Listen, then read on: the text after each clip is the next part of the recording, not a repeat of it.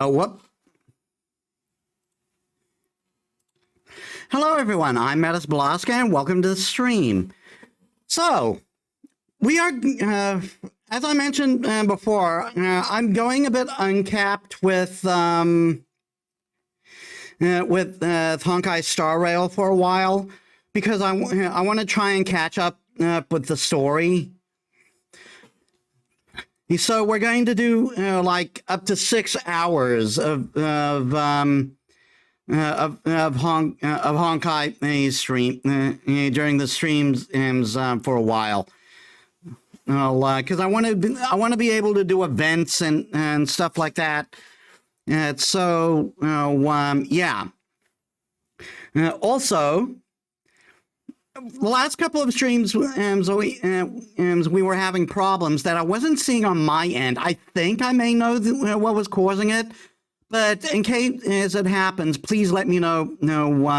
Please let me know when it's still happening. I mean, and like if it suddenly looks like the stream disconnected or even crashes, because I don't see that stuff on my end. So let us get to the stream.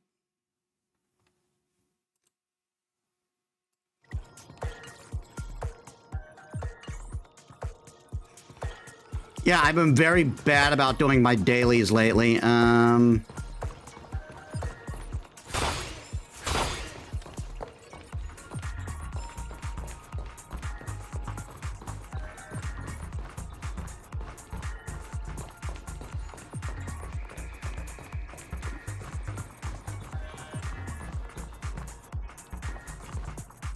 Okay, these guys aren't going to be so bad.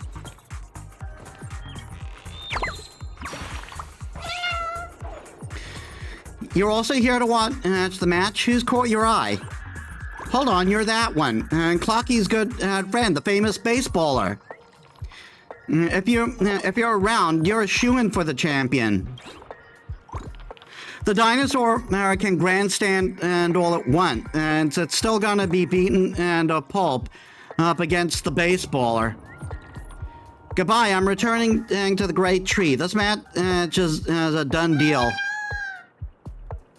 Thanks for the vote of confidence, but I was getting kind of annoyed last time.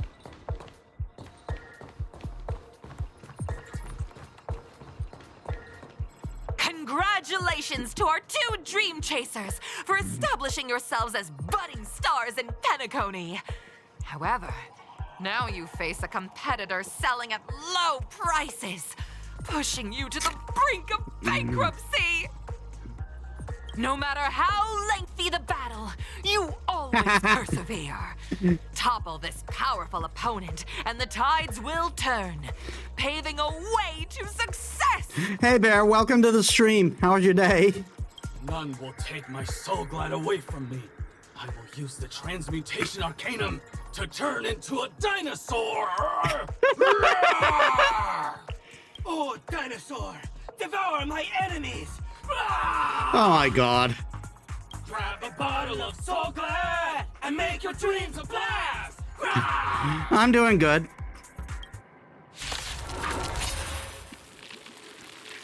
But this is gonna be rough. I'm fighting 2 T-Rexes now.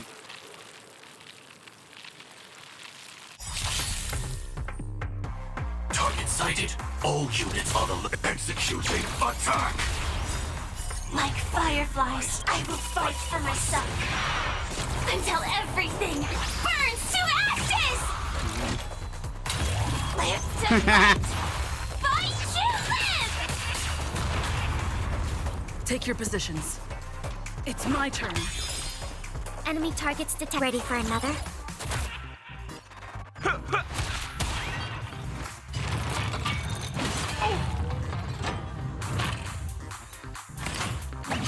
Recalibrating.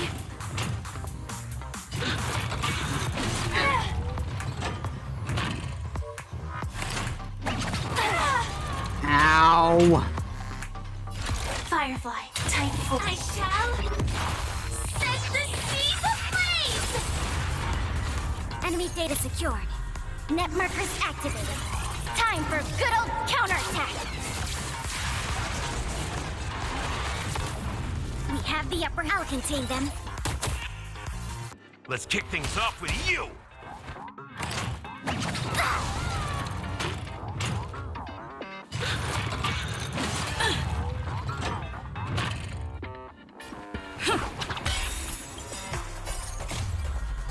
Let the show begin.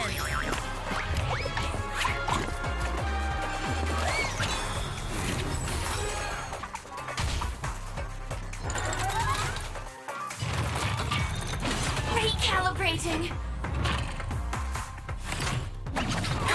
Nothing. Nice like a good brew, my friends. Indulge yourself.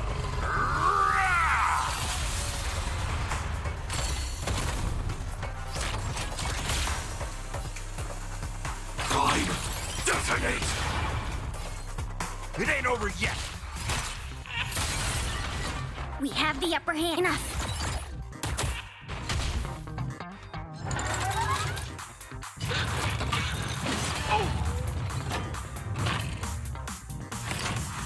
Catch up.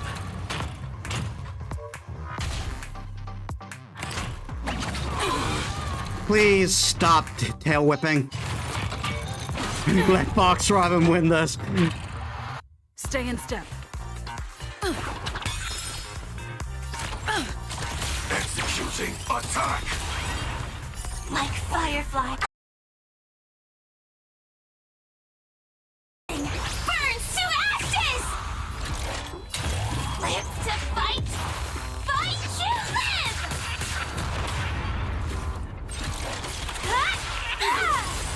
That's all you've got.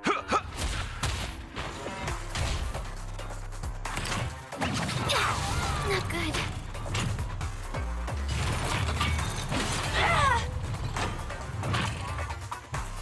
It's my turn. Commencing support. Ready for another?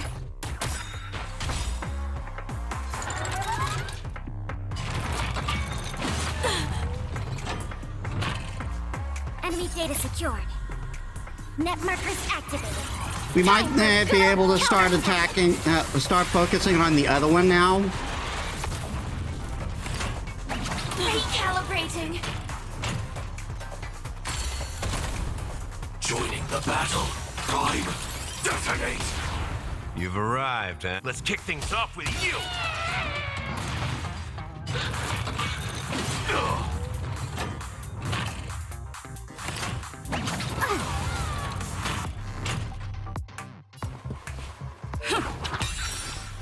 Enemy targets detected.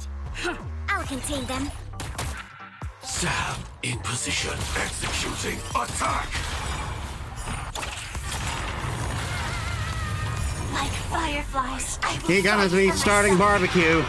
until everything burns to ashes! Nice like a good brew. Full-bodied, my friends. Indulge yourself. Hit with the booze claws, and we can break them. Set the seas ablaze! That's all you've got. Ready for another? Move forward! Ignite!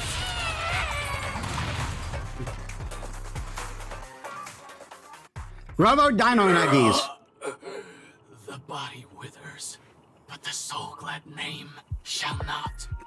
This is such a corporate advertisement. You truly are a beast, more than I can ever be. That should do it! Okay. Let's go. Mr. Yang is waiting for us. Isn't this fight way off from the actual storyline? Transforming into a dinosaur isn't imaginative enough for you? This is the sort of magic only seen on Penacony. Anyway, let's get back on track. Where were we? Oh, that's right.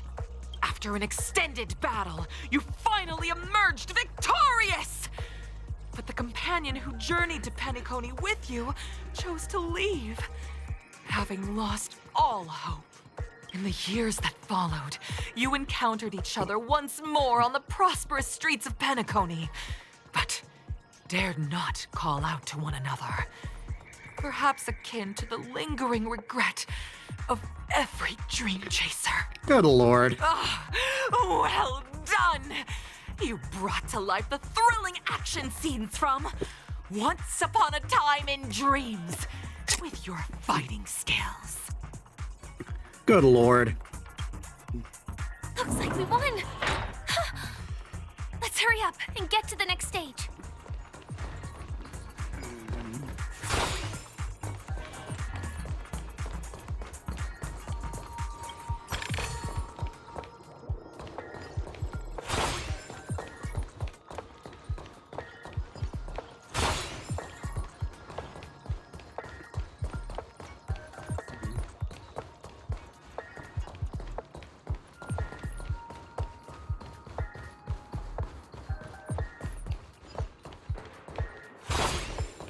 Just gonna pop back to the checkpoint and for a heal.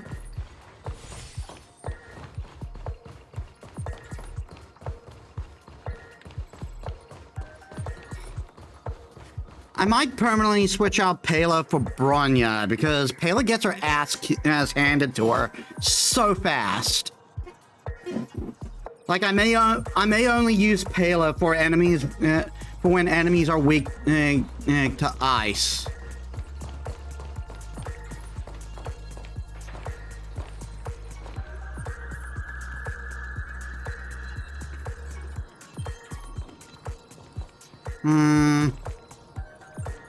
There's nothing near them that I really care about.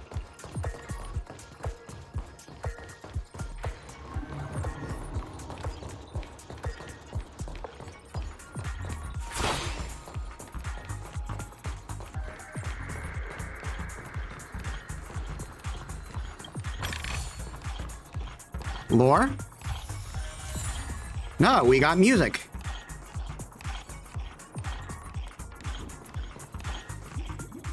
Congrats to both of you for clearing the stage, but more importantly, are you having fun?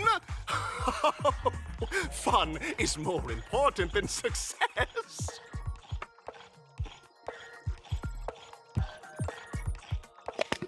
See, that's what you say, but what does your employer personally think? Look at the time! You finished much faster than that red-haired contestant did. That red-haired contestant. Who is that exactly? You'll find out eventually, but only if you clear the next test first.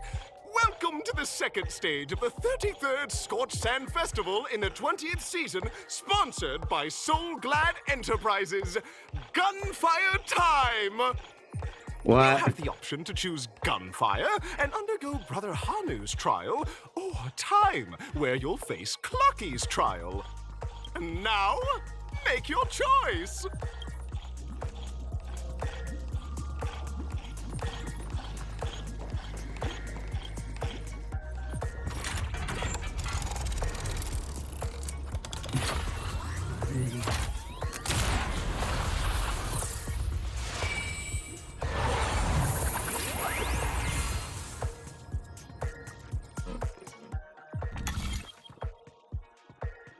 Okay, so...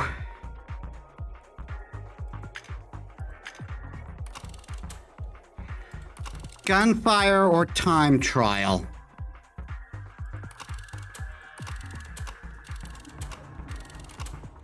I'd rather go gun. I don't like the implications of what time trial wants.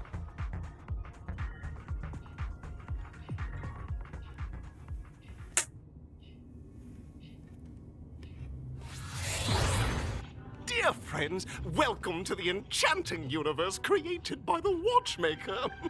Awaiting you is the morally dubious yet ever-charming character from the animated Clocky series, Hanu! It is said that these cartoon characters were inspired by the Watchmaker's own experiences. According to research by Clocky scholars, the original Hanu of reality shared a deep friendship with the Watchmaker, akin to comrades in arms.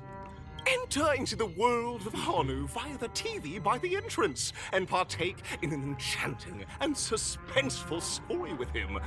Good luck in there. If it's a gunfire trial, we should be able to settle this with a fight, right? I hope this won't waste too much of our time.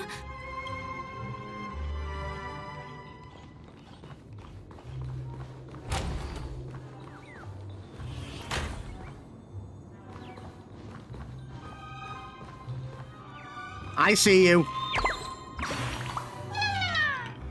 I've tried my bestest to hide myself, and you still found me. When everyone hid in a balloon, I was the only one who chose a unique hiding spot. I even got upside down to conceal my hair. I've seen this a million times. What? Other birdies know about the statue hiding spot? I wasn't the first one who found it. This is unacceptable. Just you wait. You'll never be able to find me in the next round.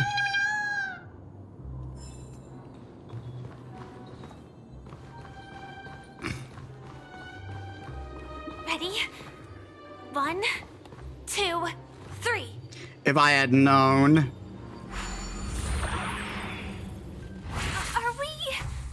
Are we both in control of this Hanu character?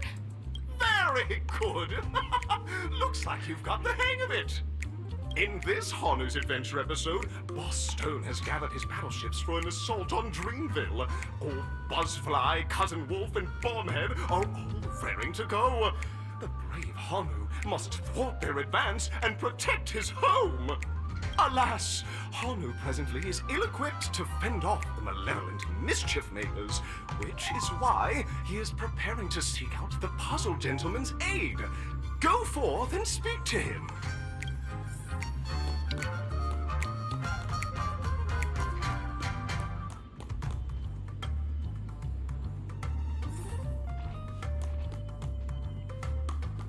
Oh, brave Hanu, you look like you could really use some help.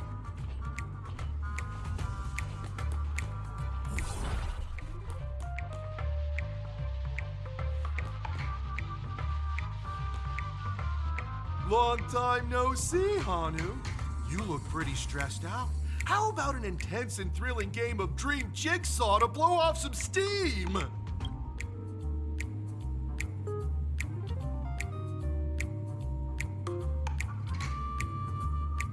Let out a really cool sounding.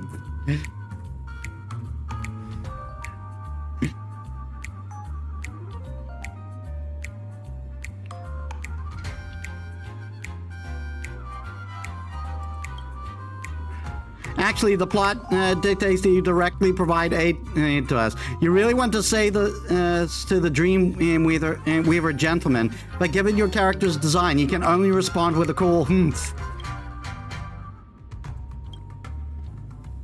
You let out a cool humph. That might be the coolest humph in history. Oh my! Are you telling me that Boss Stone has rallied the villains to seize Dreamville? What a dreadful twist of fate! Listen closely, Hanu. I'm aware you're in need of a suitable weapon. And I also know there's one just upstairs. But you know what? You'll have to play an exhilarating round of Dream Jigsaw first. No Jigsaw, no moving forward.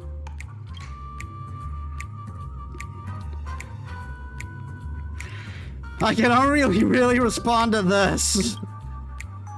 You make a cool humph. Only someone as cool as you could produce a cool humph. Perfection. Now scurry along, Hanu, but tread carefully. Two ne'er-do-wells are also eyeing those jigsaw pieces. Either outsmart them with the quick knockout, or ensure they don't catch you in the act. Oh dear, Lord, I just got here, and already that voice is just getting on my nerves. I know, right? I can't wait to see you finish the Dream Jigsaw. Best of luck, Hanu. Also, welcome to the stream, Z. How's your day? Let's stay alert and make sure those monsters don't spot us.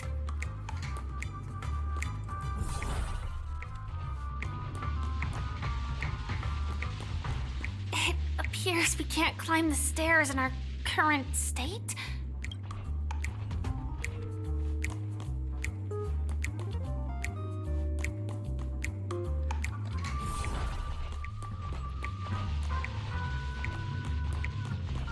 look up there. If we can push that thing down, do you think that would do the trick?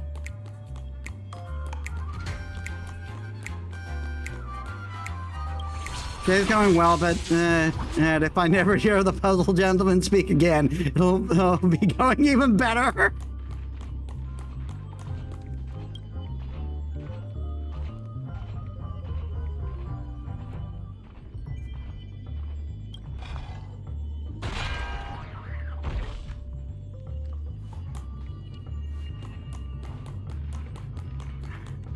Hey, you got your Persona 5 and Honkai Star Rail.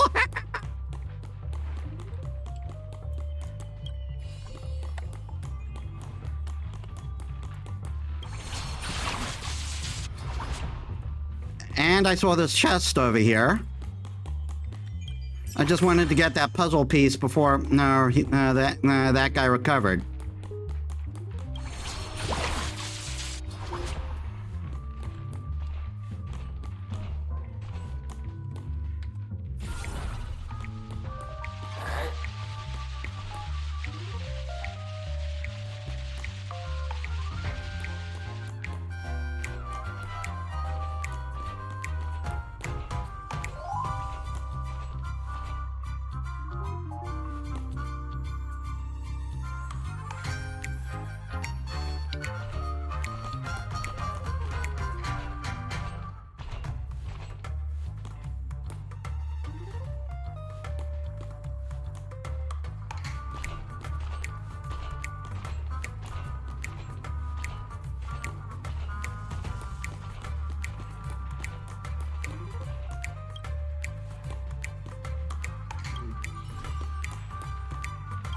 As my friend Professor Pixie is said, Metal Gear but with less gunships.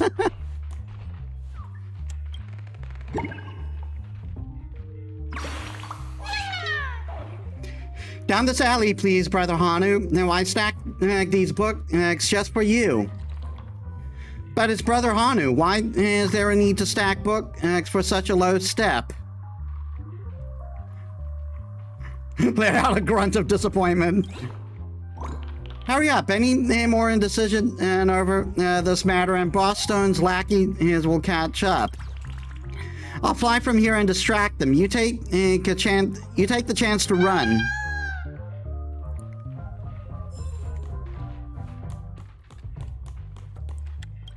Finally, that's all the jigsaw pieces. Let's hurry back.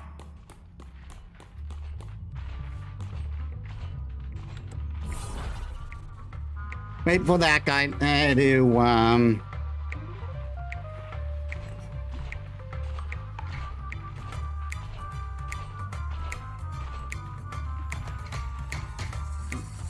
Yeah, that guy is on the prowl again.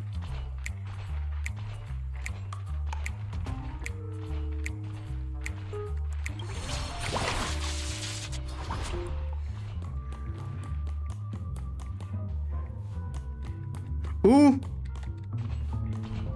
I can't get it. I'm too small.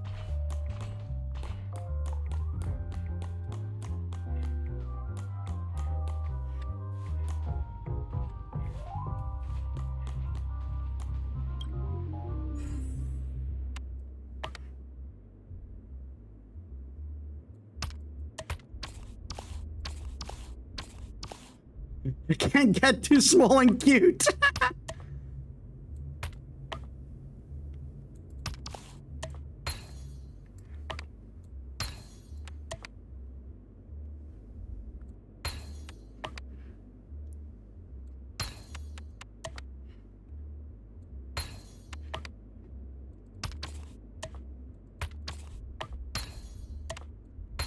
Oh my!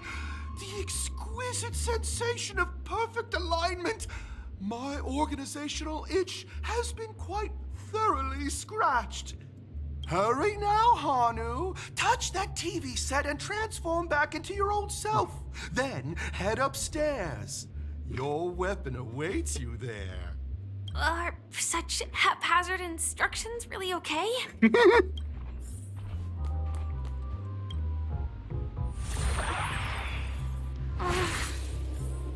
Disconnecting from that thing happening so suddenly has left me feeling slightly disoriented. Lore.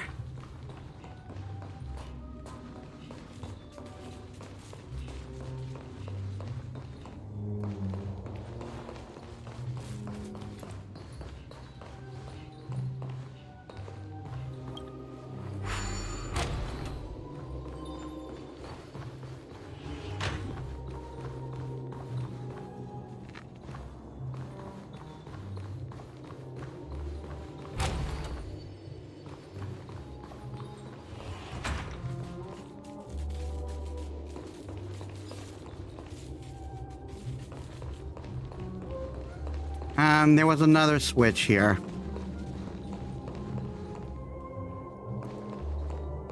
I'll probably be pressing this anyway.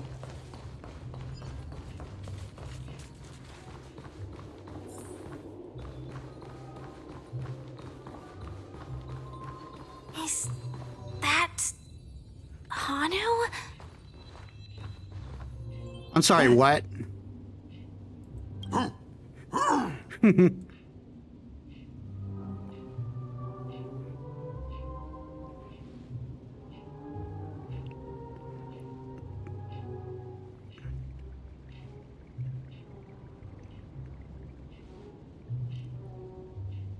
Aha! I know the answer to this one. What exactly is he talking about? I have no idea. Tick-tock! It's time for me to make an appearance! Oh, look, Z, it's your favorite character.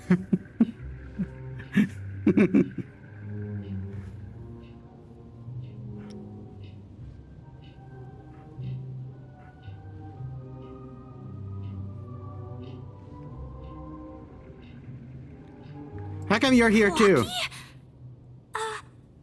I can also see him. Is this character part of the show? In Dreamville, Clocky is everywhere and can do anything! Like right now! I can be your translator! Tick-tock!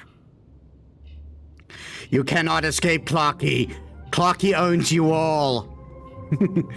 Oh boy, it's the fusion of Mickey Mouse and Miss Minutes. Hanu says, battle! We must do battle! The enemy is at our doorstep, and we have no path of retreat for the future of Dreamville! Touch that suspicious-looking TV right now! So they just jumped inside that TV. Uh-huh. Sheesh. Logic in this plot and dialogue is really being pushed to its limits. Almost like it was really made by Disney. But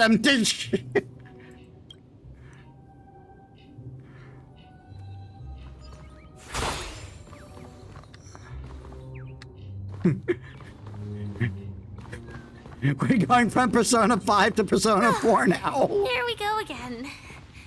Ready? I am gradually getting used to this. Huh. Who knows? I might even be able to perform some high-level moves with Hanu.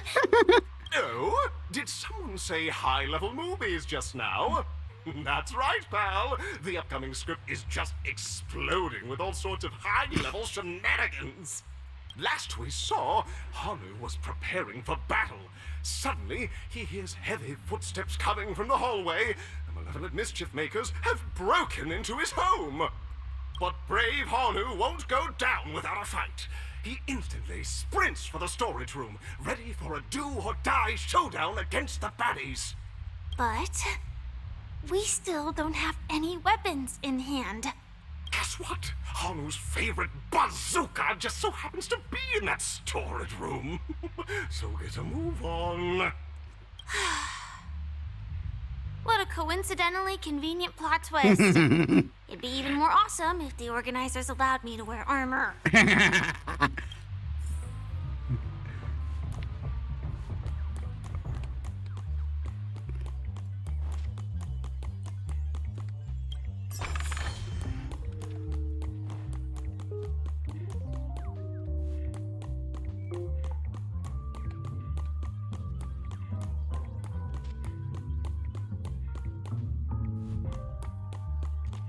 the storage room.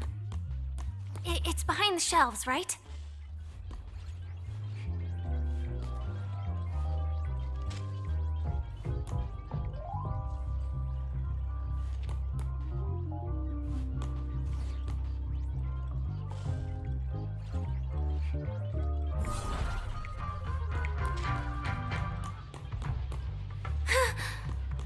He wasn't lying.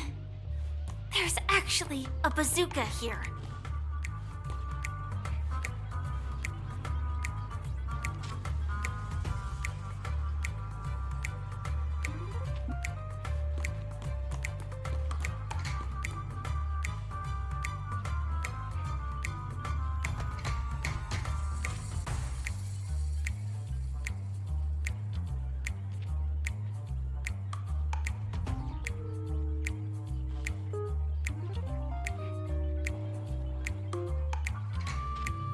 Well, who doesn't and to keep a bazooka in the storage room? I keep an Uzi in the laundry room and a few grenades in the fridge myself. Pro tip, make sure the containers are clearly labeled or you'll never be invited to make breakfast again.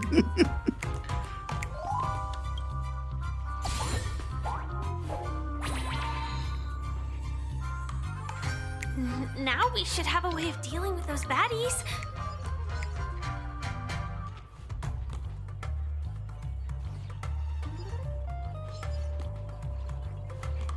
This thing feels just like the Soaring Locust too.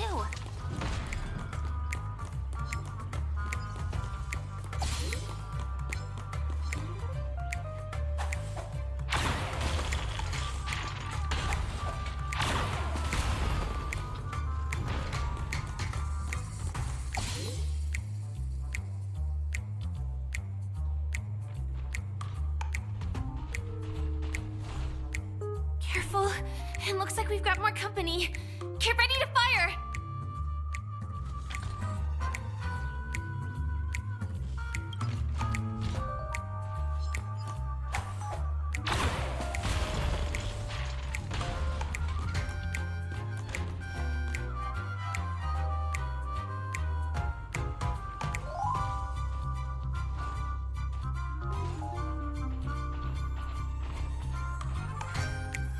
Here we go again. But no big deal. We're pretty handy with this bazooka now.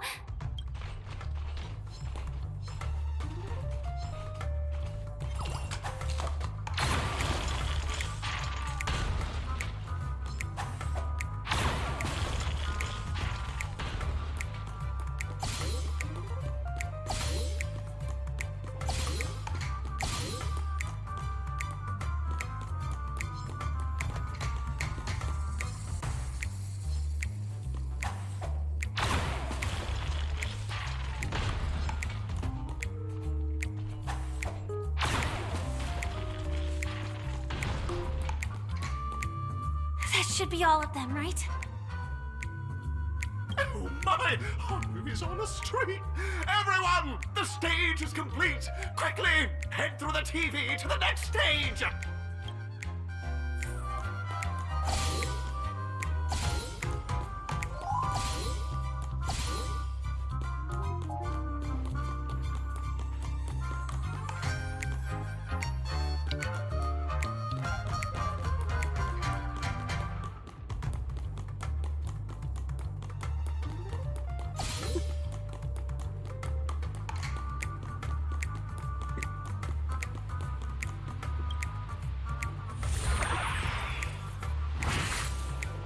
Well, that's that. But it is gonna be hard to let go of this bazooka. Never mind. Let's hurry over to the next stage. You got a bazooka. You got a mech suit though.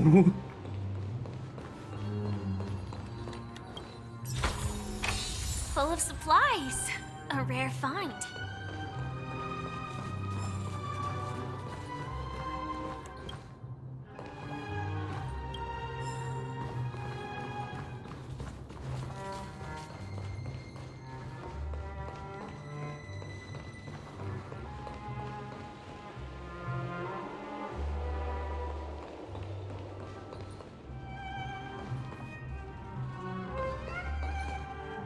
There's apparently a puzzle here. What can we say? Firefly likes the heavy artillery?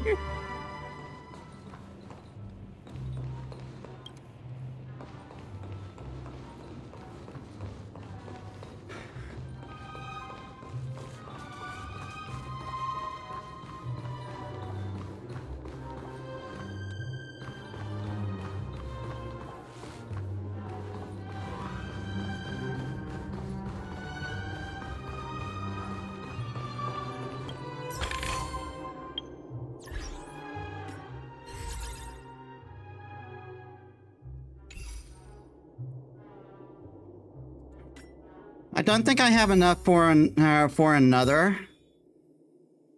Most certainly not.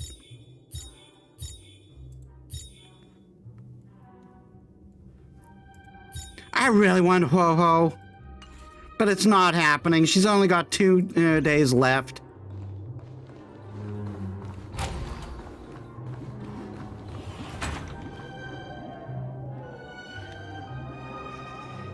Congratulations to both of you! Oh, you've overcome all obstacles and proven yourselves. But, unfortunately, there is only one who can be Penacony's festive superstar. In the final stage, you will face the defending champion. If you fail, you will lose the opportunity to become the festive superstar. Welcome to the 33rd Scorched Sand Festival's 3rd stage in the 20th season, sponsored by Soul Glad Enterprises, Superstar Showdown!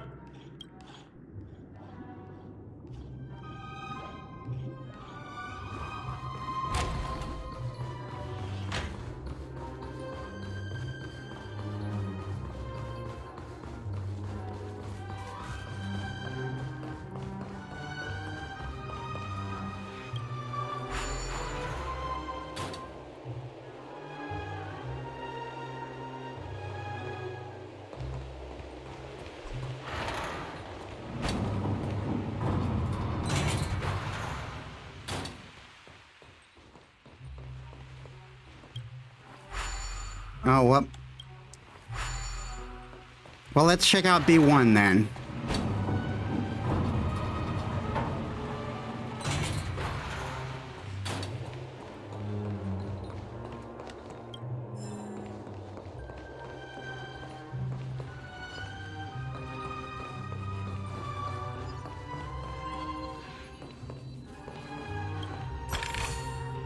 No danger detected. But never let your guard down.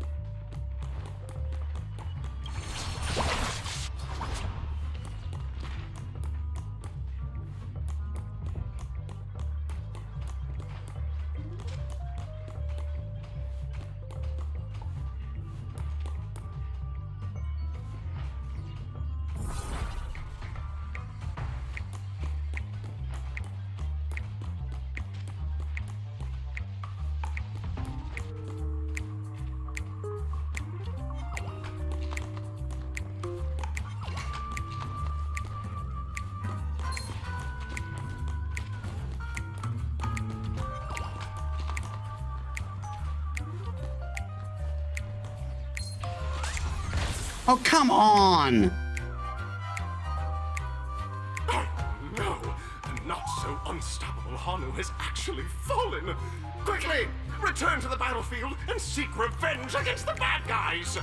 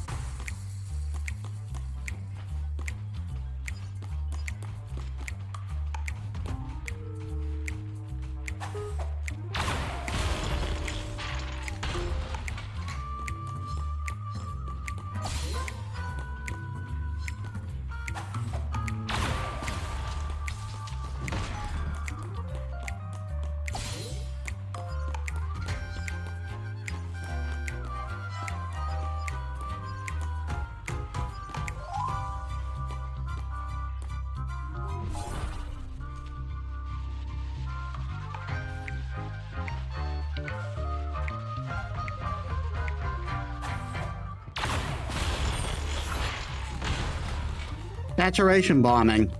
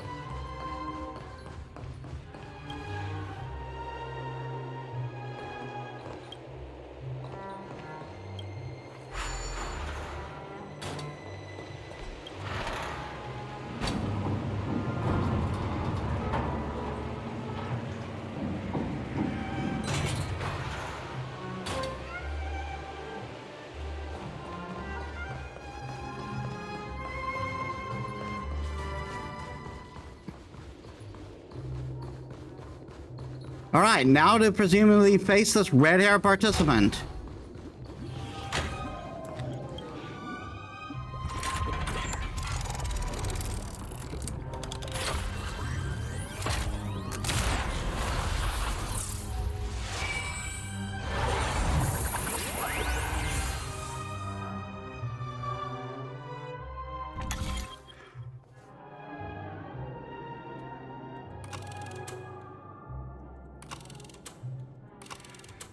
What's the difference between each arena?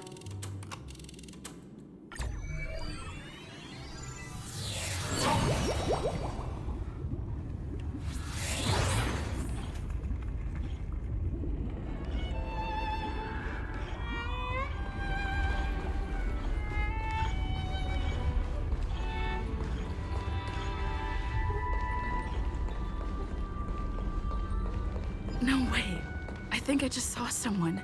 Someone extraordinary.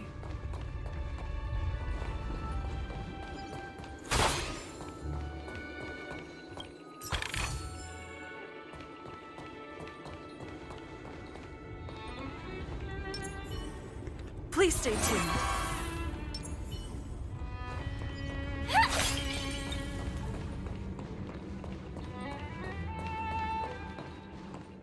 Please wait! My beautiful ladies.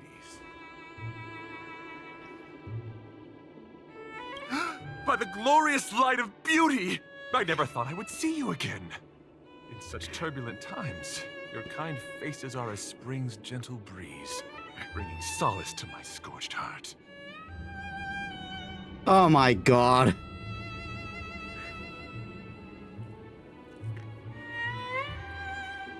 So are you like Star Rail Lancelot or some shit? Are you a knight of beauty?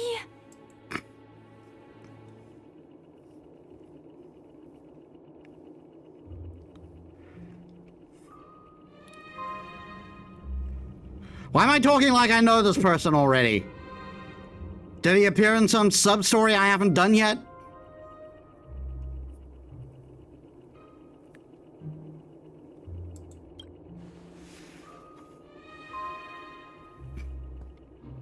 Upon hearing of the impending festivities, I commanded the one and only to bring me to Penacony with full haste. Alas, in a cosmos unguarded by the beauty, disorder prevails. Thus my passage was delayed by tending to the sick and injured. Fortunately, the mini-rabbit mech pilot, stray cat duelist, galactic ninja, and quad-drive Intellitron, along with 32 other souls in distress, all emerged from their predicaments safe and sound.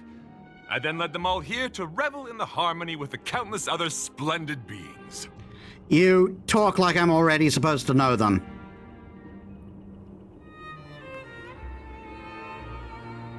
You're quite the savior, aren't you? I do not deserve such praise. Unfortunately, that dashing IPC ambassador, whose radiance matches that of a beautiful peacock, remains in a woeful state. Ugh, how I wish he too could partake in this splendid occasion.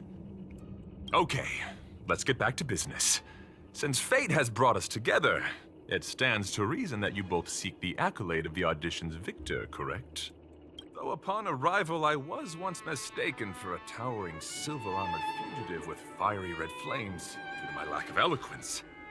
It matters not, for all these trials stem from the land of the dream's beauty. What matters is that I now stand before you. Our paths have crossed. I, Argenti of the Knights of Beauty, am humbly requesting a battle with you both, in the name of the Code of Chivalry.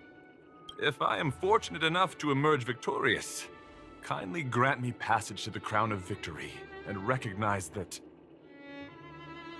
Idrilla, the beauty, is the most peerless beauty of them all. You know, you should be actually telling this out loud, right? You're not moving your mouth hole. Dear friends, please ready yourselves for this trial set forth by the beauty.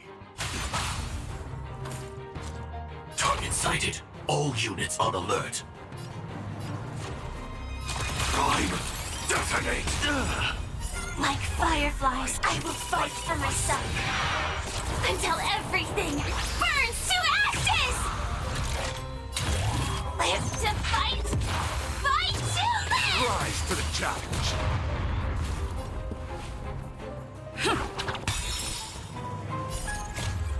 Let the show begin. I probably should have waited on this. Because it ticks down as soon as I activate. Commencing support. Ready for another? So, Man, I have no risk. Please help! let's kick things off with you. Flesh wound. Let the duel commence. My gallant friend, put forth all your might. Recalibrating. Enemy data secured. Net markers activated. Time for good old counterattack.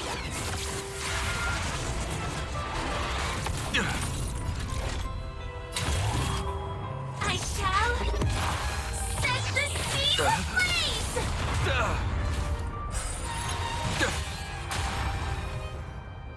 Take your positions. Enough. That's all you've got? Firefly, time for live to fight! Fight to live!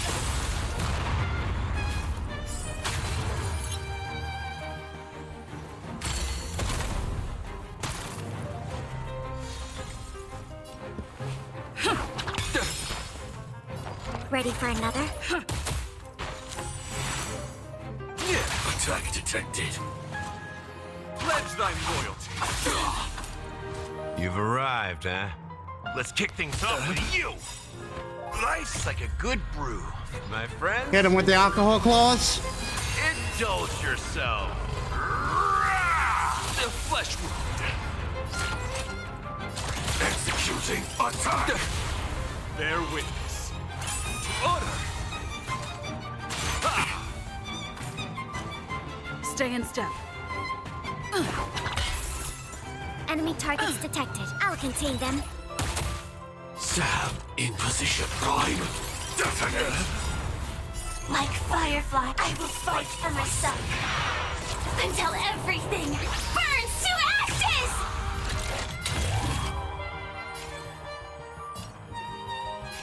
I shall set the seas ablaze! So, you in the mood for another? You're fighting a gentleman. Confess.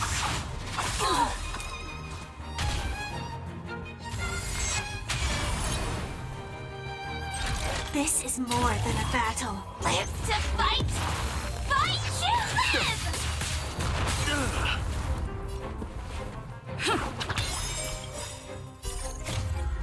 Let the show begin!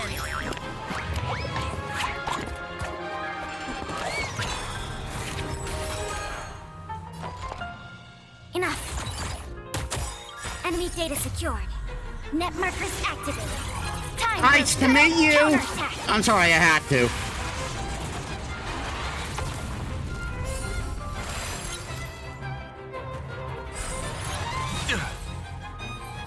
You've arrived, huh? I will claim victory. Your convictions, my friends, are indeed on fire. It's a pity. The laurels of victory belong to a driller.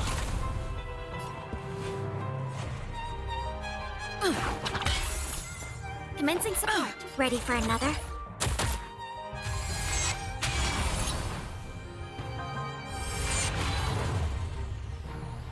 So, you in the mood for another? Let's kick things off with you! Pledge thy loyalty. My gallant friend, put forth all your Still the might. same old. Ow. Battle.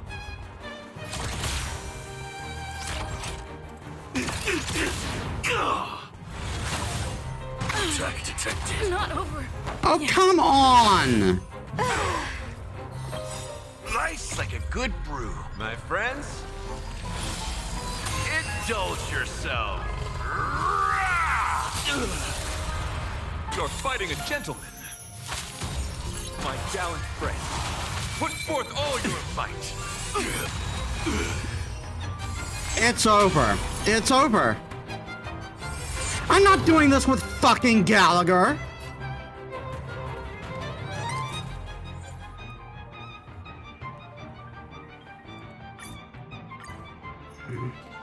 Dear friends, please ready yourselves for this trial set forth by the beauty. Target sighted. All units on prime. Detonate. Like Firefly, I will fight for myself. Until everything burns to ashes! I shall set the seas ablaze! It's my turn. The mood is set just right. Let the show begin!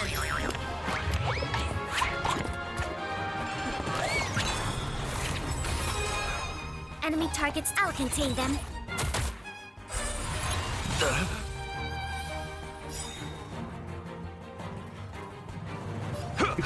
Rise to the challenge. Let the duel commence. My gallant friend, put forth all your might. Confidence. Oh my god. Live to fight! Fight to live! Enemy data secured. Net markers activated. Time for good old counterattack! Take your positions. Ready for another? You've arrived, huh?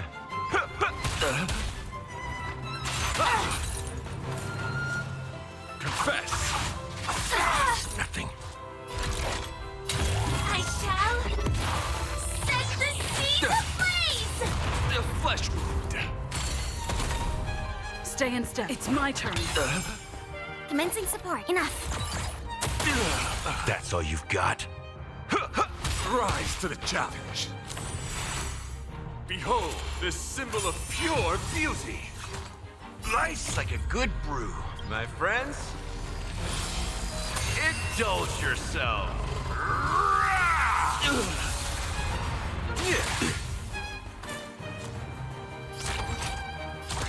Executing attack.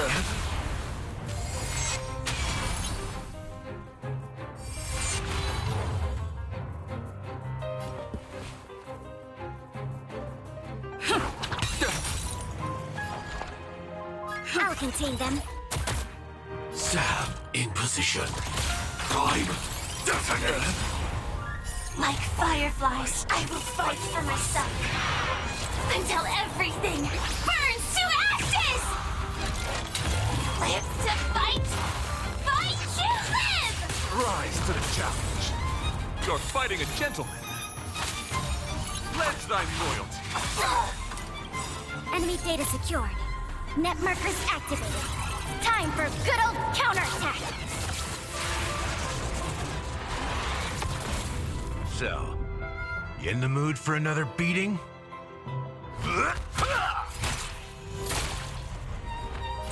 This is more. I shall set the seas ablaze. Rise to the challenge.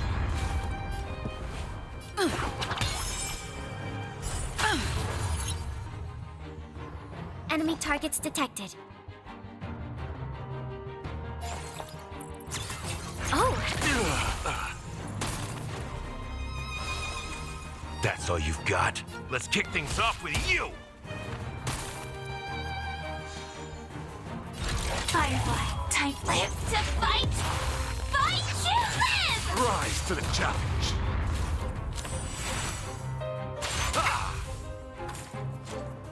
My gallant friend, put forth all your Still the might. same old. Recalibrating. Take your positions. It's my turn. Ready for another? You've arrived, huh?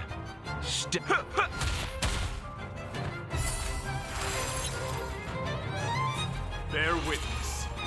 To order. Nice like a good brew, my friends. Indulge yourself. Joining the battle. Executing attack.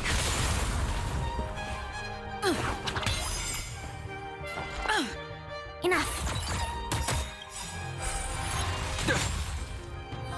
Enemy data secured. Net markers activated. Time for good old I might have to counterattack. switch Pale out for Natasha. Let the duel commence. My gallant friend, put forth all your might.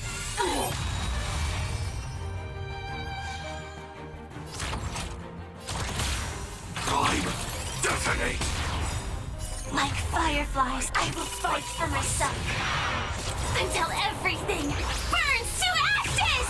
The mood is set just right. Let the show begin.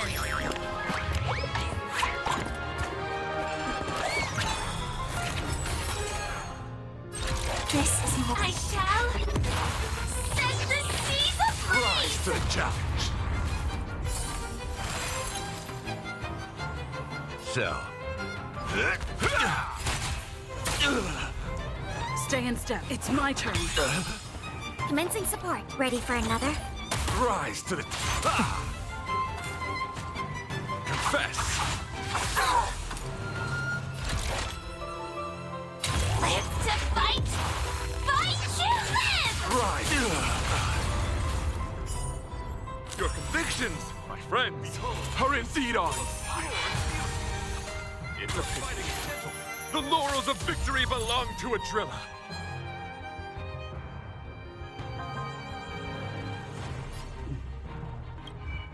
What's this? Knight's Prayer bit liberation of souls abilities have been enhanced. Self-destruct. When the summoner is defeated, the object will also be defeated. Let's kick things off with you!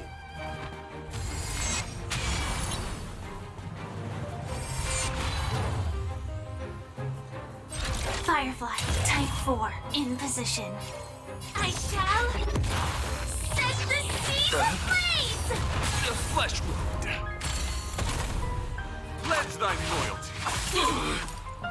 My gallant friend, put forth all your Still the might. same old. God damn it! Enemy targets detect. Enough.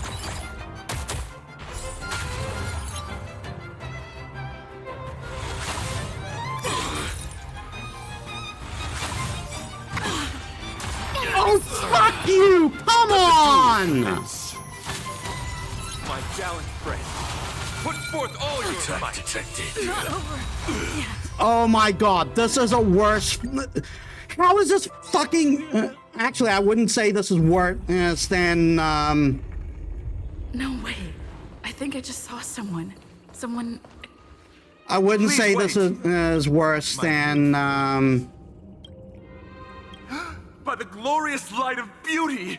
I never thought I would see you again. In such turbulent how do I times, skip this? kind faces. Are you...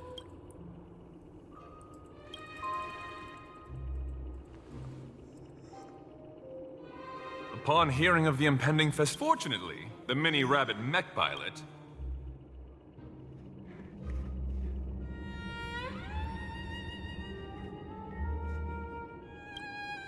I do not deserve such. Okay.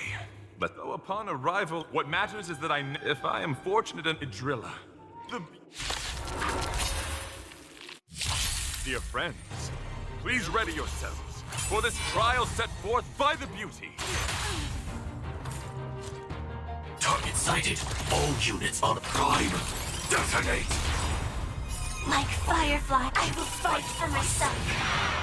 Until everything burns to ashes! If two of the shield things didn't counterattack, I would have had that fight. It's my turn.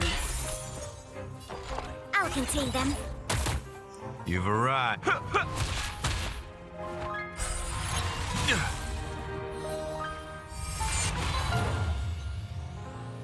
You're fighting a gentleman. My gallant friend, put forth all your might. Same old. I shall set the seas ablaze! The flesh wound. Ready for another?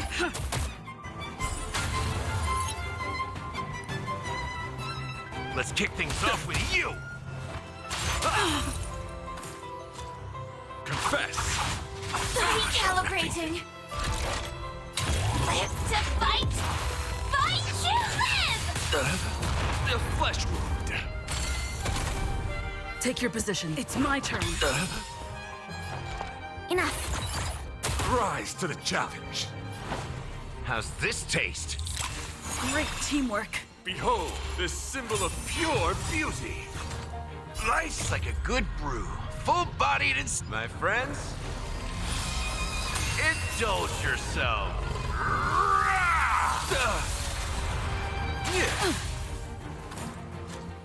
Sam in position. Executing attack. The mood is set just. Let the show begin.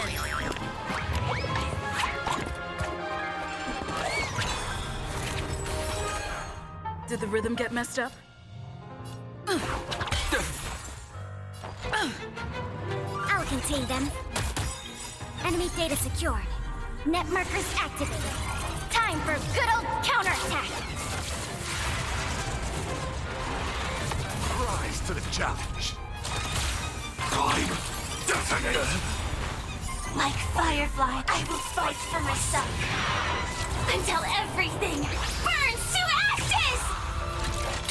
I shall set the seas Rise to the ablaze! challenge.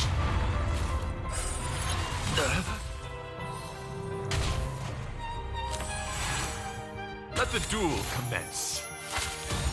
Pledge thy loyalty.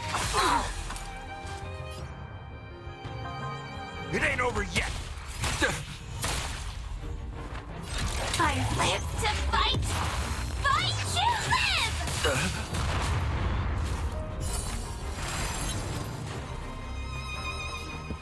It's my turn. This, that, and...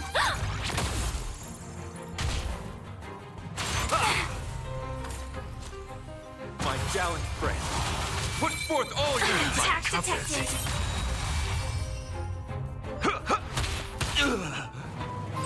This is more. I shall set the seas Rise to ablaze! the challenge. Bear witness to honor. Yeah.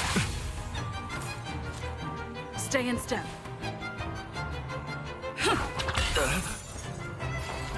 Ready for another? Your convictions, my friends, are indeed on. It's a fighting The laurels of victory belong to a driller. In the mood for another? Let's kick things off with you!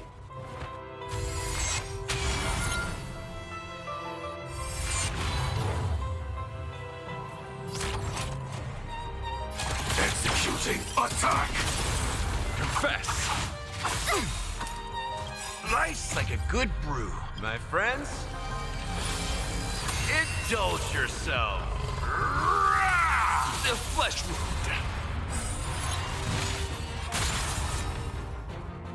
My gallant friend, put forth all your might.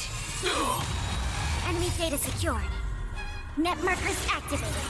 Time for a good old counterattack.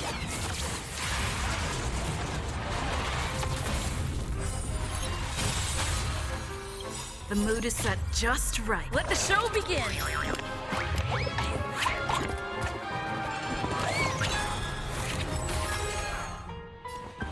It's my turn. Commencing support. I'll contain them.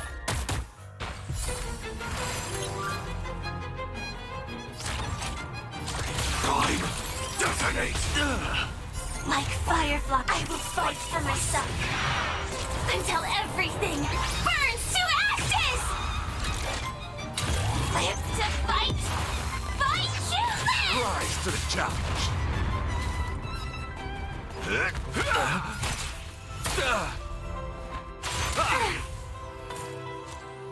My gallant friend, put forth all Still your the might. same old. Take your positions. Enemy targets detected. Enough. This is more than... That's all you've got. Rise to the challenge. Bear witness. To honor. Let the duel commence.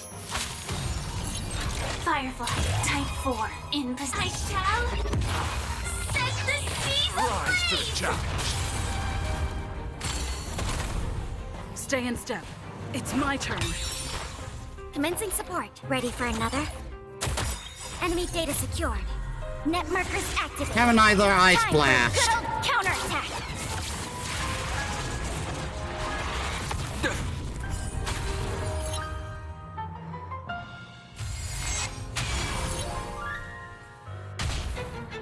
Pledge thy loyalty. My gallant friend, put forth all your might. I'll catch up. Let's kick things off with you. Nice like a good brew, my friends. Indulge yourself. Hitting that with the claws. Rise to the challenge. Joining the battle. Executing attack.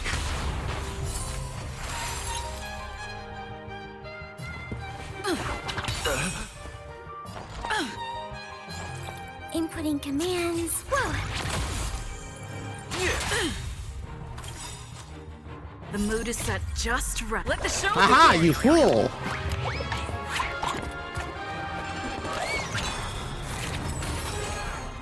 My gallant friend, put forth all your might. Time, detonate! Like fireflies, I will fight for myself. Until everything burns to ashes! Live to fight! Fight you live! Rise to the challenge. That's enough. I have come to grasp the sincerity of your cause. Oh yeah! I yield.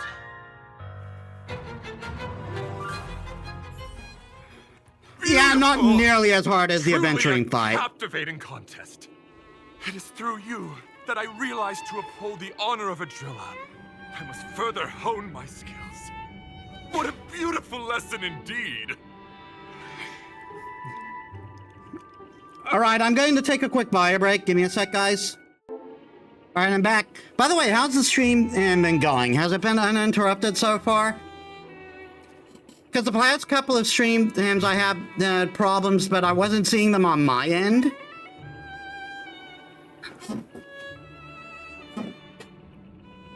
Go forth, my dear friend. Beautiful miss. The audition's crown is yours to claim. I shall remain here, gazing from afar as you bask in the limelight, joining the audience in offering you the most heartfelt cheers and applause. Oh my god, he's positive frickin' Tristan.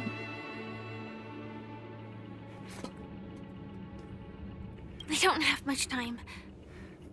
May fate allow us to meet again, Knight of Beauty. In that case, let's make our way to the end. Penacony's really thronging with talent. I hope we make it in time.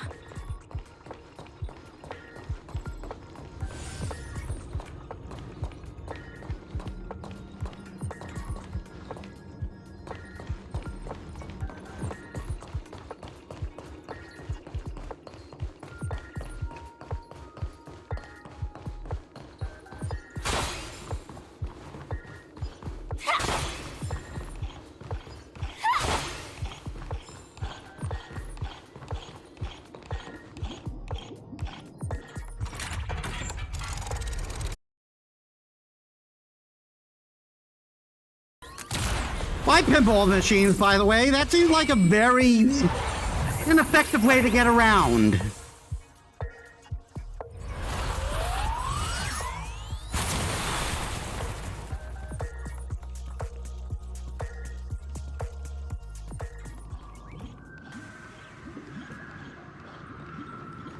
Congratulations to the Galactic Baseballer and Firefly on becoming this Scorched Sand Festival's champion!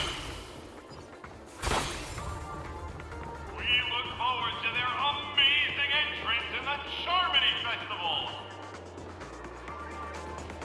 Let's give a round of applause to our aspiring young guests!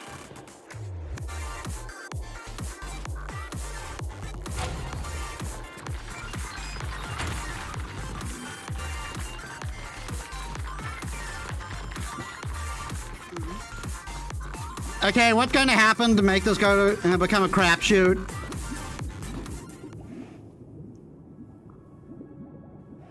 Congratulations to the both of you on becoming the festive superstars of this year's Charmony Festival. Before I, on behalf of the organizers, extend my sincere congratulations to you, wishing you joy under their radiance. Oh yeah, the guy who's totally not having a villain arc right now. Congratulations to the both of you on becoming the festive superstars of this year's Charmony Festival before entering the Grand Theater.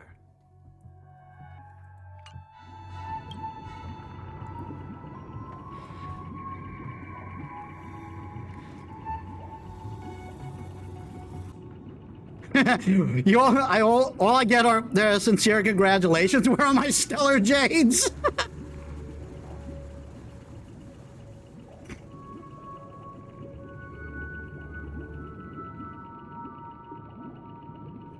You ready to work things out with the Dream Master? As previously promised, my sister, Mr. Yang, and I have met with the Dream Master. We delved into the truth about Penacony and its Stellaron, and have come to a consensus. But you're totally going to go against said consensus, aren't you? Both I and the Oak family cannot acquiesce to your request. Oh, shock and horror. Just as expected. We acknowledge the perspective of you, Nameless. Penacony does require change, but not as you propose. The planet of festivities cannot and will not revert to a place characterized by chaos, disorder, or anarchy. Through your journey of overcoming obstacles, you must have glimpsed the essence of that era. The vulnerable ruthlessly eliminated, equality non-existent, common folk living precarious lives, eking out a dreary existence. A guy sold his kids into slavery to afford being on this planet. There's no fucking equality here. Ultimately, only heroes like yourselves manage to achieve success. But I would dare ask, if you did not possess the special status of having a Stellaron, and you were but an anonymous and frail member among the masses, which Penacony would you prefer?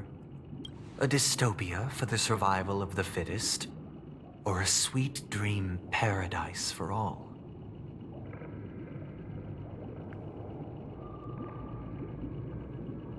A utopia is just a dystopia that doesn't tell you the shit it does behind the scenes.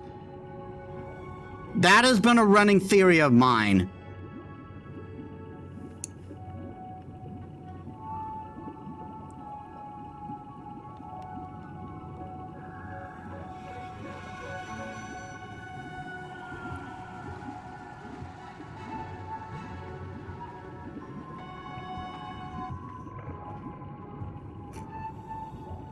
Why are you asking me? That's not the point! Don't let him mislead you! Mr. Sunday, even if the members of the Oak family can't fully agree on what to do about the Stellaron, now's not exactly the time to be holding an extensive discourse about Penacony's past and future, is it? The Stellaron issue concerns the life and death of everyone on Penacony. If anyone has a better suggestion, the crew is more than willing to listen. Also, it'd be best to tell us the ins and outs of that meeting. This way, we'll at least know what Welt and Ms. Robin are dealing with, and the reason why they failed to make our appointment.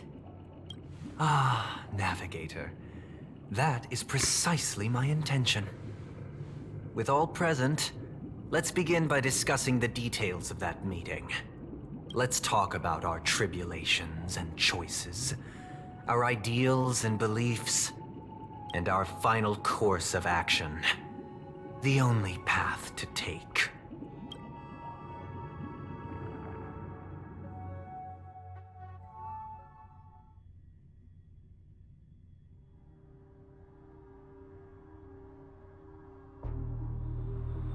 A while ago.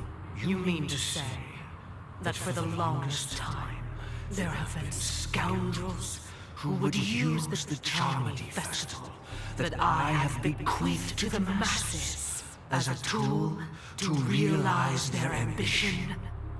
Indeed, Dream Master. Once the Charmony Festival begins, the Stellaron's powers, along with the song, will be broadcast across the entire planet of Penacony. And then everyone in their dreams will be unable to awaken. This is indeed surprising to me. The dreamscape is maintained by the collective effort of the 5 families. If someone were to use the Charmony Festival to recklessly disseminate the power of the Stellaron, this individual must hold a position of great authority. Do you have any suspects? I'd like to ask, did you really not know of the Stellaron's existence? I would have never thought that this Nameless would point the spear at me. Quite astonishing indeed. If I have offended, the Astral Express extends its sincere apologies. But the current circumstances are dire and leave no room for meticulous inquiry. We're doing this out of concern for the Dreamscape's safety. So, if you could, please alleviate our concerns. Dream Master, it's just to prove that the Charmony Festival has nothing to do with the Stellaron. If we're being overly cautious, I will return to the stage to offer tribute in song. Just per the arrangement. Sunday, Robin, I've watched you two grow up and know your dispositions like the back of my hand. Both of you, right now, can surely be lauded as their most devout advocates. I already know your resolve. The magnitude of this matter is enormous, and cannot be taken lightly. Since Mr. Yang has asked with such earnestness, I will personally respond in kind. If there is a need, the entire Oak family will be mobilized to heed your call. Someday, might I ask you to beseech them to cast their light unto me, and question me in their stead, so that no lies may be concealed? I will do as you command. Robin, could I entrust you to be present as a witness, to document the truth, and to proclaim my innocence, so that all slander may be utterly dispelled? I will do as you command. May thy will be carried out on earth, just as it is in the heavens. This guy really sounds like a holier-than-thou prick, doesn't he? Oh, triple-faced soul, please sear his tongue and palms with a hot iron, so that he will not be able to fabricate lies and make false vows. Let us begin. There is nothing else to prepare. Understood. Question. Have you devoted your life to your god, never worshipping other gods? Naturally. Do you love your god as you do yourself, always heeding their admonishments? What kind of questions are these? How do these prove innocence? Naturally. Have you strayed from the path expected by your god, betraying their name? This does not prove innocence at all. Never. Have you ever been inordinate with your asks of your god, coveting more than the foundation of the creation itself? Never. This does not prove your innocence at all. Then, a final question. Do you swear to fulfill all vows, past, present, and future? With the Eon as my witness, if I do not deliver on my words, or if I renege on my vows, may I be cursed in accordance with divine law. No problem. How's the cat doing? They have seen your faith, and have endorsed your faith. With this, it can be evidenced... Just a moment. What is it, Mr. Yang? Yeah, he probably has the same question as I have. How does any of this prove his innocence? I have another question I hope to have answered. To my understanding, the family's harmony and prosperity have never relied on so-called divine laws. The god you both mentioned, are they truly Sci-Fi? Mr. Yang should know that those belonging to the family toil together as if they were kin, embracing solidarity and unity under their light. All duplicity is laid bare before the harmony. That does not answer the question at all. Such a delicate and complex symphony. Which other god could perfectly harmonize this, if not for the great one, Sci-Fi? Perfectly harmonize. Therein lies the problem. It isn't an outsider lurking in the shadows who changed the harmony, but a dissonance that has surreptitiously emerged from within this very symphony itself. In the distant past, there existed an Eon. With one flick of the wrist, they crafted the laws of the cosmos. Their followers formed the Beyond the Sky Choir, spreading solemn and reverent hymns throughout the universe. Later, they fell. The route traversed by this Eon clashed with the harmony, ultimately being absorbed and fused into it. The chorus that once reverberated across worlds fell silent, and when it echoed anew, it was transformed into the hymn of harmony. Though an Eon may perish, paths with no masters still linger. In the all-forgiving harmony, echoes of bygone dissonance may subtly arise. Mr. Yang, being overly astute can be a detriment. Especially when you find yourself alone and without allies. So this is how it is. For the sake of our grand cause, Sunday, please afford these two an opportunity to rest. What?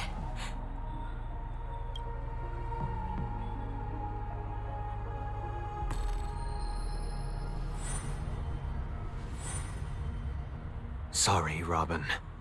It's just you. I did not wish for you to know this.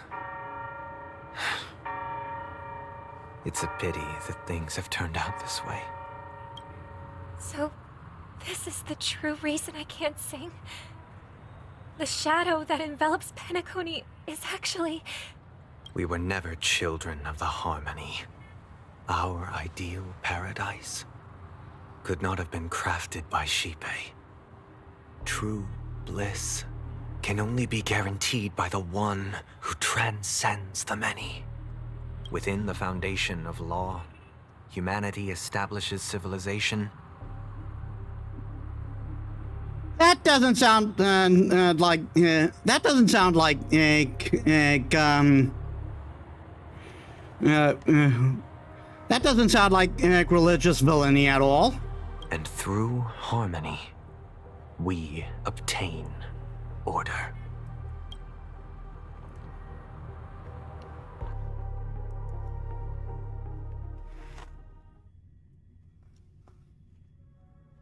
Unbelievable. To think that there would be remnants of the Order on Penacony. What have you done with Mr. Yang and Miss Robin? Don't worry. I just gave them some time alone to ponder their fates. You should know that these actions make you an enemy of the Astral Express. Should we need to stand against the Nameless, it would only be myself and the Oak family involved. But we haven't reached that point yet, have we? Your efforts for the justice of Penacony are evident to everyone, and have been widely observed.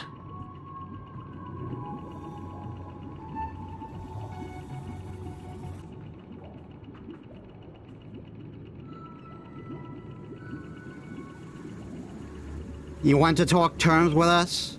Smart kid. You're just as sharp as the other one. If it is the Order that drove you to imprison Welt and Robin, and you're using them to coerce our compliance, then there'll be no point in entertaining any type of discussion. You're mistaken, Miss Himiko. They are in very safe hands, and just as the family has always proclaimed, no one can be harmed in the dreamscape, least of all in the beautiful new world belonging to the Order. Penacony and the entire universe have witnessed far too much innocent bloodshed. The strong wield their blades against the weak, and the victors push the vanquished to the brink of life. Natural selection. The world abides by this principle, establishing the well-being of humanity atop the corpses of the downtrodden.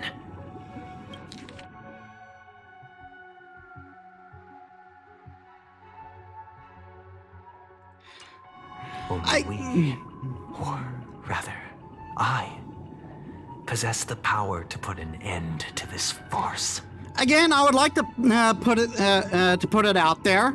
Survival of the fittest has nothing to do with strength. It's whoever adapts to the environment more, whoever fits into the environment more. So you've decided to resurrect a dead Eon? No one's ever done such a thing. If Miss Himiko is interested, let's draw back the veil and speak candidly. I've always firmly believed that people can understand one another through peaceful means. I'm willing to divulge the unembellished truth as to the intentions of the Order's Pathstriders, so that you will make better judgment for the Astral Express for Penacony, and for this stretch of the universe. Words can hardly do justice to the beauty of that ideal. So, come with me, everyone. Let us retrace our steps and see once again where this road leads. Huh? Where'd he go? Welcome. This isn't any location in Penacony's dreamscape. It's my inner world. The reason the scenery before you remains unchanged is because your consciousness has drawn on similar concepts to fill in the gaps.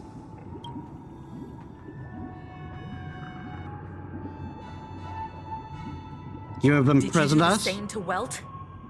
It's a tuning process. Stronger in effect and more draining on the mind. The gray-haired guest has experienced it before, so she should understand what it entails. Tuning allows you to intuitively grasp my feelings, which also means that I cannot hide anything from you. Now, everyone, please look at the huge screen. The road we once took begins here. You mean the one that questionably has my face on it? From this point on, you will witness the numerous decisions I've faced. I've selected a portion of these to share with you. I believe after going through similar predicaments, you'll be able to better understand my thoughts. Let's begin. The first decision. A story about a baby bird. This story happened when Robin and I were very young. We were victims of the Stellaron disaster, and the family's Mr. Gopher Wood, who would later become the Dream Master of Penacony, saw that we siblings had no one to turn to and took us in. Later on, Robin and I lived a time with nary a care in the world. One day, after dinner, while my younger sister and I were lounging about in Mr. Gopher Wood's yard, we spotted a fledgling Charmony dove all on its own.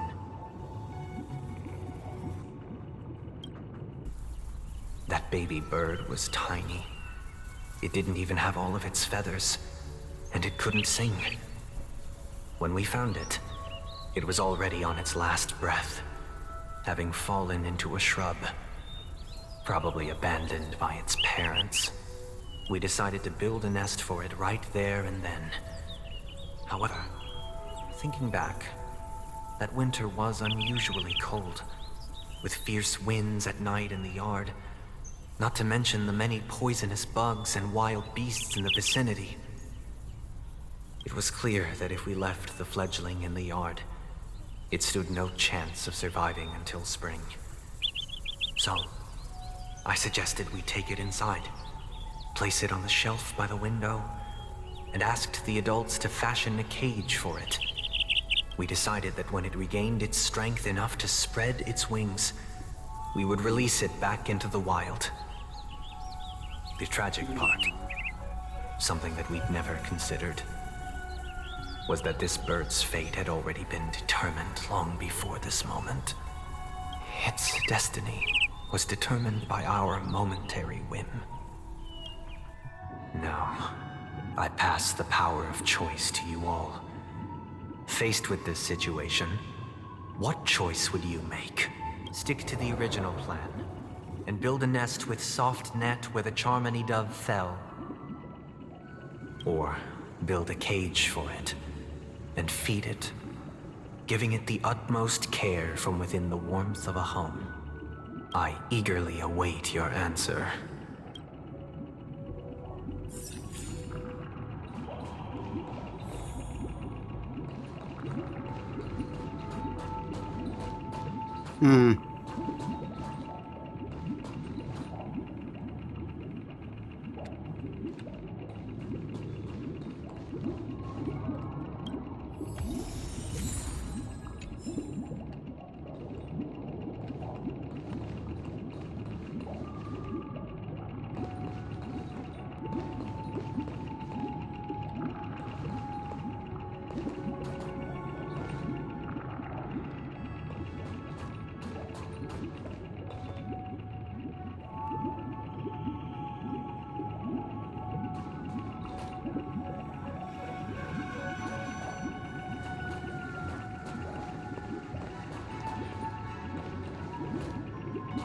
Well, the most logical thing to do would be to build a cage and take care of it.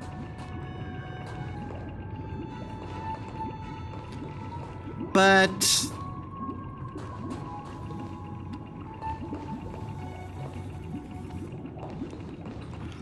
see, if I choose that, he's obviously going to think that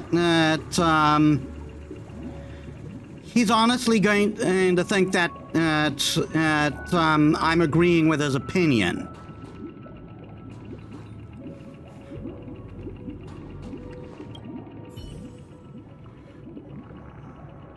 I can't decipher his intentions right now, but based solely on that question, I would probably choose to build that dove a cage.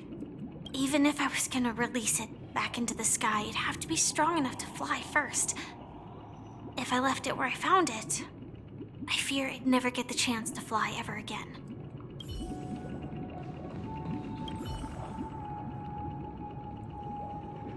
It looks like he really has no intention of imprisoning us.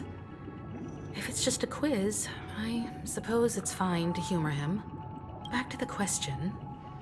I would personally choose to build the little Charmony dove a cage. No special reason. I do think that a fledgling should have the right to fly into the sky. But if it can't even live to that point, then there's nothing to talk about to begin with.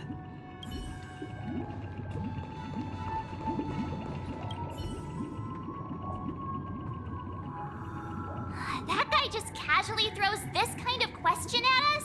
What exactly is his deal? But fine, I'll answer, I guess. If it were me, I guess I'd choose to build a cage for the little Charmony dove. After all, leaving it there, it's bound to get hurt by wild animals or something. And that'd just be too sad.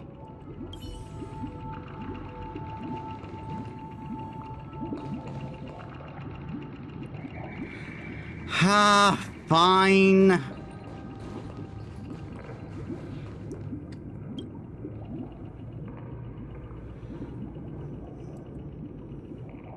I'm happy to see that you made a choice similar to ours.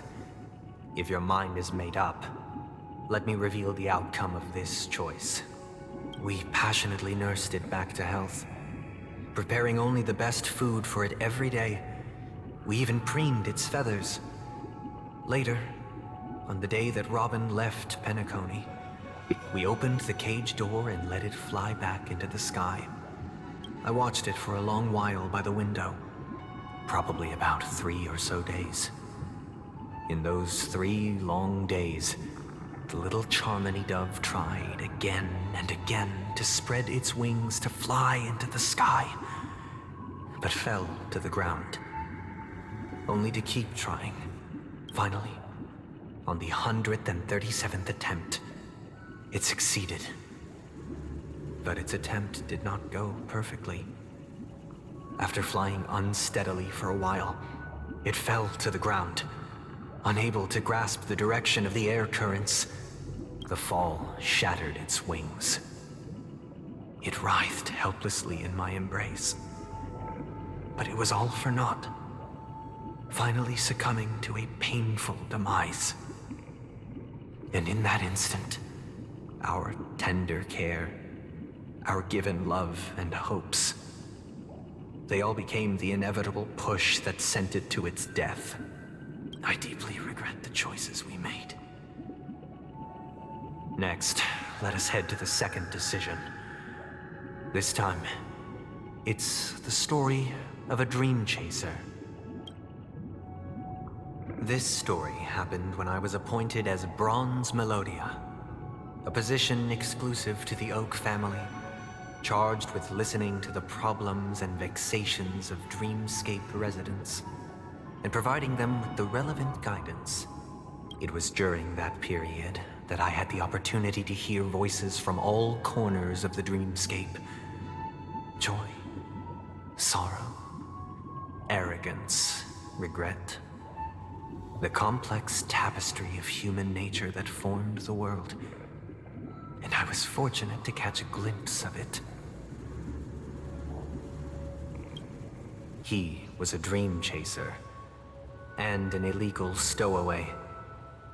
Just like the rest of them, he came to Penacony in search of a better life, except that, to most people, the price he paid, I suppose you could say it was everything. He told me, I sold everything I could at home. The house, the land, even his 2 children. He said he could not afford to raise them, and that at least they could eat if they lived as slaves. He had a plan in place. He would buy back his children once he had made his fortune, and enjoy Penacony's beautiful dream with them. Alas, his plan to smuggle himself was somewhat clumsy, and he was sniffed out by those pig-headed hounds. After hearing the Dream Chaser's story, I immediately appealed to the Bloodhound family to cease their pursuit. That way, at least he could live peacefully. But I was still too naive to the ways of the world. I did not anticipate that what I thought was a kind gesture would later lead to dire consequences. And how does that make this decision wrong? I'll tell you the outcome soon. For now, I'd like you all to make a choice. Will you do as I did, and try to convince the Bloodhound family to stop their pursuit, so that the Dream Chaser may live peacefully and realize his wishes? Or will you remain silent, leaving him to languish while the hounds are hot on his heels, until his inevitable judgment arrives? I look forward to everyone's decisions. Who knows? Perhaps they might even alter the outcome of this tragedy.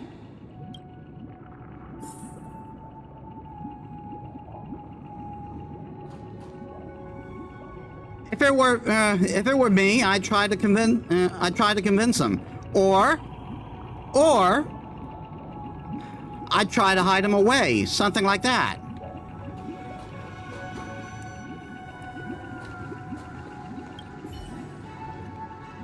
This question... Surely it has some connection to the baby bird story. And this connection is precisely the breakthrough Sunday aims to use to persuade us. I'd probably choose to ask the Bloodhounds to cease their pursuit.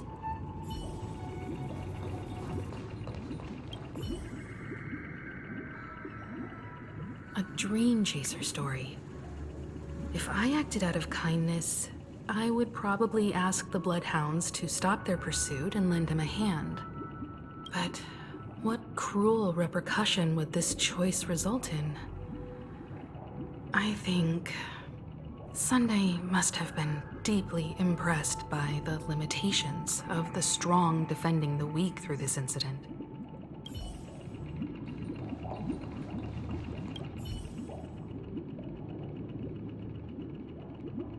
It seems illegal stowaways are really quite common on Penacony. But that guy in the story, I don't think he deserves any sympathy at all. He sold his kids to chase a dream. Even if he intended to go back for them, it's still insanely irresponsible. I agree with you there, March. With that thought, there's only one choice. Let the Bloodhounds send him back home. This person deserves to be punished.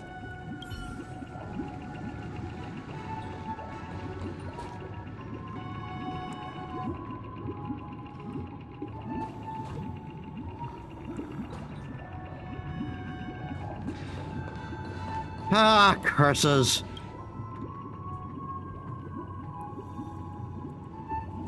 I'm honored to witness you arriving at the same decision. Out of respect, I'll share with you the dire consequences that my choice back then brought about. Legality and morality are not synonymous. First, the outcome. He attained major success. After avoiding capture, he ran a business for a few years, very quickly making a name for himself, elevating his status. He might not have become a tycoon like old Audie, but he was considered a character of excellent repute. Now then, did he realize the wish he set out to achieve? No. The last time I saw him was in the real world, where the Hounds were going to permanently exile him, and I was the accompanying Bronze Melodia.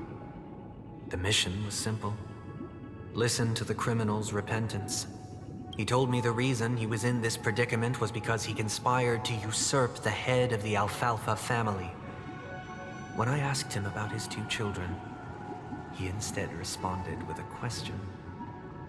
What children?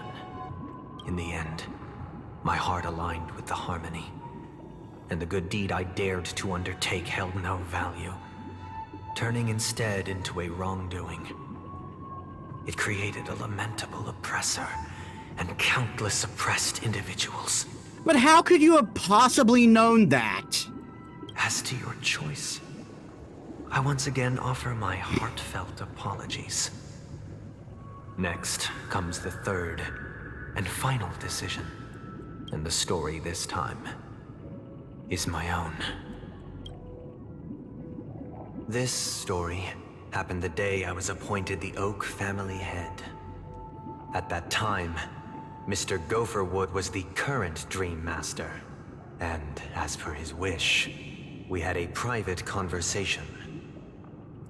What surprised me was that the Dream Master had only come to deliver a letter to me. He let me read its contents, and it was a letter from my sister. The letter contained the usual pleasantries, anecdotes from her travels, nothing out of the ordinary.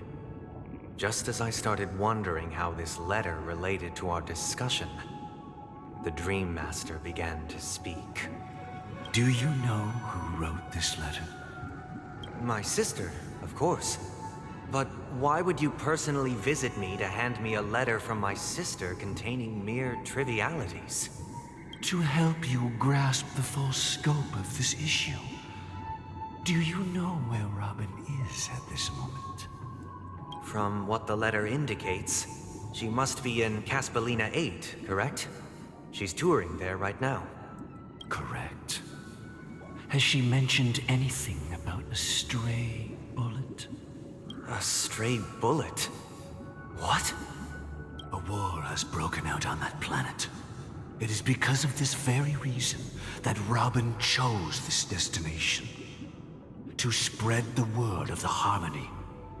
And to save the lives of that planet.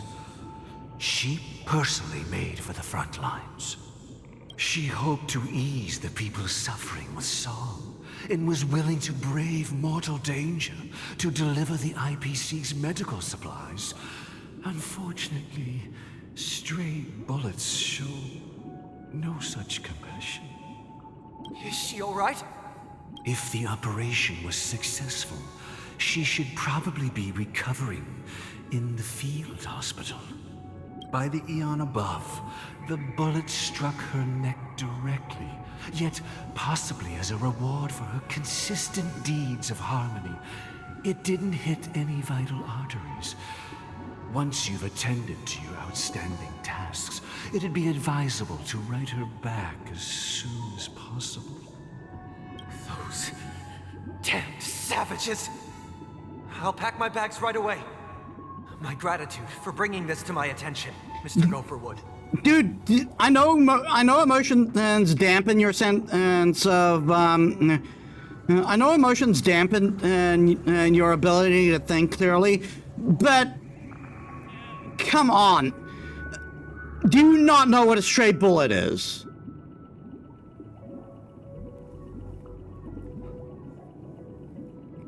It means that no one intentionally shot her. She just happened to get hit by a bullet that was aiming for something else.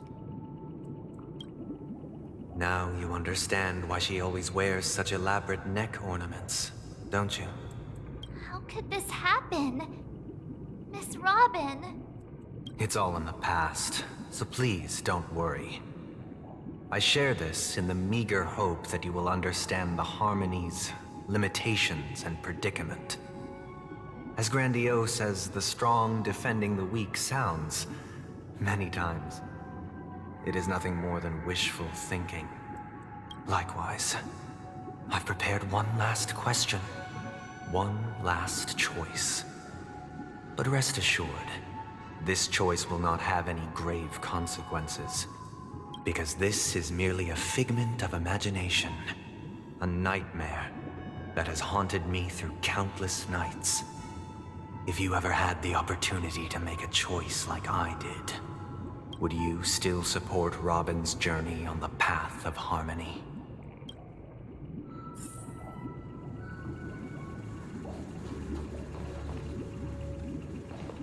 Honestly, I would support. Just my personal question, I would support. She's going out to help people. Why would I say no to that?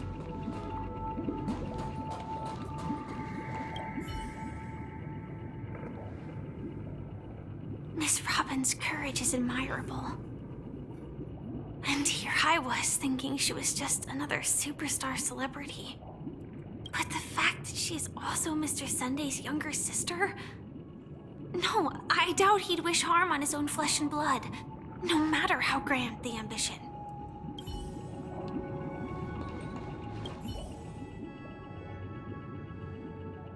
I often feel like I've dreamt of similar scenes on certain nights. In the dream, I see blurry faces. I don't know who they are, but I sympathize with all of them, fighting for survival against some unfathomable force. Their confusion and fear are lucid to me, but I also remember they chose never to give up. Just like Miss Robin. If Mr. Sunday's question leaves you puzzled, you should find the answer from your own experiences. With each trailblaze, dangers and tribulations will surely follow. But would you ever back away? Would you stop March and Don Hung from reaching their next destination? I believe you have an answer of your own in your heart.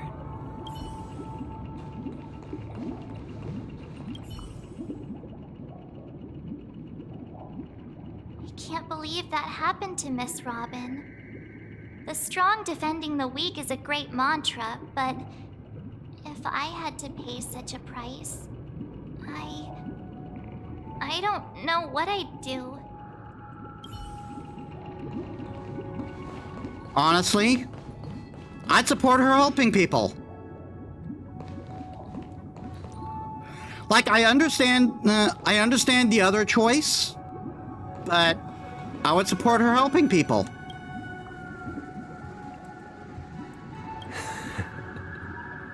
I see. I am now aware of everyone's stances. Raising these questions merely serves to illustrate one point. The plight of Penacony cannot be salvaged by the harmony. The true foundation for a sweet dream paradise can only be established through the order where the strong govern the weak. That is tyrannical thinking. I know the suffering of being tormented, the turmoil of losing your way, how sorrow and even despair set in when matters don't work out. All of this causes me unending pain, because this is not what happiness is at all. And that does not give you the right to control other people's lives. We must teach the weak how to live a happy life. And this life isn't some noble propriety that the upper crust preaches, but in definitive terms, a way of survival that belongs to everyone. See, on that point, that's fine. But here's the thing: no man is an island. Humans are a social species. The whole point is that we do things together. So what is your definition of living a happy life? Good question. Human consciousness is fundamentally an illusion, a cage known as self-worth.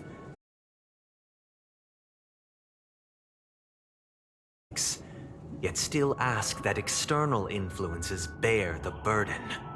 When one mistake after the next permeates the masses, they become impossible to trace. Thus, the amassing of these individual cages culminate to form a prison. A place dictated only by the rule of survival of the fittest. Which, again, does not attain to physical strength. It's about adaptation, about fitting into the environment. Nature is always accompanied by predation and sacrifice. Its antithesis is known as order. No. You are reaching. That is what I want to do. Unite people's happiness under the banner of order. They won't need to make bitter choices any longer, nor face the weaknesses of humanity. They can cast aside their primal instincts to build a haven for mankind. So you're advocating for the eradication of free will. Simply describing thoughts is far too abstract. So allow me to provide a simple example. As you all may know, there are societal norms like weekends and long weekends that exist on some worlds. Yes, because people need rest. During these hard-earned rest days, people are given the chance to extricate themselves from the stresses of everyday life, allowing a certain tranquility to return to their souls. And it is only on these days that people do not have to adhere to the law where the strong prey on the weak. They can live out their lives happily during these brief intermissions. It's just a pity that 2 or 3 days are still too fleeting compared to the span of a lifetime. Again, no. If you're talking about the strong stepping on the weak bullcrap, that's on the strong. Weekends exist so people can rest, because we are not machines that can work 24/7. We need rest because we are organisms. We are living. We need food, drink, and can rest so we can recover. And continue to live. What you're spouting, that's a societal issue. From where I stand, society's ideal system should be 7 rest days. Following Sunday, there should ensue a second, a third, and indeed an infinite procession of Sundays. This should be the face of the new world. Idyllic, eternal, peaceful days. Stagnant. You are calling for stagnation. Infinite rest may sound good, but then nothing gets done. What happens when this place? What happens when this place needs maintenance? Why? People are going to have to get to work. What happens when something happens and something needs to be fixed? Someone's got to get to work.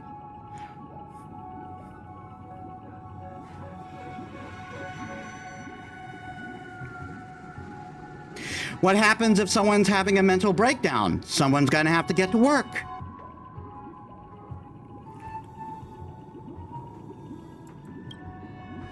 And thus, every person can return to their base selves in this utopia. Some gaze in reverence at the stars, pouring their whole beings into calculating the distance between us and the isolated world of Pagana. Meanwhile, some seek refuge in quiet corners, holding one another, unencumbered by the chains of unwelcome obligations. There would be no need to bear the hardships of reality. Only in this way can humanity face the inevitable end with the purest of spirit, living a life of dignity. This is what it is to live in bliss. You know, there's a saying, ignorance is bliss.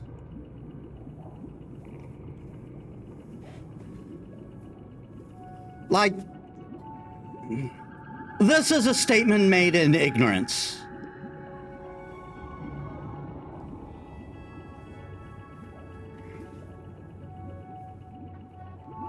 Again, this is calling for stagnation.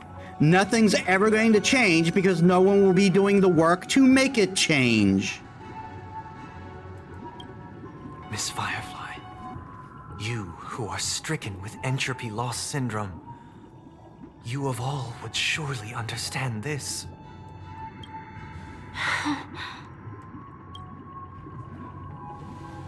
It sounds like a flawless theory. No, it isn't.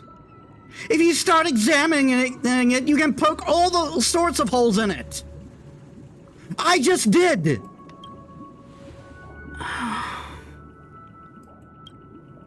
But what is the price to attain all this? The cost is minute, merely a personal and eternal sacrifice. If this paradise is to be maintained for everyone, someone must remain trapped in solitary awakening until the end of the cosmos. Awakening. Which means that this so-called paradise is still a dream. Stepping into this paradise means forsaking reality, correct?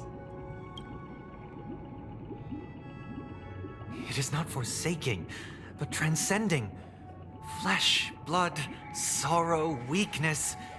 If the physical is the root of spiritual suffering, it is only logical that we defeat it. What is the cost of this? 5 easy installments of $29.99.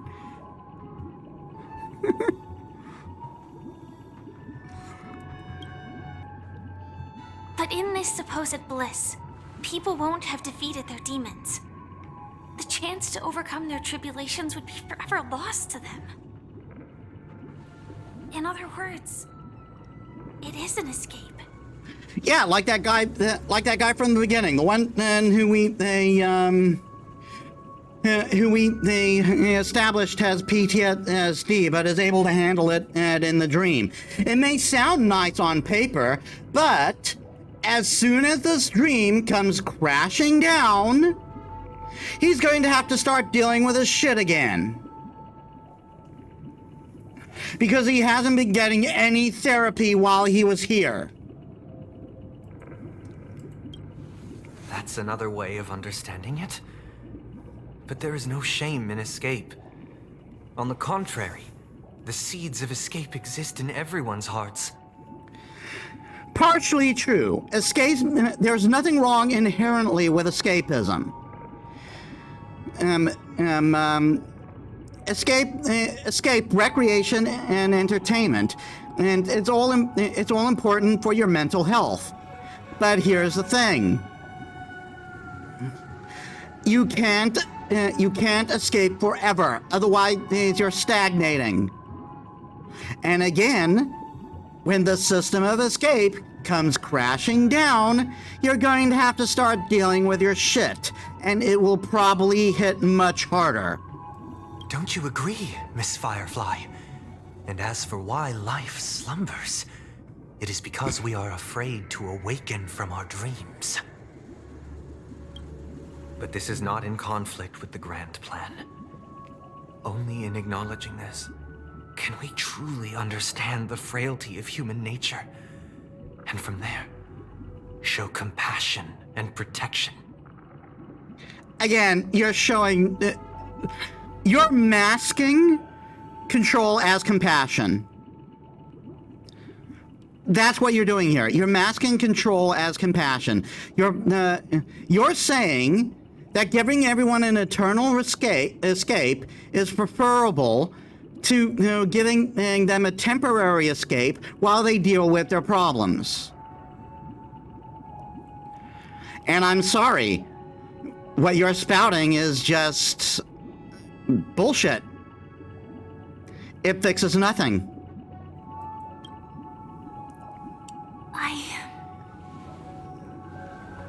I admit that you are a born leader.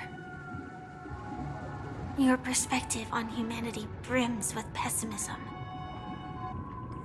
Yet you express compassion for all, even when your heart pities them. But unlike you, I live for the self. From my perspective, individuals making choices for themselves is their birthright. Hear, hear. The want to escape may be innate in the weak. But whether they are weak or not, it is not up to another to decide. Perhaps in your mind, you also view me as weak? And honestly, if you know Firefly's backstory, she is far from weak. Holy shit, this girl has been through hell. Because I don't think so. Since Miss Firefly has said her piece, the Astral Express will also naturally give you our answer. We'll leave it to you. Just as Mr. McHale instructed before. Tell him our choice.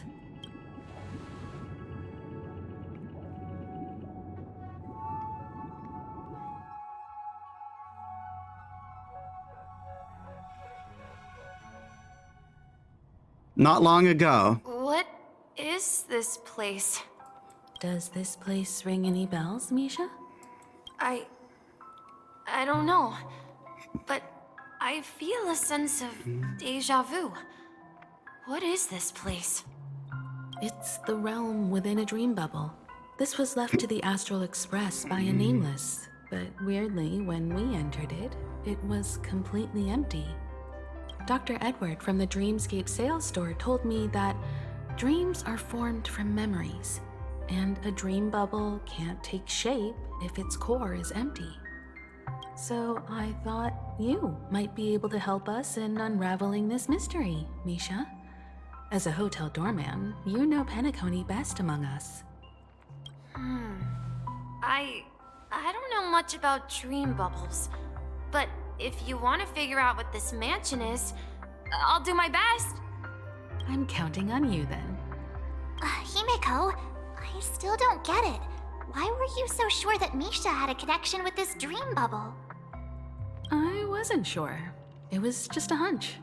But since Misha feels familiar with this place, my hunch might be correct.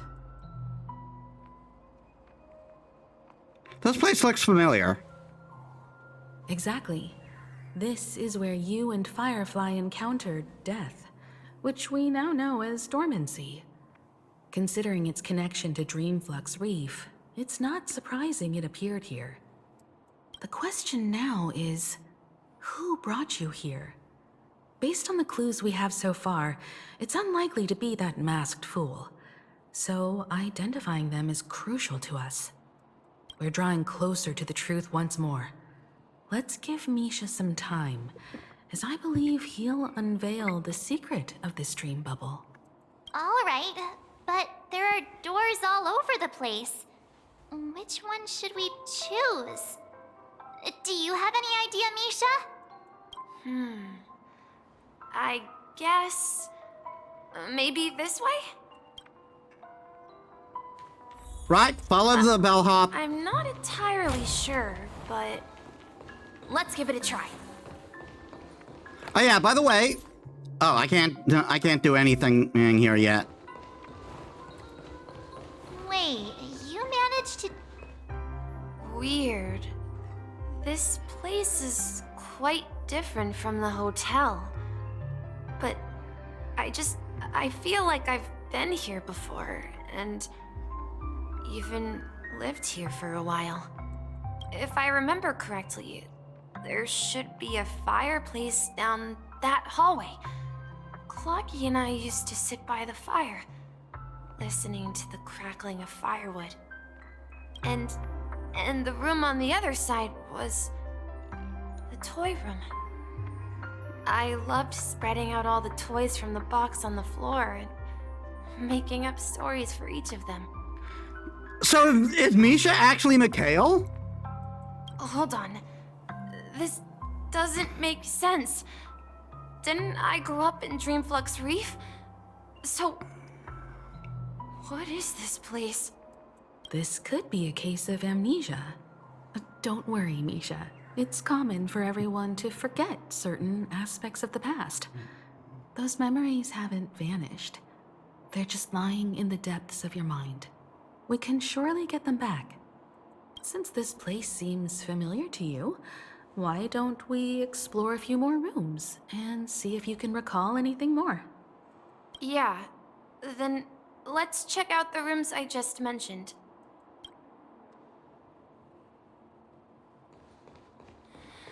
Tick-tock. Tick-tock. Tick-tock. Something very tick-tock. Then it turns out Misha is actually Darth Revan. Mikhail, that's the name. Now we all know him as the Watchmaker. So, who is he talking to? Do you know anything about it, Misha? I'm sorry. I don't know much about the Watchmaker. But, Mikhail... Anything special about that name? Mikhail is Grandpa's name. Oh. You're Mikhail's grandson. Grandpa? Do you mean you're the Watchmaker's grandson? You're the grandson of such an important person, and you're just a bellhop here? But we haven't heard anything about the Watchmaker having descendants. And the name Mikhail is not rare. Perhaps it's merely a coincidence. I doubt it. This is an RPG, Himiko. It's gonna be significant. Could you tell us more about your grandpa, Mikhail? Yeah, sure. He was a seafarer who fearlessly ventured into mysterious seas and storms. He was always on the sea and had lots of friends who accompanied him on his travels. He didn't want me to call him Grandpa because that would make him sound old. He believed he was still young. The name Mikhail was given to him by his parents, Mihaly and Elise, both renowned seafarers. Every time he came back, he'd share his logbook with me and tell me about his adventures at sea. I want to become a great adventurer, just like him. It appears that the seafarer has nothing to do with the Watchmaker. So, perhaps it's just a coincidence? So, where is your grandpa now? He went off on a new journey, and it's been quite a while since I last saw him. So, where has Clocky gone? Did he leave to protect Dreamville?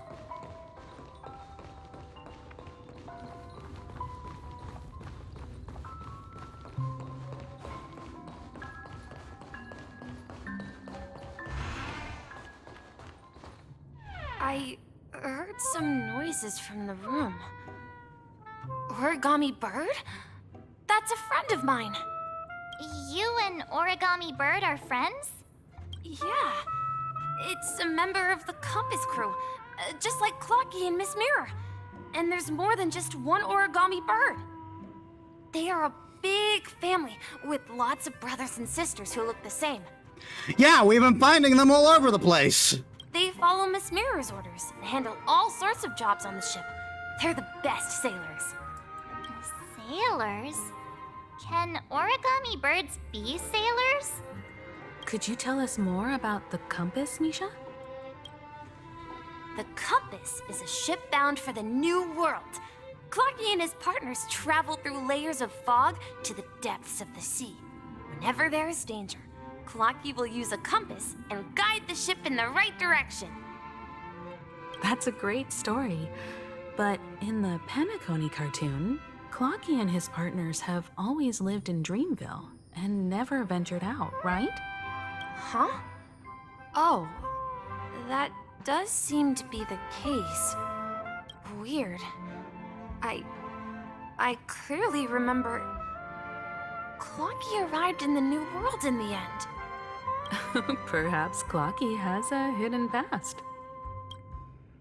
I think I hear the sound of water. You once mentioned there's a magnificent fountain up ahead.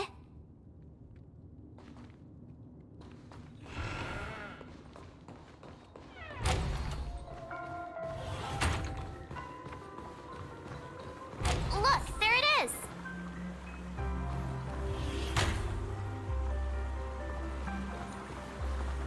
The water resembles a precious jewel, embedded in the dreams of all seafarers. Every time I gaze at the shimmering lights beneath the waves, it feels as though I'm back in this place, standing by your side. Have you recalled anything, Misha? Yeah, I saw these sentences in Grandpa's logbook. He used to say that despite the perils of the sea, whenever he stood on the deck in the afternoon, overlooking the sparkling waves, he would think of this fountain in front of his house. He often said that those moments felt like returning to his family's side, and the difficulties at sea didn't seem quite as challenging. You know, I quite understand such sentiments.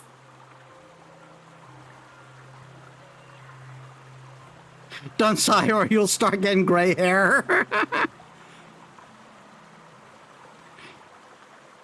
You're talking like an elder. I'm not an elder. I was just being a bit sentimental. Perhaps every adventurer far from home carries a fountain within their soul. Even though the other side of the sea remains shrouded in the unknown, the fountain in front of his house serves as a compass, leading him back to his cherished ones. Yeah, while Grandpa was at home, we would stand by the fountain and place the compass, a toy boat that I made, into the pool. Back then, I would ask him when I could go on adventures like him, and he would always laugh and say I was still too young. It seems this Mikhail is truly a seafarer and has nothing to do with the watchmaker. Yeah. Based on Misha's recollections, the scenes in the dream bubble appear to be his childhood memories. But this raises more questions. According to Misha, he was clearly born on an oceanic planet and led an ordinary life, with no connection to Penacony at all. Could this be some sort of metaphor? Perhaps the sea refers to the memory zone. Could be. I'm sorry. I don't know, but my memories keep pouring out uncontrollably, like water flowing from a fountain.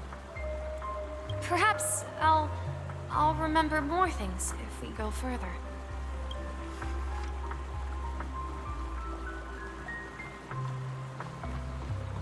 I wish to share your burden. We're going to the opposite side, right? No, we should turn left here.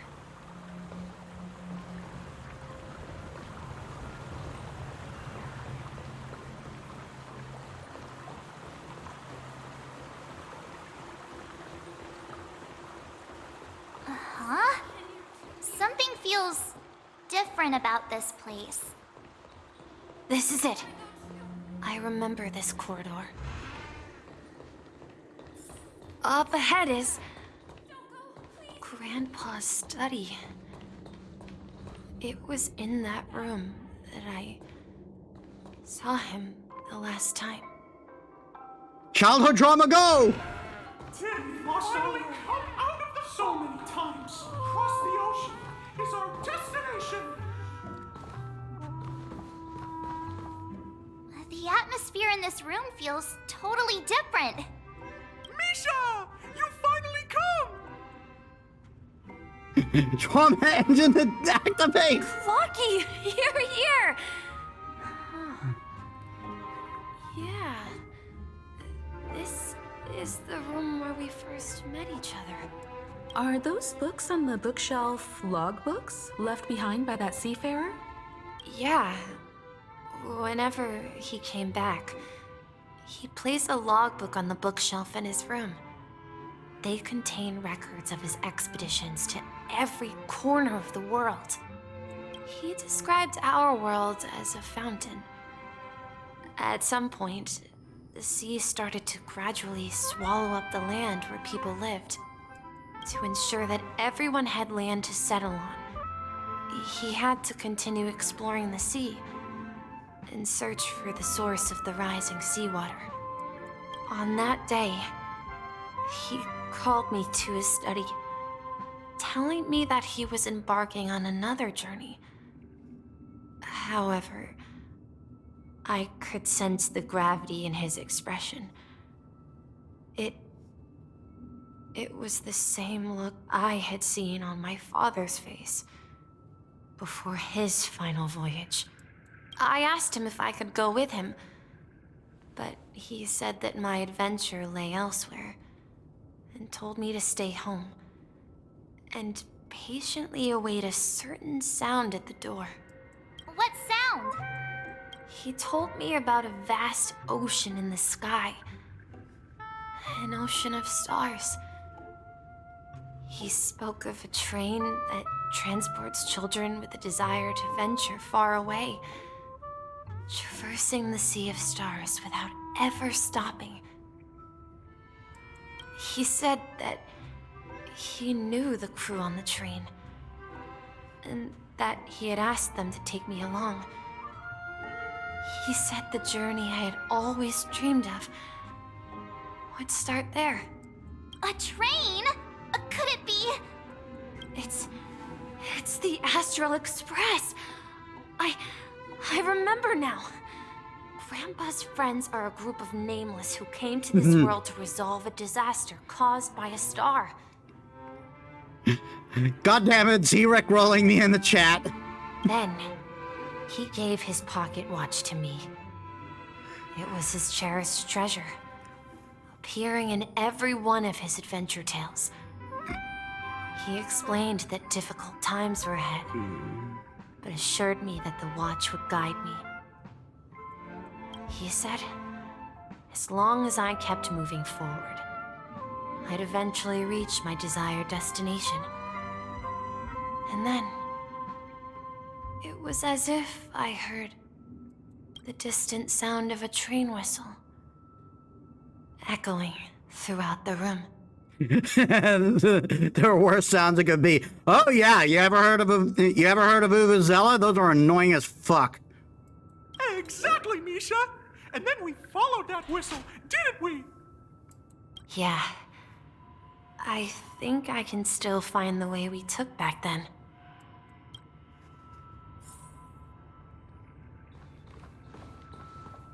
This is the dream jigsaw, right? So we're supposed to find the exit. But where can we find the last piece? Do you remember? You said you obtained a mysterious shard when you stumbled into this place. Hey, the shape seems to match. So this shard is also connected to Misha? Looks like we're just one step from revealing the truth. Let's get to the other side and investigate.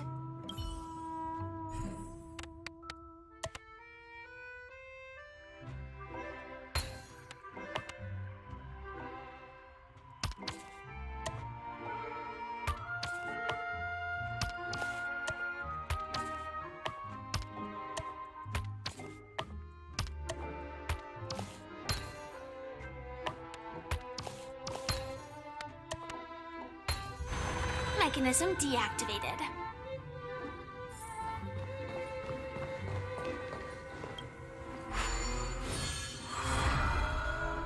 This is it. This is my room of clocks. While I spent my time waiting for Grandpa to return from his voyage, Walter gave me this workshop.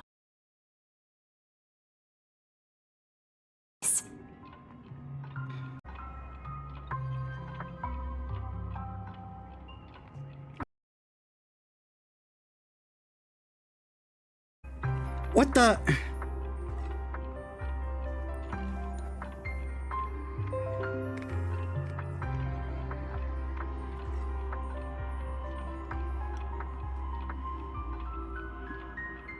All right, are we back?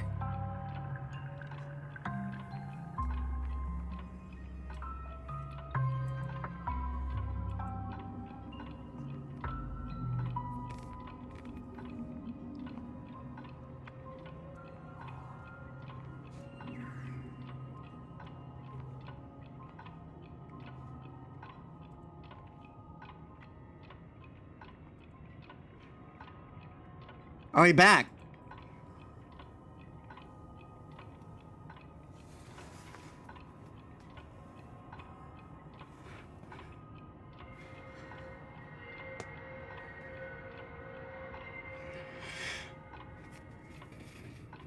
I don't know what's going on right now.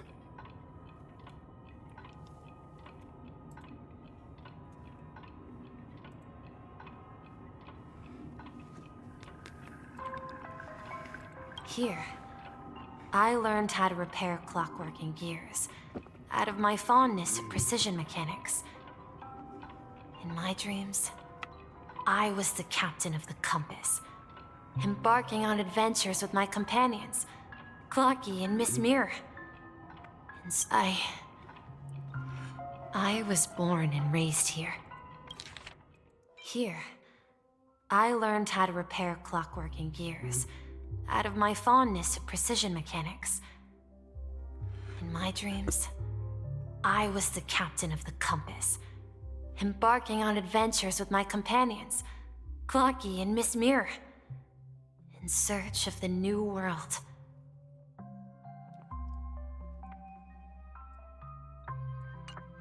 So, this building in the dream bubble is your childhood home?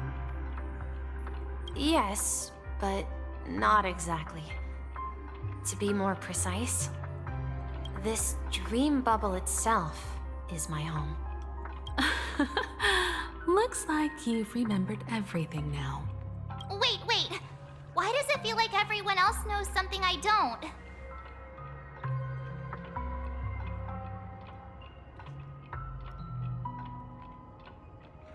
Yeah, the one's still in the dark.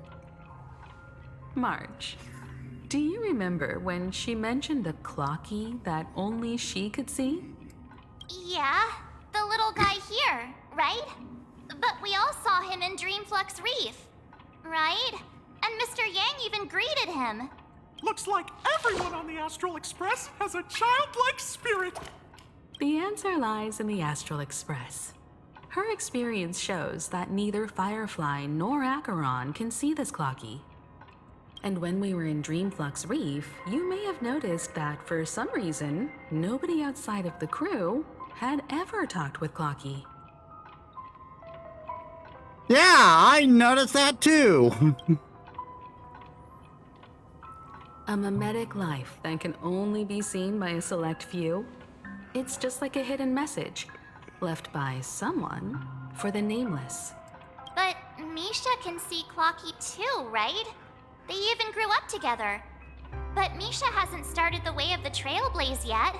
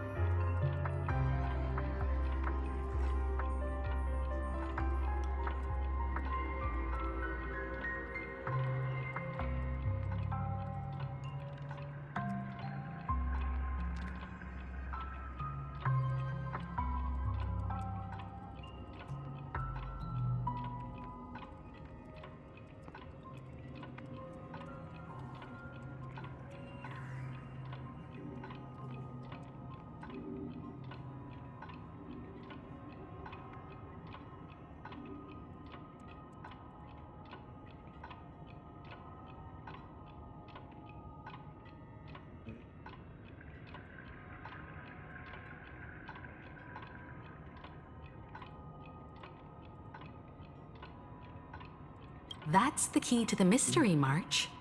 Now, take a moment to recall. Have you ever seen anyone outside of the crew interact with Misha? Wait. No way! That's the answer, March 7th. This dream bubble is the place where I was born. And I'm a dweller in this dream. Just like a memory zone meme. I should have stayed here and waited for you.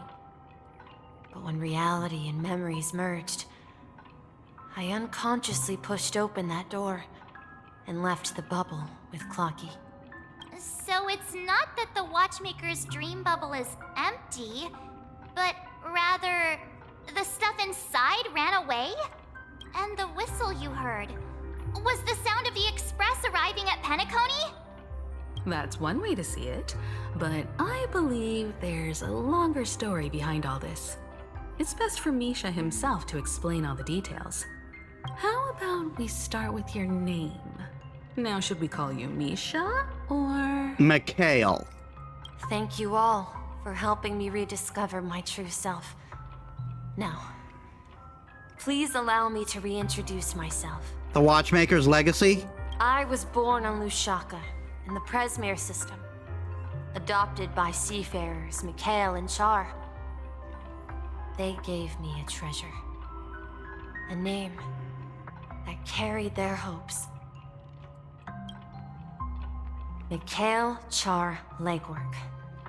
Or simply, Misha. If you prefer, you can call me by a more familiar name. The Watchmaker. I'm going to take another bio break. Give me a sec, guys. Alright, I'm back. So, you're the Watchmaker himself? Unfortunately, that legendary figure is no more. I am only a reflection of his life. As for the child who has been with you, he's the innocent protagonist of Misha's childhood dream. Friend of Clocky, a young apprentice, and a future mechanic on the Express. And this also marks the beginning of his journey, devoted to the Trailblaze. At the end of the journey, I left this little flame, which I so cherished, in my deepest dreams, hoping to pass it on to the nameless of future generations. However, he somehow left the dream bubble and forgot all about his task. I apologize for all the confusion this caused. Because he was born with a desire to trailblaze, wasn't he? I don't think Misha has forgotten his role as a guide. He remembered it, and that's why he mistakenly appeared as a hotel doorman in her dream from the very beginning. The one who brought our unconscious friend here must have been Misha. If that's the case, we encountered the Watchmaker's legacy from the beginning, didn't we? Well, I have a sarcastic friend who says I always take big detours and end up back where I started. Perhaps that's what every nameless has to go through. But in the end, you found me. I'm sure you're all wondering what my legacy is. I believe my hound has mentioned the Stellaron and my wealth. If I may apologize, the Stellaron part is real. As for my wealth, however, it's nothing more than a baseless rumor.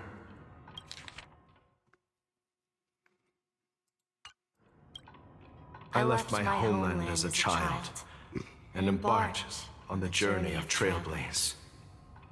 I traveled to various planets until finally reaching Asdana, where my friends and I built the original Penacony and fought for its future ever since. I've been moving forward all my life, doing what I could to overcome the obstacles in my path. But ultimately, My journey reached its end, and I left behind no possessions worth entrusting. So, if you ask what's left within this worn-out train engine that can be called a legacy, I suppose it's the things that are still burning in the engine's furnace. Now that you're well aware of the current situation of Penacony, I certainly hope that you'll help me get this world back on track. But I'll leave that decision to you, for the path of Trailblaze is never paved by others. All I have for you is a story and 2 gifts. I want to give you my pocket watch. It has accompanied me throughout my long journey, guiding that naive child forward, and has been blessed with the presence of so many great people up to this day. And my hat, too. The one who navigated for me placed it on my head and planted a fanciful thought in my mind. The trailblazing expedition will never end. Is this how we get the Harmony Trail? Is this how we become Harmony Trailblazer then?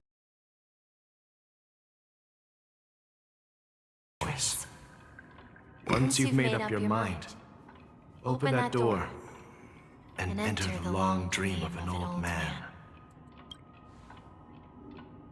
I'll be waiting for you at the end of this corridor of time.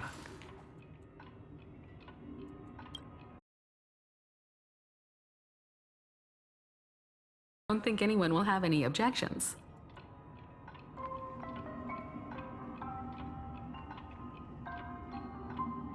I object. Of course. We've come this far. Surely there's no other option than moving forward. In that case, it's unanimous.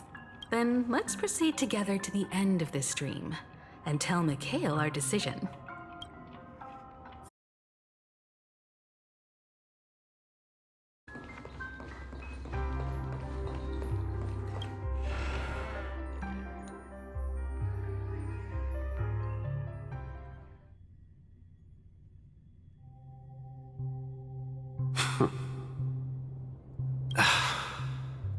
Mikhail, where are you going? Someone has to step up and save Lushaka. So why can't it be me, Misha? Please don't go. And if you must, please take me with you. Don't leave me alone. Even without me, you know how to proceed forward, brave Captain Misha. The compass is waiting for you. Hey, Abso, welcome to the stream. How was your day? Adventurer than me. Now go, board that train and start your journey. Where are you going, Mikhail? I'm going to clean the floor in the parlor car. I've promised the conductor. Wait, first tell me, did you fix this watch? Yeah? I know what it looked like before. Its chain was broken, the back case torn, and the marks on the dial all worn out. How did you manage to fix it? Well, it's hard to explain, but I knew it could be fixed. It's the hands, Mr. Amundsen. Its hands were intact and pointing in the right direction, so I knew there would be a way to fix the rest. I see. You'll work with me from now on. Haven't you always wanted to tinker with this train? You're its mechanic now. As for the conductor, I'll do the talking. But I only know how to fix watches. Don't worry. You've got what it takes. I'll teach you what you need to know. Where are you going, legwork? It's time to head to our next stop.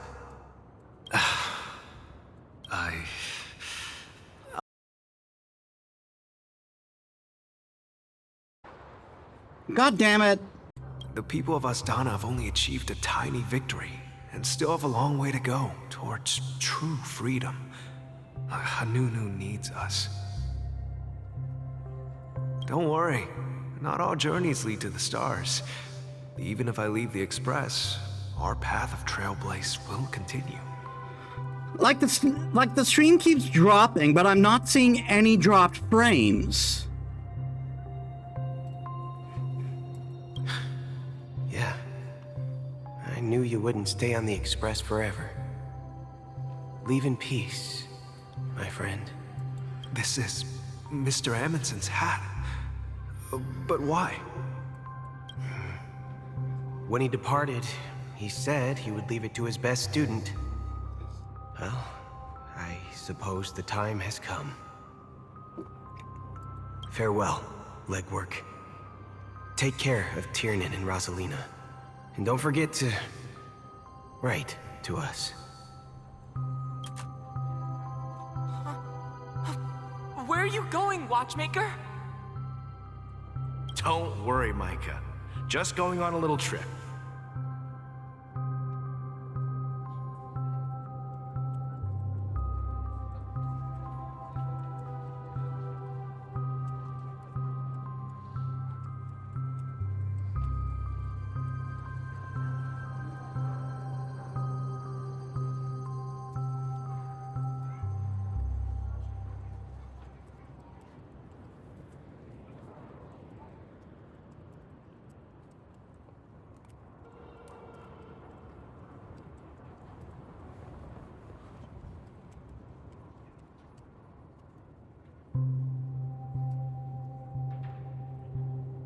Someone has to be at the forefront of the interstellar frontier, and I'm the only former Nameless in Penacony.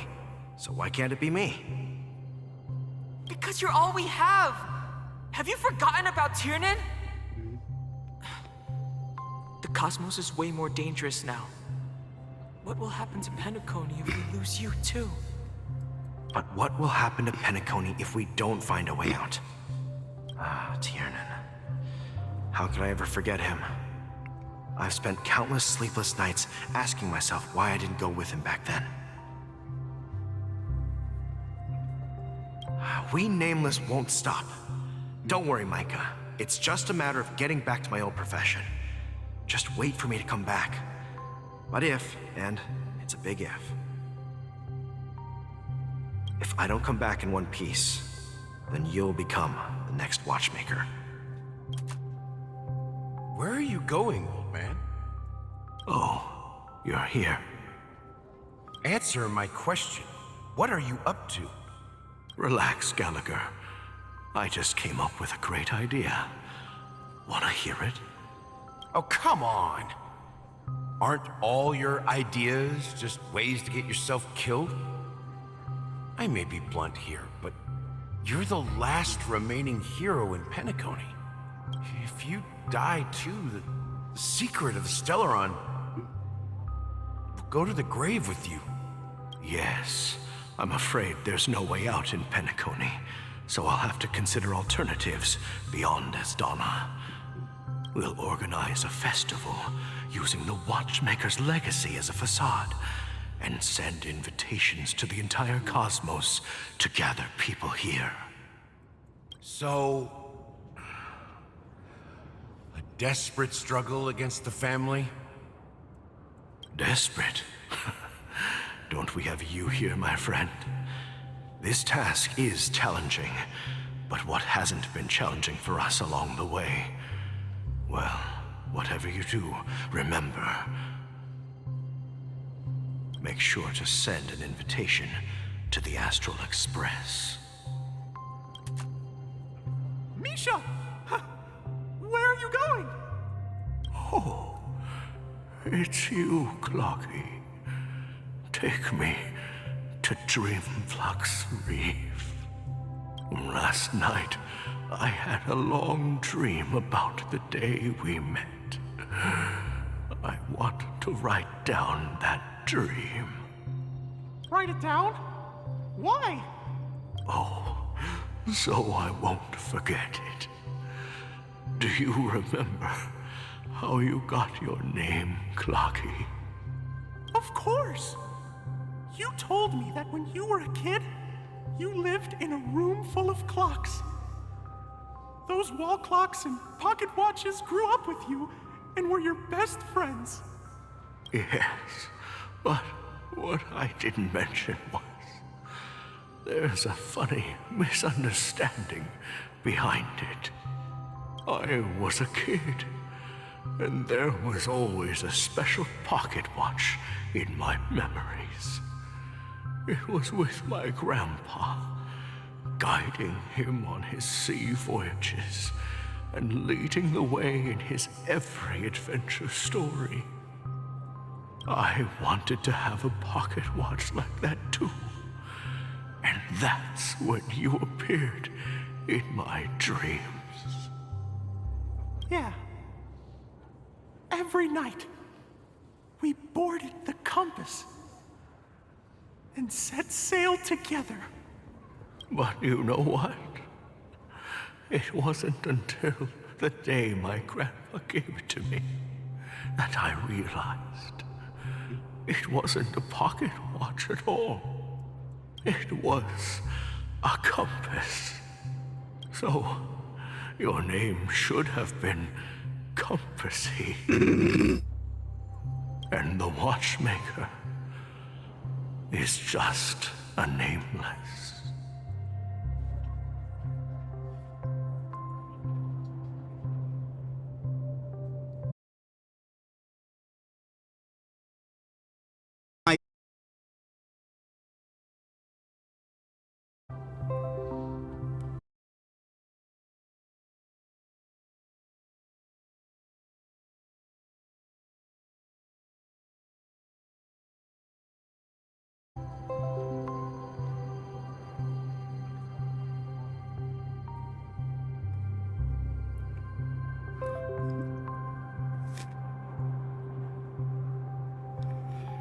What the hell is going on?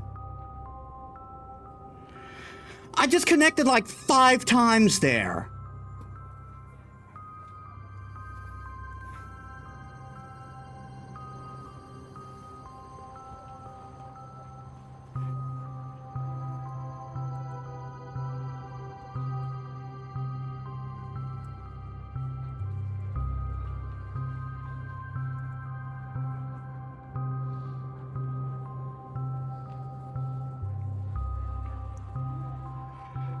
The relay I'm using might be strained this weekend.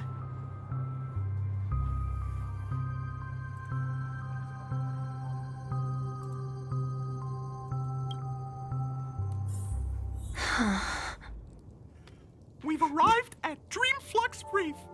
So, where to next? You know, Clocky, I don't think I'll be going anywhere else.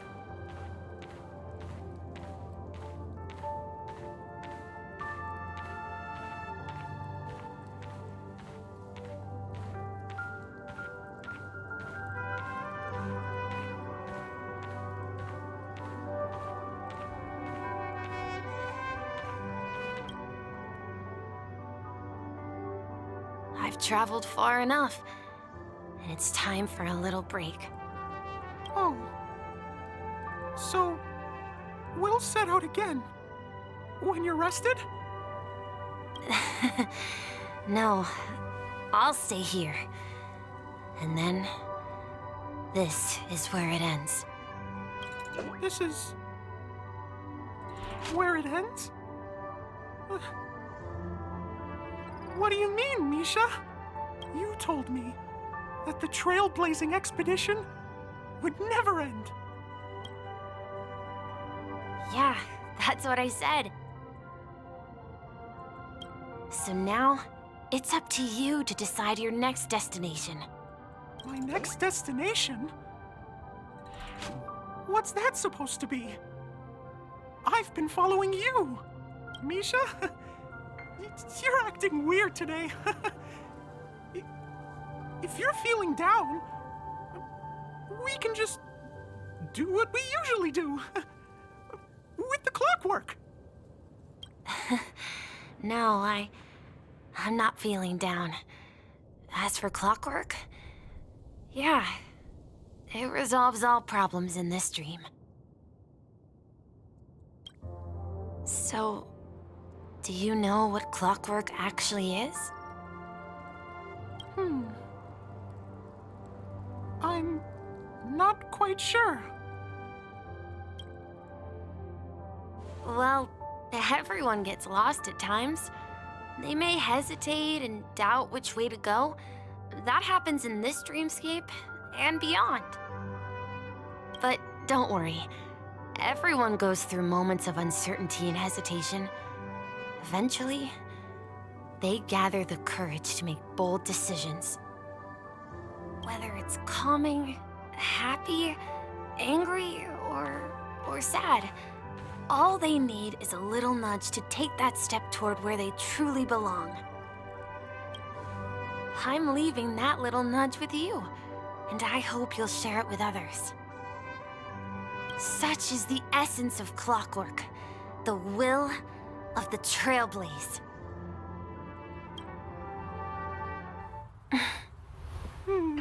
Clocky's hands spin around non-stop, indicating confusion, frustration, and weakness. But ultimately, people still need to move forward. Just like your hands, always pointing ahead. This is where my journey ends. From now on, it is your path to walk. Trailblazing means taking paths your predecessors forswore and venturing even further. The Penacony in Mikhail's dreams does not belong to order.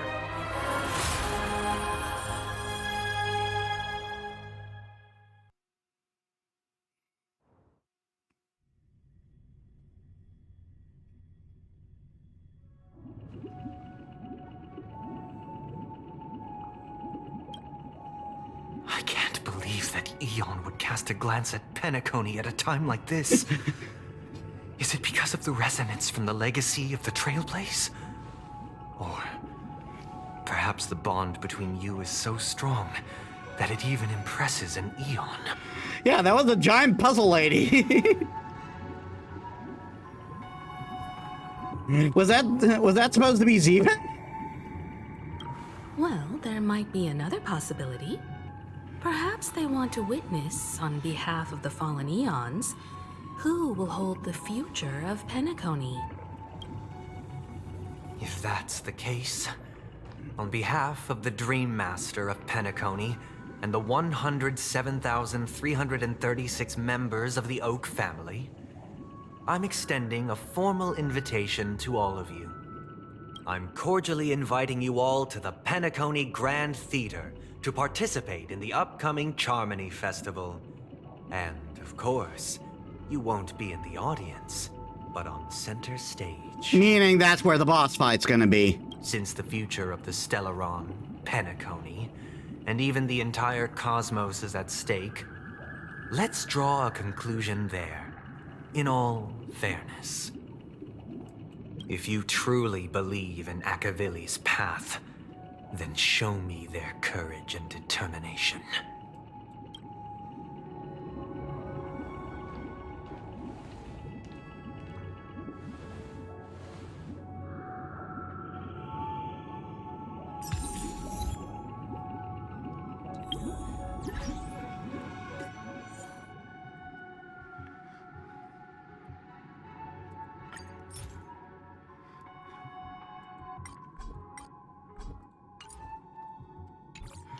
Of course, that's where the boss is gonna be. If it was, then it'd be a missed opportunity of epic proportions.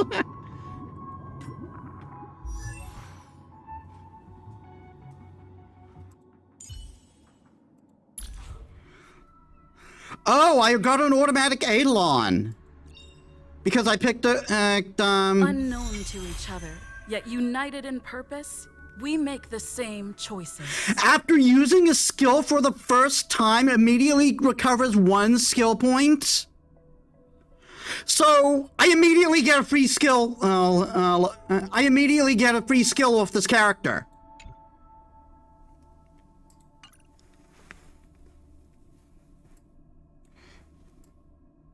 Oh yeah, and I got this character. He's also of Harmony.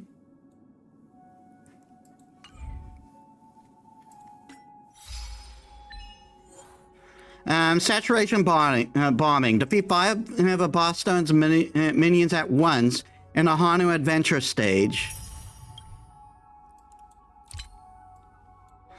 Ultimate internal sincerity. Defeat Argenti.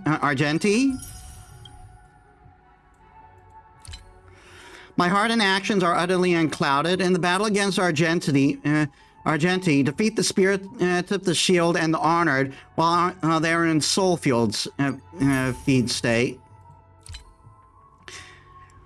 And Nasun Dorma, tread the path of harmony.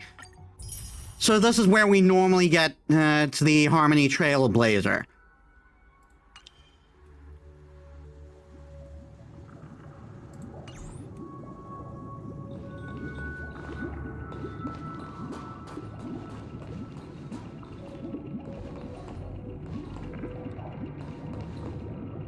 Does that mean he wants to fight us during the Charmony Festival? I'm afraid so. This is weird. Aren't Arc villains usually plotting some dirty conspiracy in the end? But he actually said something like, "In all fairness." Could it be that he's underestimating us? Well, in my opinion, Sunday is deeply committed to his own philosophy and genuinely wants to prove that the Order is right. I sensed a strong conviction and a desire for dominance in him.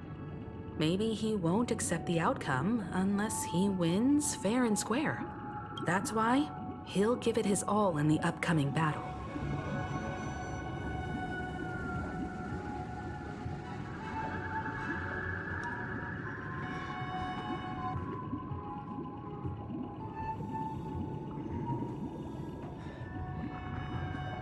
But he's a gentleman. But he's such a gentleman. Well, why so nice? I flexed too hard with my swag. I guess now I have to pay my dues. Yeah, you're right. We've even dealt with a Lord Ravager of the Destruction, so a follower of the Order won't be a big deal. Anyway, we can't leave the Stellaron unchecked. This is about trailblazing a bright future for Penacony and fulfilling Mikhail's and his predecessors' long-cherished wishes. Now that we've taken up the mantle, we can't afford to fail them. However, the same applies to the Order. Their plan didn't materialize overnight, and they have the profound collective consciousness of the planet of festivities behind them. A desire to dream, to slumber and escape reality.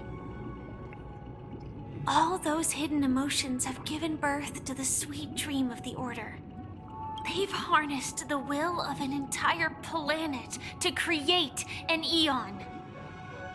This confrontation is far more complicated than a simple power struggle. To secure Penacony's future, fighting on the stage alone is not enough. What do you mean? Are you not coming with us?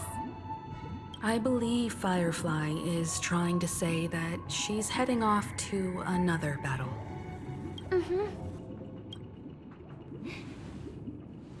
Before I left, the Destiny Slave told me that this journey would bring unforgettable rewards. Even though the script he gave me only had a few lines, I couldn't ignore them.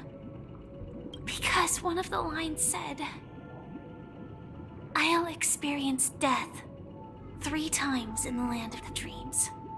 3 times? This can't be serious, right? The first time was a painful death when I was stabbed by the Blade of Dormancy, which led to all subsequent events. The script will always come true, but in a way that will only be revealed when that page is turned. So now I've understood the meaning of my second death. And I am prepared to face it. If all goes well, my efforts will provide crucial support for you. Only by achieving victory in this battle can we secure a future for Penacony. And only then, my third and final death won't come true in the most terrible form. The most terrible form? Does that mean... The true death. Where everyone in Penacony loses themselves completely in the eternal sweet dream of the Order. We must do everything we can to prevent that. Have you made up your mind, Firefly? Yes. Otherwise, I wouldn't be here. Thank you again for your assistance for the Astral Express. May we meet again, in reality. Yeah. Farewell, everyone. May your trailblazing expedition never end.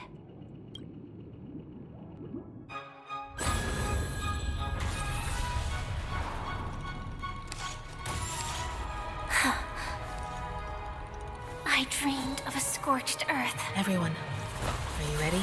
A new shoot sprouted from the earth. It bloomed in the morning sun and whispered to me. Like fireflies to a flame, my biggest death. May we meet again in reality.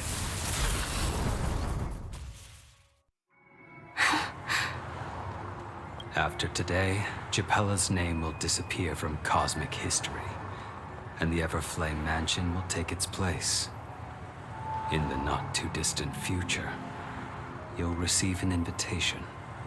That's your next stop. Land of the dreams. Penacony. I hope you find whatever you seek there. Be it answers or salvation. You mean my 3 deaths? Silverwolf told me about it. It's such a shame that it's not part of my script. Well, I want to live. I'm never afraid of death. The opposite of death is eternal life, and that's something I'll never desire. People die, and I am no exception. Death is like a script, a fate that cannot be defied. But that's exactly why we have to choose where we want to rest forever. Do you exist just to perish? Are you not the same, Blade? The end you desire is not one dictated by others. If I were to die now, I would only be a weapon. I believe I should die as a human. Though its definition escapes me, isn't this the answer that ordinary people look for their whole lives? A name that can be carved onto their tombstone. The tombstone that belongs to me once bore the inscription, Glamoth's Iron Cavalry. Then it changed to Stellaron Hunter. But one day, it will bear the name Firefly. And all the brilliance she showed at the end of her life.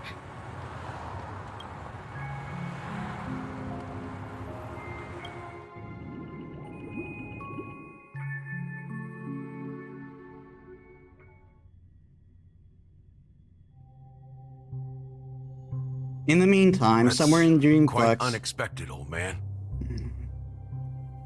Who would have thought your crazy plan would actually work? Do all you nameless fools just act on a whim? I can sense that this false sweet dream is coming to an end. The nameless may be young, but they had the ability to achieve this goal. Just like you did in your time. It's a shame you won't be able to see it firsthand. Maybe I won't either. Once something fictional is seen through, it ceases to exist. Yeah, not just those nameless. Even Mr. Wings is just like you.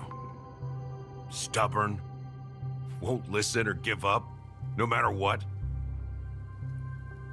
Well, fate is unpredictable, I guess. If we weren't bound by those cursed paths, maybe we could have had some good talks. But in the end, we managed to do it. And now we can find solace. Remember how those idiots cursed us? They said, "Go to hell, you worthless traitors."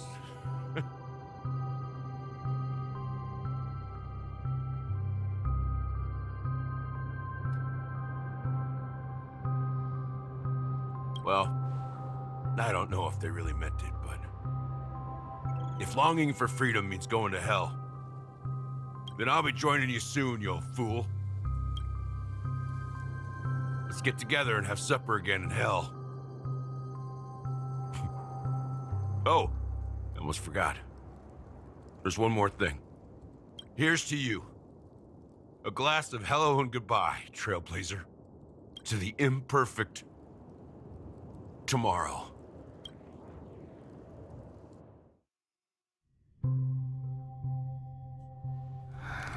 It's warm here, isn't it? You're lucky to have found shelter from the rain. Let alone fresh berries in this desolate place. I was just following the scent of life. It's particularly strong in a place like this. It's a shame these berries don't have much flavor. Seriously? In case you didn't know, this fruit is pretty juicy. The only downside is that when you chew it, it becomes extremely spicy. Oh God, that's my bane. Have you lost your sense of taste? I can still taste certain things, like a faint sweetness. Before coming here, I stopped by a place called Orkron. It had barren cliffs and nights lit by bonfires. Burgundy snow would fall from the sky, and when it landed on my tongue, it tasted like raspberries. The flavor wasn't exactly sweet, but it left a lasting impression. When I think back on my past, I realize that what's tying everything together isn't the big events, but rather these small yet unforgettable moments. Oh no, Acheron has the Rona. Quarantine her. Don't worry about it. Losing oneself is a reality that every self-annihilator must face.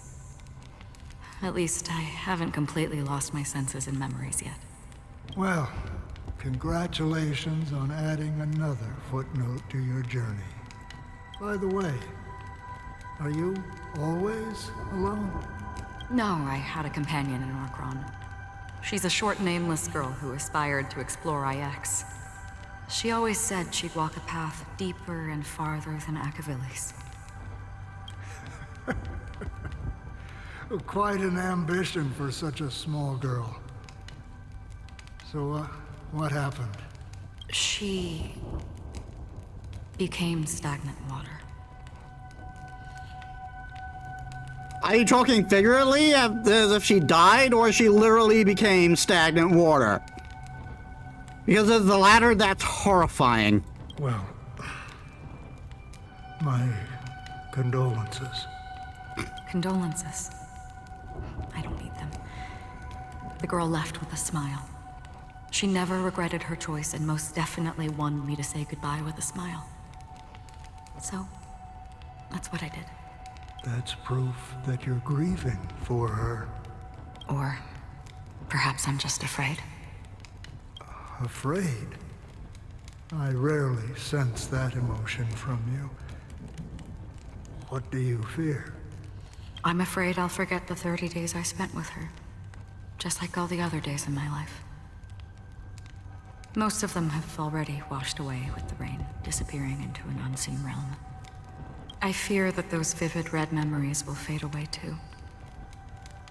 There isn't much color left. And besides this faint, warm red, there's almost nothing. Hard to imagine. A ranger accustomed to bloodshed, destruction, and chaos finding warmth in the red color. Because I have experienced this warmth many times. Long ago, I promised someone that I'd bring it to more people. And that for every remaining moment of my life, I'd strive for a better ending for all. As long as this red color still lingers, I have a chance to fulfill that promise.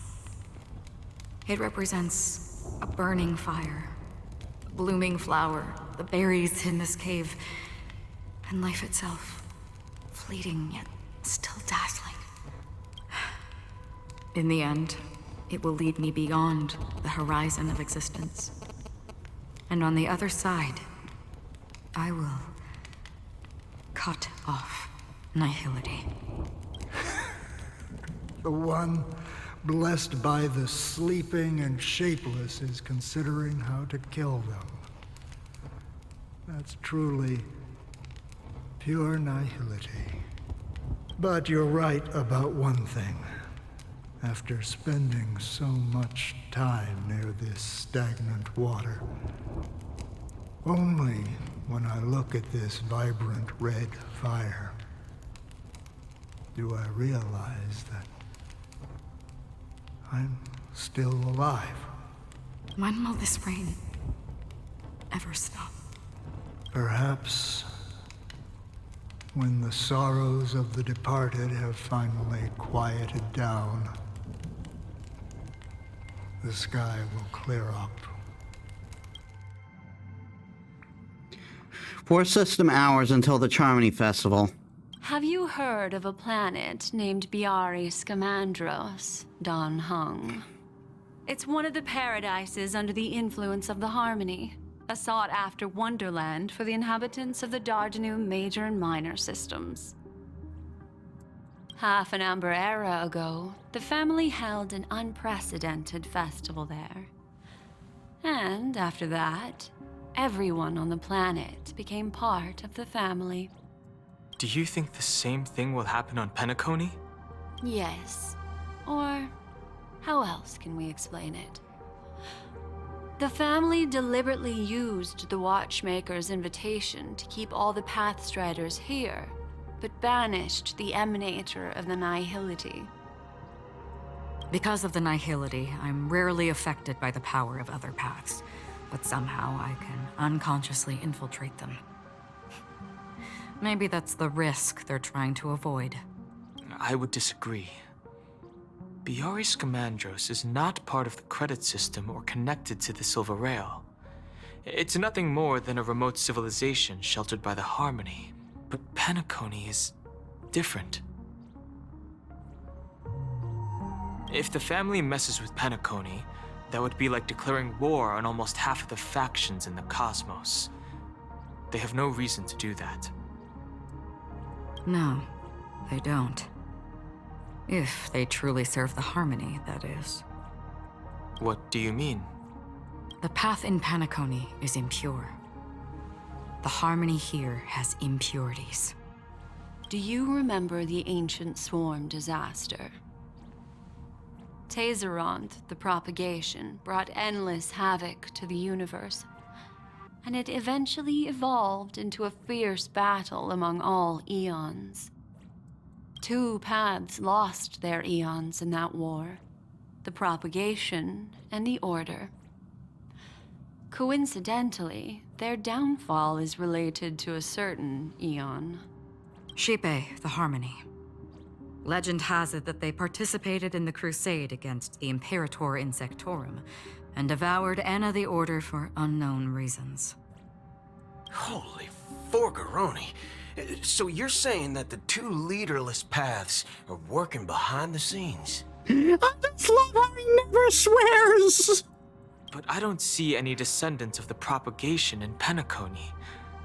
Could it be that the remnants of Beyond the Sky Choir are hiding within the family, trying to resurrect a fallen eon? I can't say for sure, but they're definitely planning something for the Charmony Festival.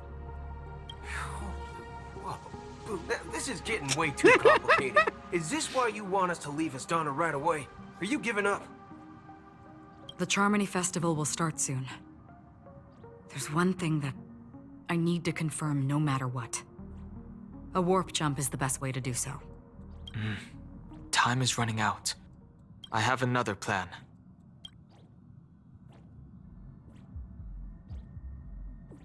Hold on. Are you thinking of using the Jade Abacus of Allying Oath? Exactly. The assistance from the Lawful Cloud Knights would be enough. Think it over carefully. You can only use that once in your lifetime. I have considered it thoroughly. My companions are... they're also once-in-a-lifetime treasures. I have another plan. Well, are you going to tell us or what?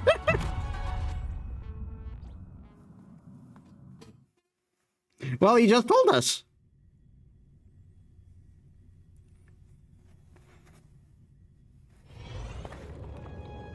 Three system hours.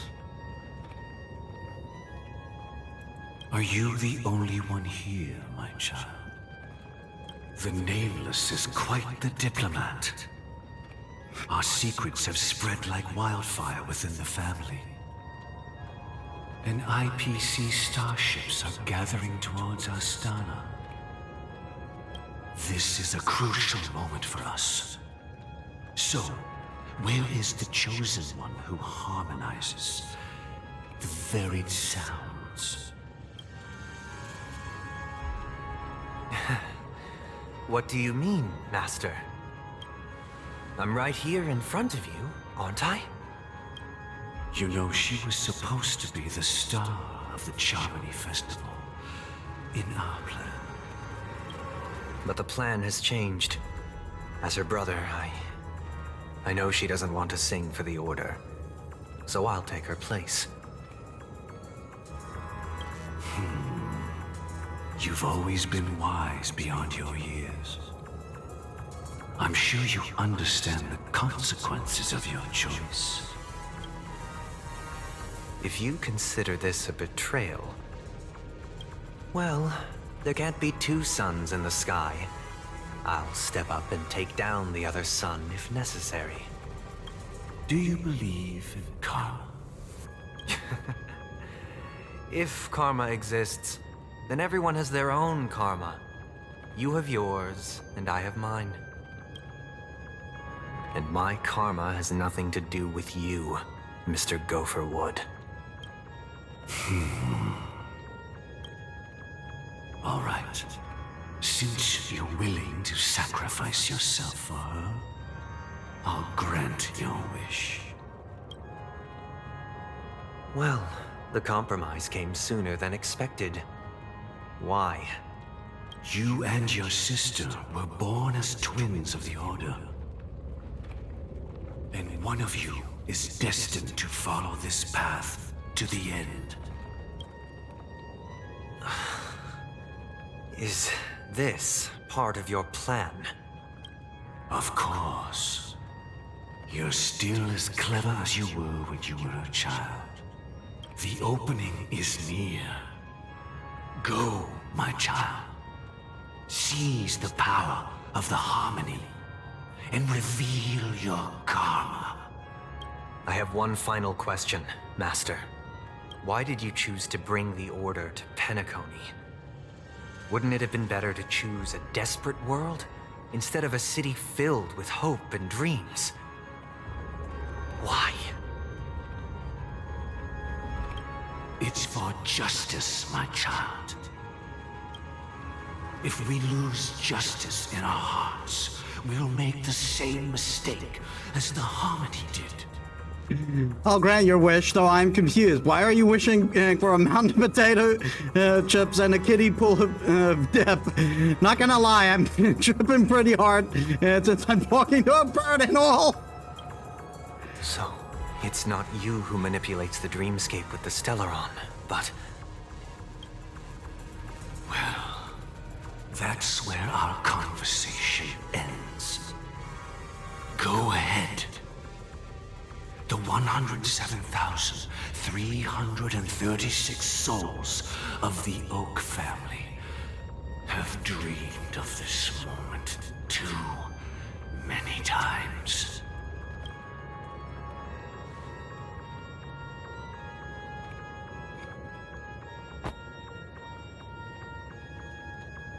And the bird just died.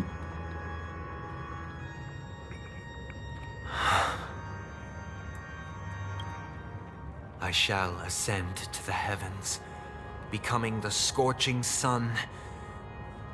1,336 souls, but really, who's counting at this point? Bathed in my light, my people shall flourish, while all evil shall be eradicated. I don't know, I'm seeing a lot of dead birds. Might be an uncomfortable portent. 2 system hours. This is the interior of the Penacony Grand Theater. It's quite exhilarating to be flushed into the air by Soulglad. But why is the venue still closed when the Charmony Festival is about to start? And not only that, the entire theater is eerily quiet. No audience, no staff, no one around. Are we too late? Even if we're late, a grand theater like this shouldn't be completely empty. Let's explore around. Be careful, everyone.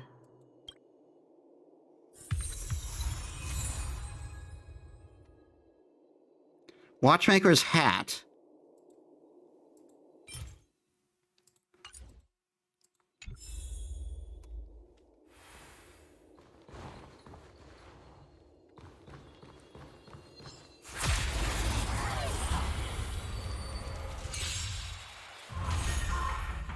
Check it out, the red flag parade is in town. They brought the color guard with them.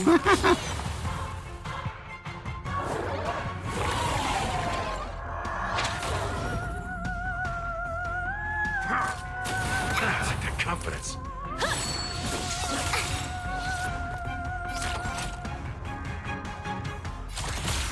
Time, detonate! Like Firefly, I will fight for myself. Until everything burns to ashes! Enemy data secured. Net markers activated. Time for good old counterattack.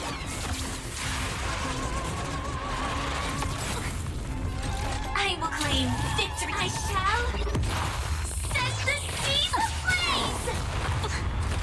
Did the rhythm get messed up?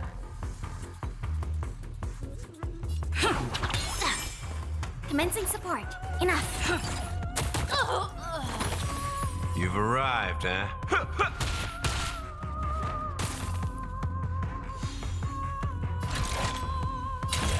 Live to fight! Fight to live!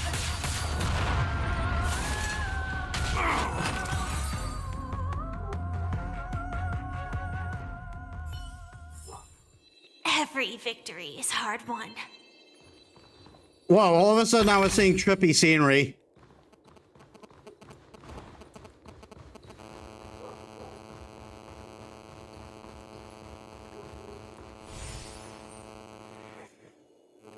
Okay, I'm being called for supper, so I'm going to take a food break and I'll extend the stream for how long I'm gone. Give me I'll see you then, everyone. All right, I'm back. How long was I gone for?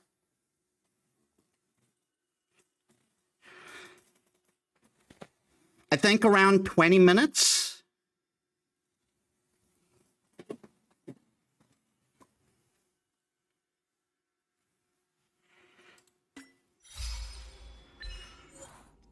Inherit the Watchmaker's legacy. Continue the unfinished journey of the Nameless of Penacony.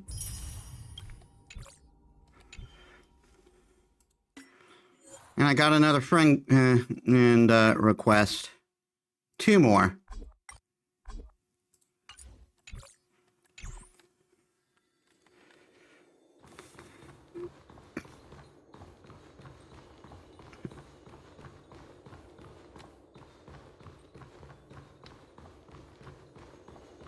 Maybe I'll be able to go there later.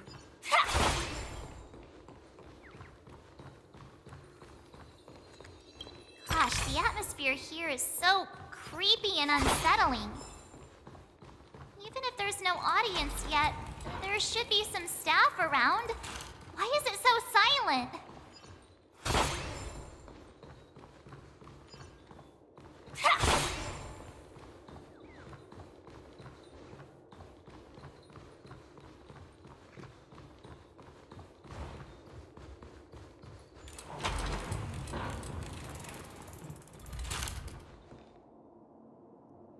I am not liking this.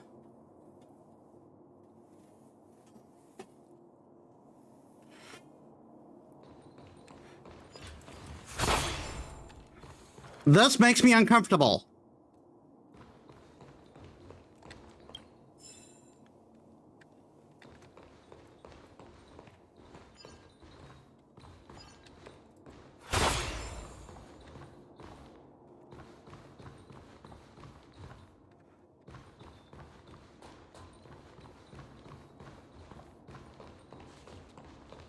Lore.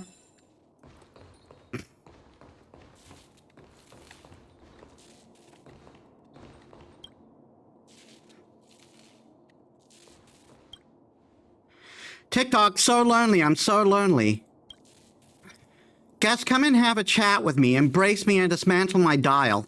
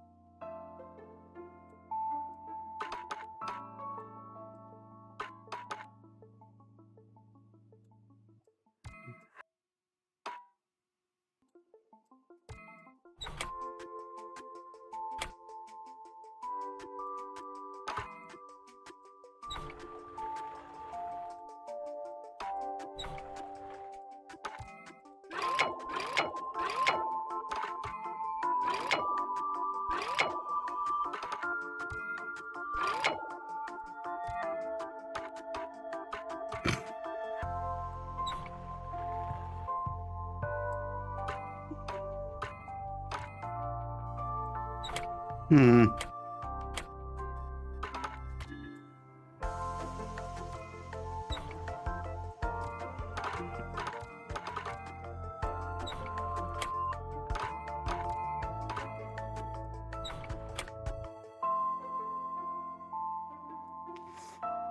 Hey, Lotus Prince, welcome to the stream.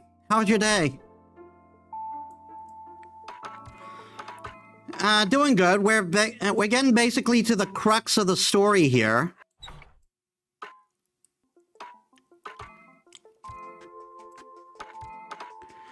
Basically, I called up Brother is having his villain arc.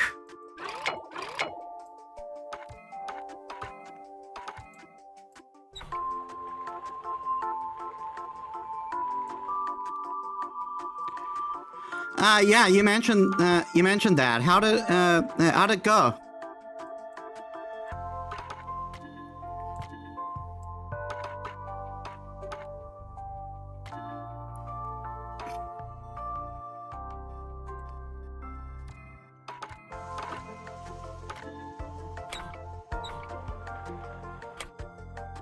Pretty fun, kind of surreal to hear voices you haven't heard in 20 years. That's fair. My high school had a thing where we didn't really have a reunion. You could just visit it again at some point, but that's not going to happen with me anytime soon. I moved, and since I moved to a whole different city.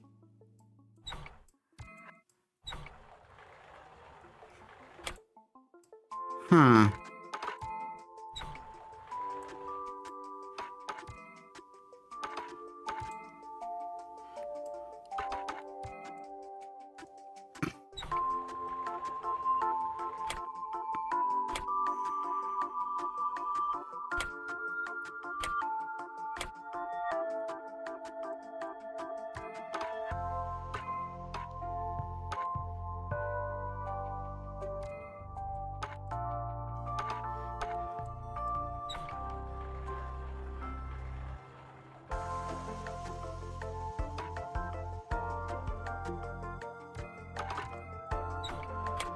This one is tough.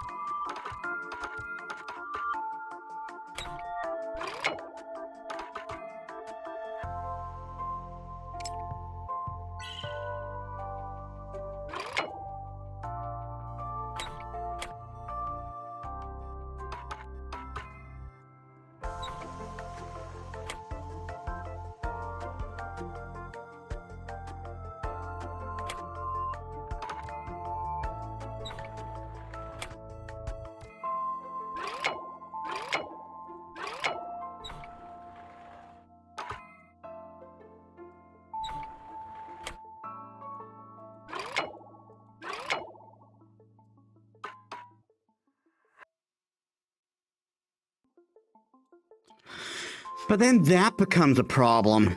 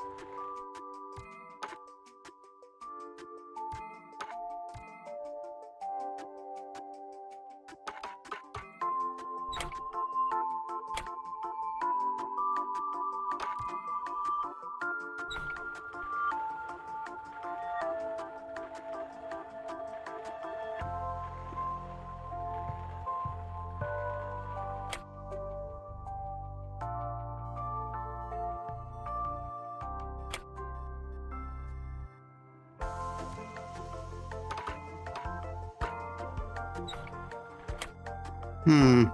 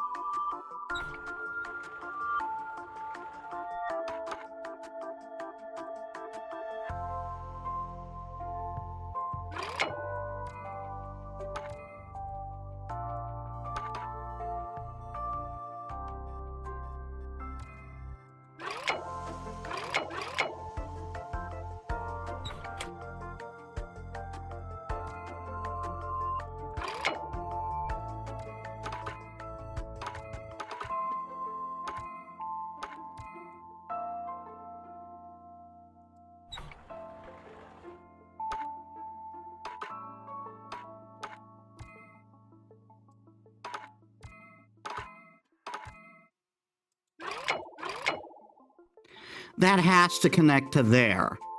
There's no other place it can connect to.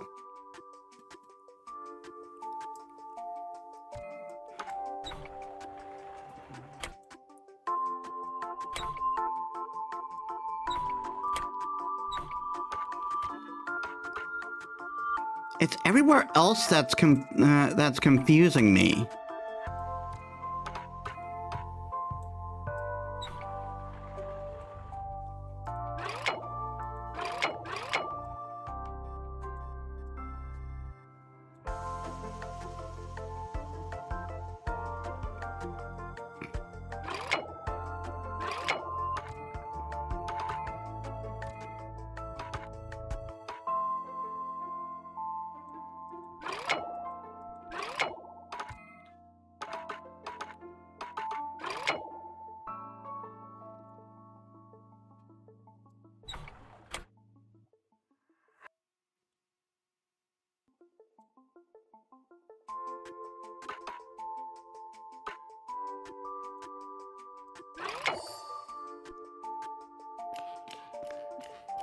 Really?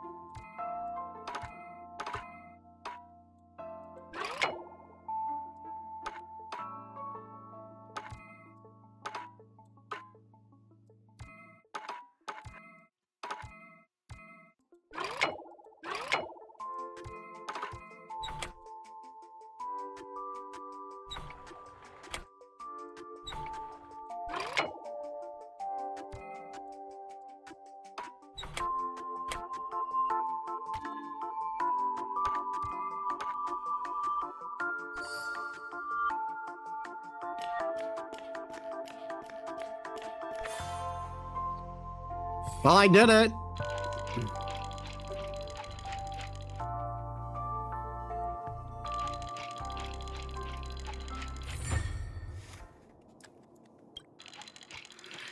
TikTok, maybe being alone isn't so bad after all. You get more time to turn the gears of thought. When I become a more outstanding clock, I might have more friends too. No danger detected. But never let your guard down.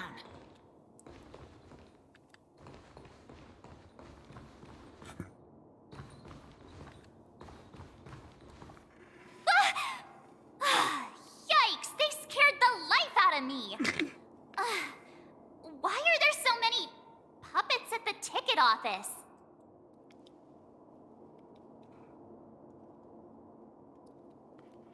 March behind you! They won't start moving, will they? Stop it! Are these puppets part of the stage setup? Even so, it's so eerie that the entire front hall is empty.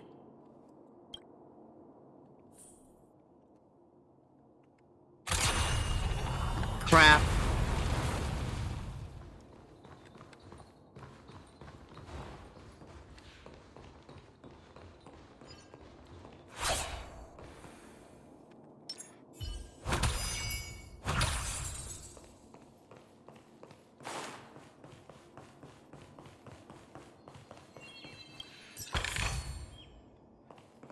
They put a thing for me to bust here, but there's no way for me to get to it.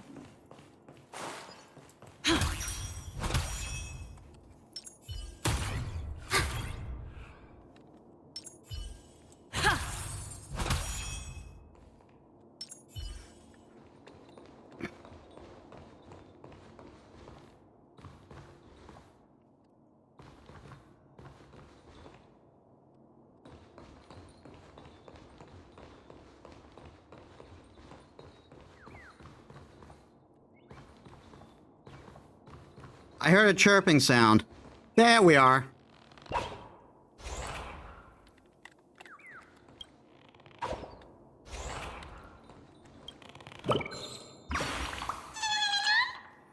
Did you realize I'm growing taller? I planted a birdie in the ground and a birdie grew really tall. If I keep watering myself, I will grow so tall I can't even fit into the theater. That's kind of creepy. What's there to fear? I bet I can grow even taller than the great tree. If only all birds could get so tall. Even Boss Stone would have to hide from us. What a brilliant idea. I'll let Lady Vermilion know to plant everyone and into the soil.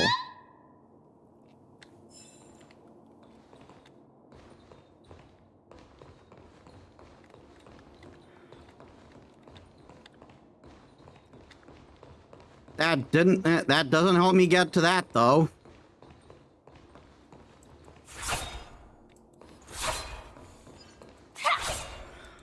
I can clearly target it. And I'd like to think the devs wouldn't be such assholes as to put something in a place where I can't get to it.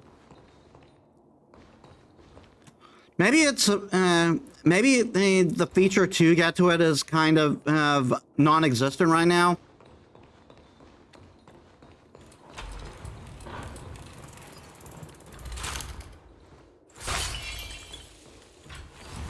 Something feels off.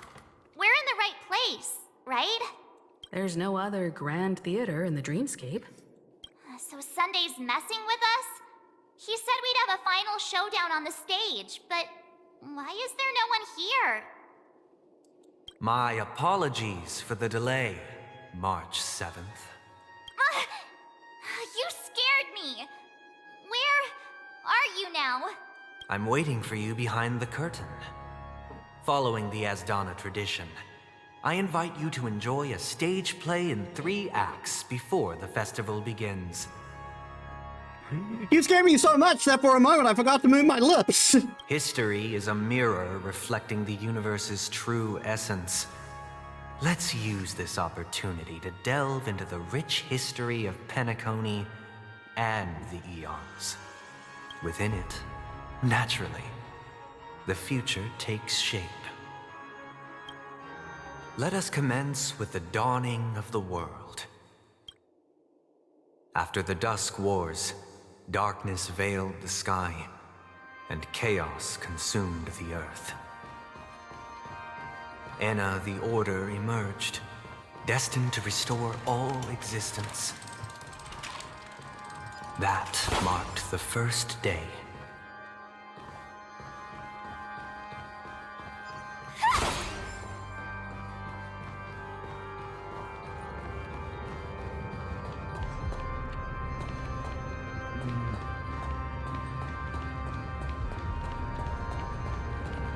They gathered nebulae and forged them into picks, thus creating a grand lyre with black and white keys. Strike the white keys, and the sun rose. Strike the black keys, and the moon rose. And so, the cycle of day and night arose. That marked the second day. Lionel, thank you for the follow. Welcome to the stream. How was your day?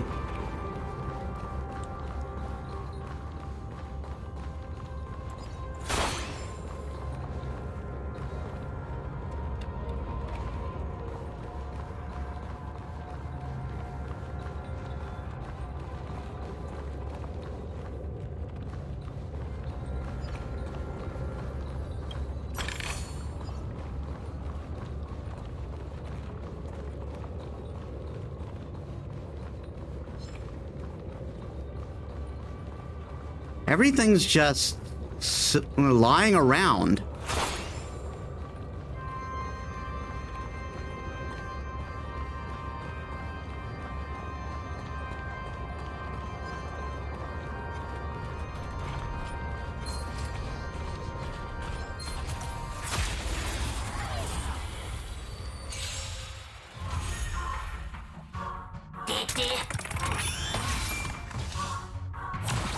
Still the same old.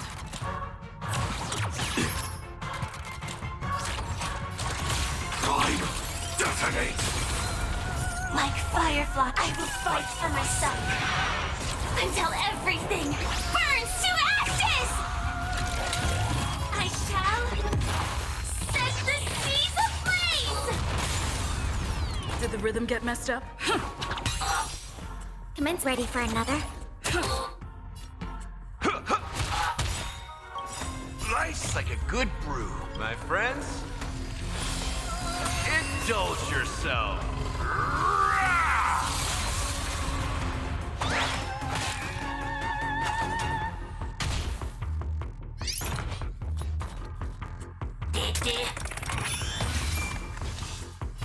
I will claim victory for myself. Live to fight!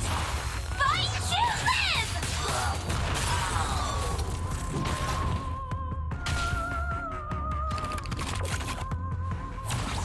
I like that confidence.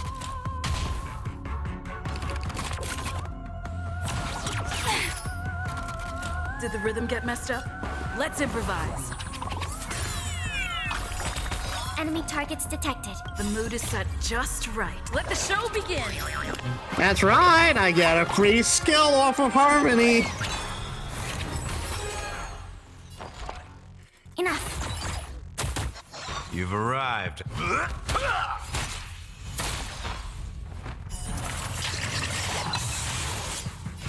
This is more. I shall set the seas ablaze!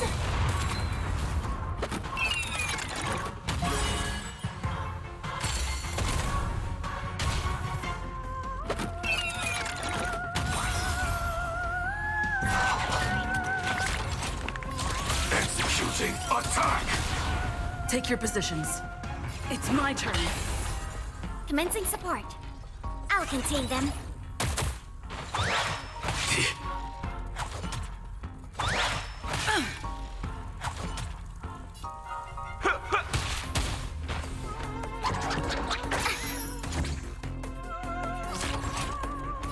Prime, detonate!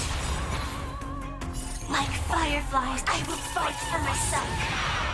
Until everything burns to ashes! Live to fight! Fight to live! Did the rhythm get messed up? Enemy targets enough.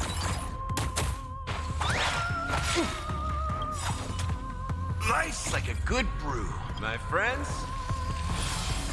Indulge yourself.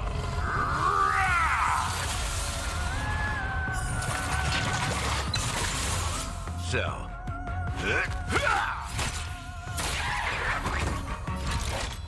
I shall set the seas ablaze! Did the rhythm get messed up? It's my turn. I'll contain them.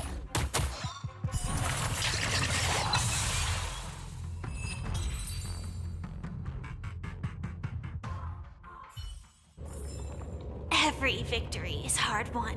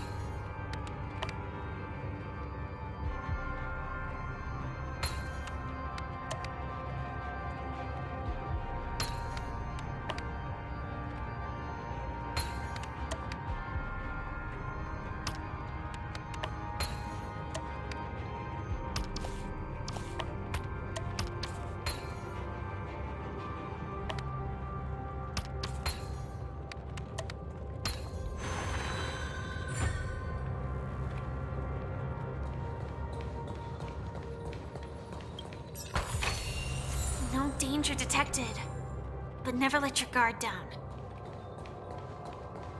And we got a bird here. Yank. Up. Jump. Hello, I saw a bird at the theater, and his voice was so mesmerizing. Accompanied by a melodic surge of organs, even the puppets will start dancing too. The birdie song traveled far and wide, just like a lightweight ivory feather.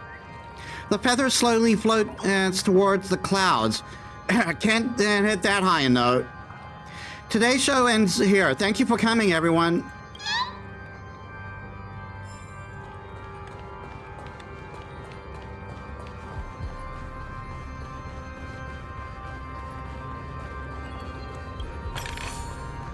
Inspection complete. Nothing suspicious.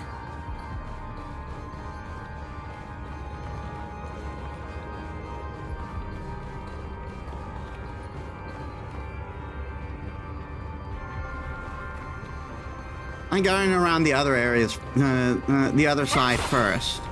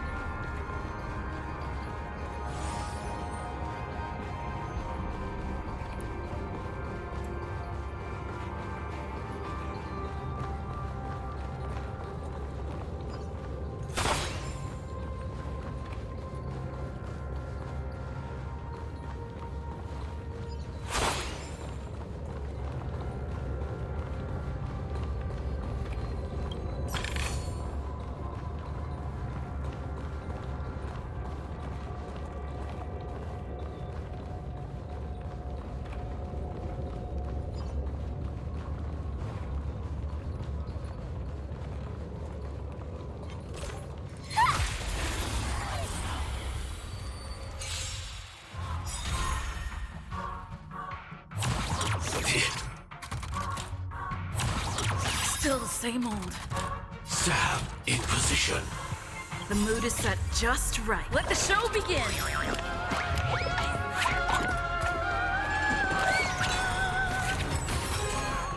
Enemy data secured. Net markers activated. Time for a good old counterattack!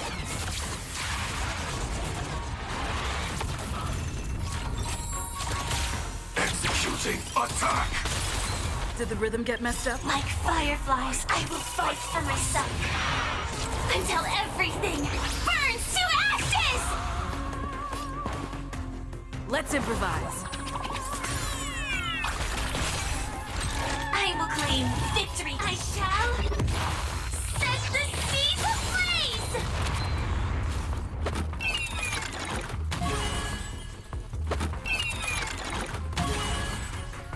Enemy targets detected. Ready for another? Let's kick things off with you! Live to fight! Fight to live!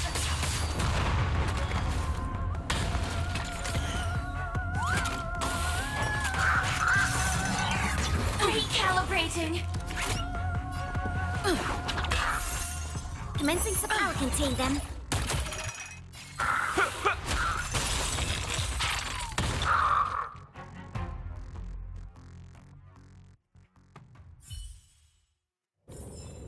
Every victory is hard won.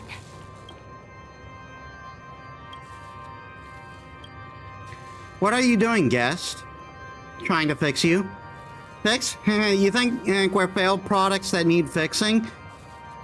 Guest, who defines what is normal and who defines what is malfunctioning? Why is it that when we abandon our poor imitations of cloth, we must be fixed en masse? Nah, man, that victory was totally easily won. That building block from the toy store, it definitely isn't some sinister object that caused the malfunctioning in the Sweet Dreams troop, but the treasure that awakened us. We're not damaged tickers. We just returned to our old selves. My inner self is impenetrable. If you think you can change my mind easily, go ahead and do your best shot.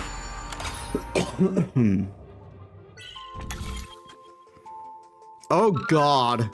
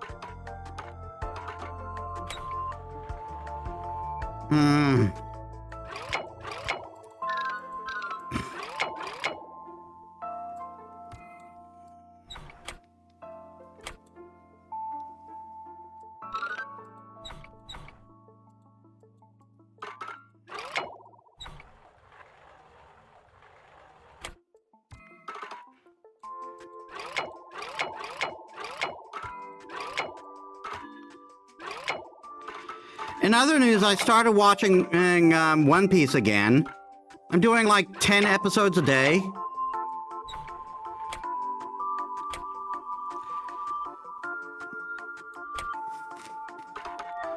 That said, it's still going to take a while, so I'm probably going to take a break between arcs.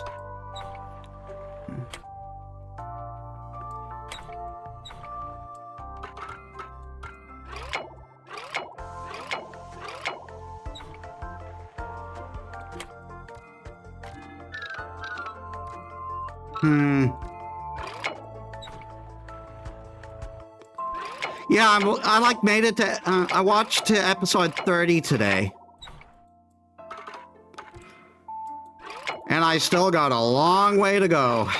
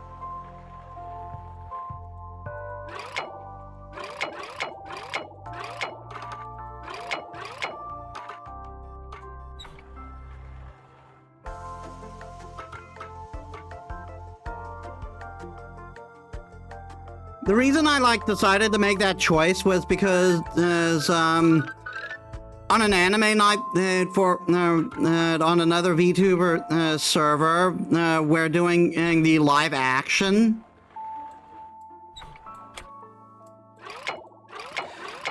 So I just thought this would be a good opportunity for me to watch the real one because I have no real desire to watch the live action.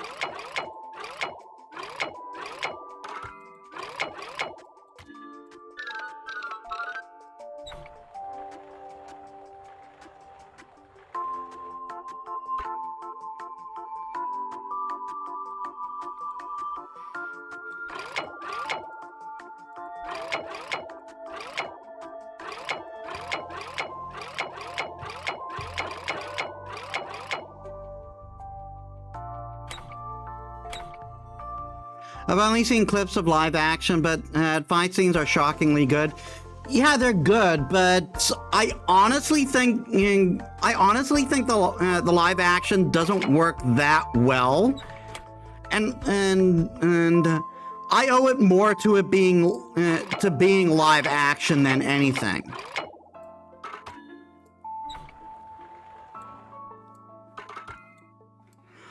Like, there's a lot of restrictions when it comes to live action, you know? It works better than an adaptation of One Piece of all the series in the world has any right to work. Like, yeah, it does. Just there are elements about it that don't work for me. And I'm talking as someone who barely watched One Piece beforehand, and right?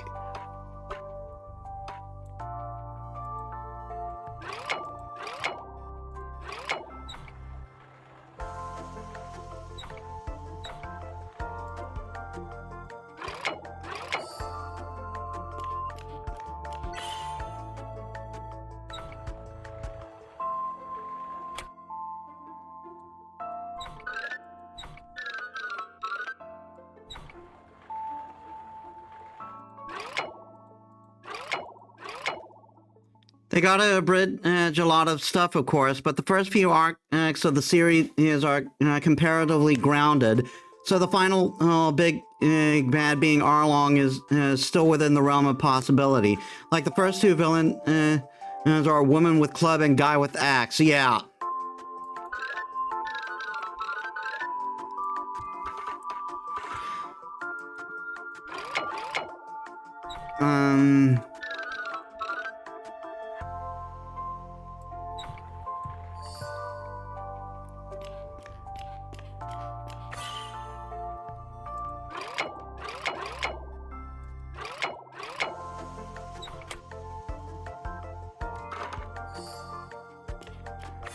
There we are.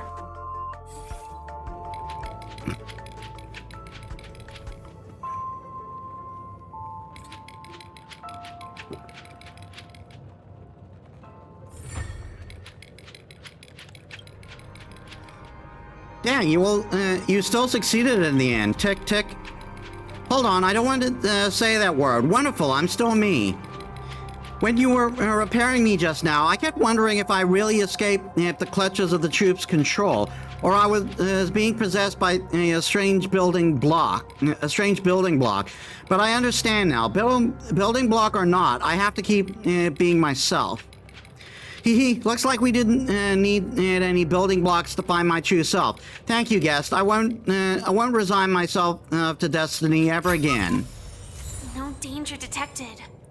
But never let your guard down.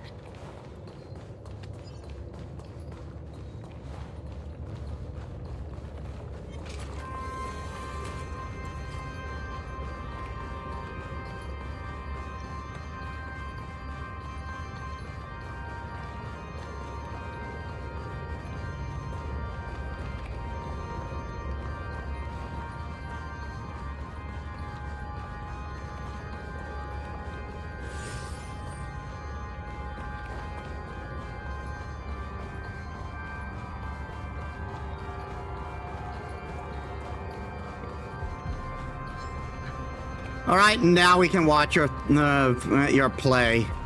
The puppets are gathering around the frame. Are they expecting us to enter it?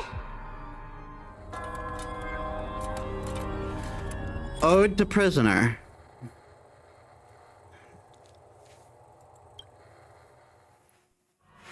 Where are we now? The atmosphere here looks similar to Sunday's inner world.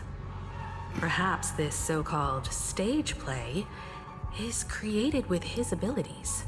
This act is named Ode to Prisoner. Given the atmosphere here, I believe it's about Penacony's past. I thought things were finally looking up as I managed to dodge prison during my recent trailblazing expeditions. But now it looks like I'll be back behind bars again. I mean, Penacony, they did establish... I genuinely wish to avoid a violent clash with my esteemed guests from afar. Therefore, I've arranged 3 acts before the situation becomes irreparable. Where shall we start our narrative? Well, let's start with the time when Penacony was still a frontier prison. Looks good. Yeah, I was about to mention that. They did basically, basically just tell us that Penacony essentially was the Australia of this universe.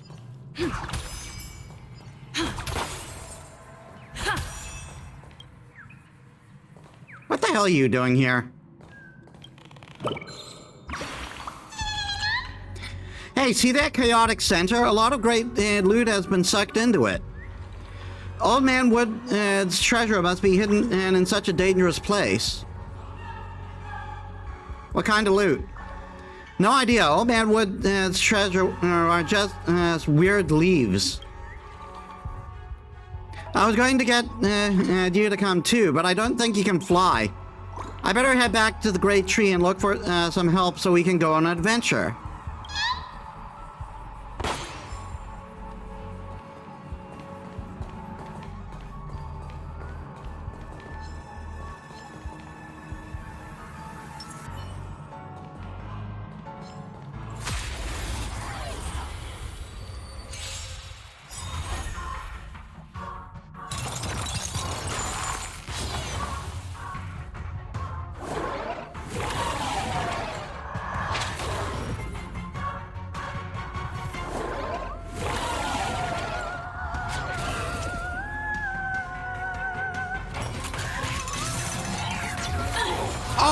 Fuck you! Joining the battle. You just start off with that?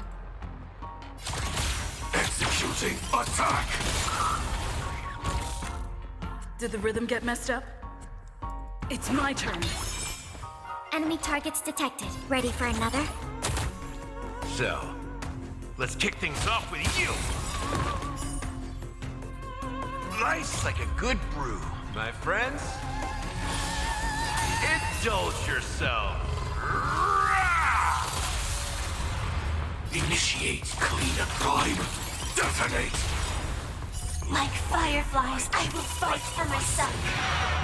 Until everything burns to ashes!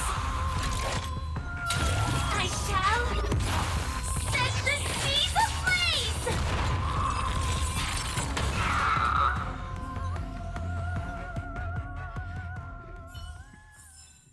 Every victory is hard won.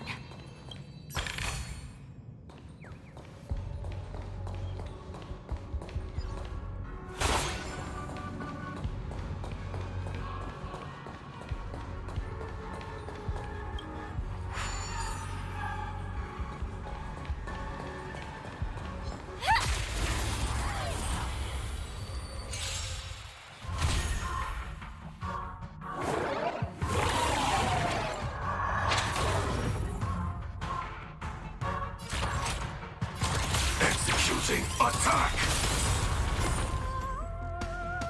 Like fireflies, I will fight for myself. Until everything burns to ashes! Live to fight! Fight to live!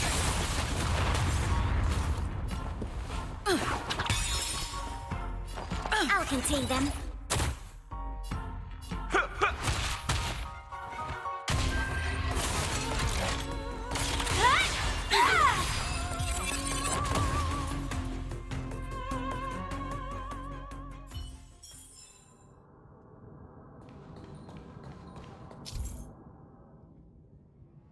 Dreamwalker 5. You will occasionally discover some scattered dream bubbles in the map. Due to them being unconnected to passable platforms, these dream bubbles cannot form bubble bridges. After interacting with a control panel, the corresponding dream modules and their trajectory will be highlighted. By interacting with control panels, the dream module can be moved along the designated trajectory. When moving the dream module, the scattered dream bubble on its surface will also move it. Will also move with it.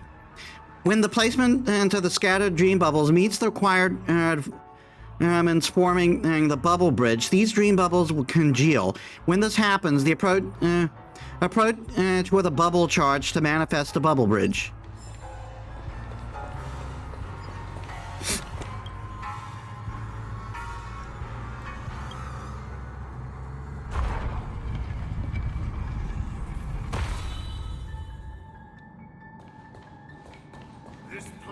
In 2147 AE, a prisoner named Hanun ignited a struggle for liberty and emerged triumphant. IPC referred to it as the War of the Frontier, while the Asdanians dubbed it the War of Independence.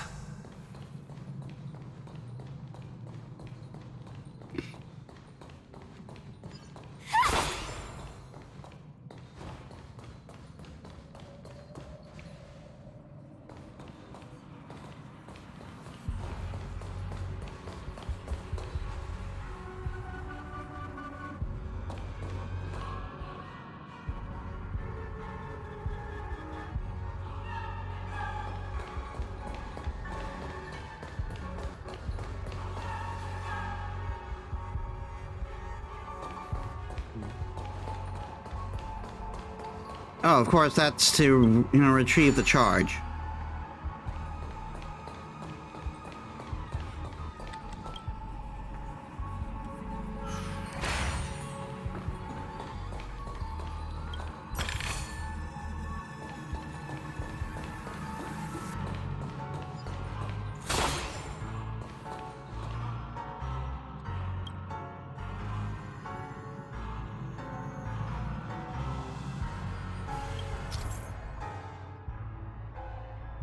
When the surface of a dream module has already formed a bridge, moving said module will destroy the formed bridge, and the bubble charge expended to the building will be returned.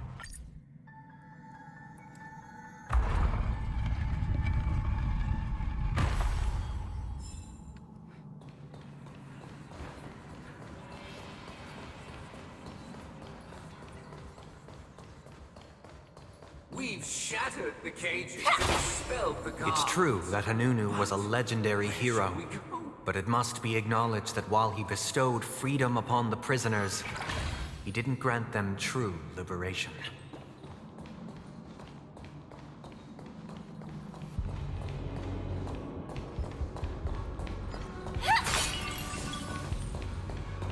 Thank you for staying here, honorable travelers. The three nameless stayed on the planet, endeavoring to spread the tenets of Trailblaze throughout the frontier prison.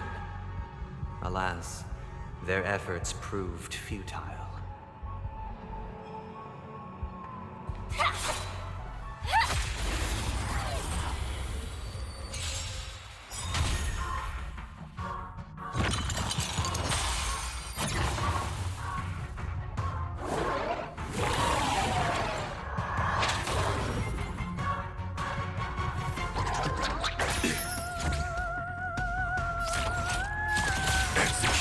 Attack! Like fireflies, I will fight for myself until everything burns to ashes! I shall set the seas ablaze!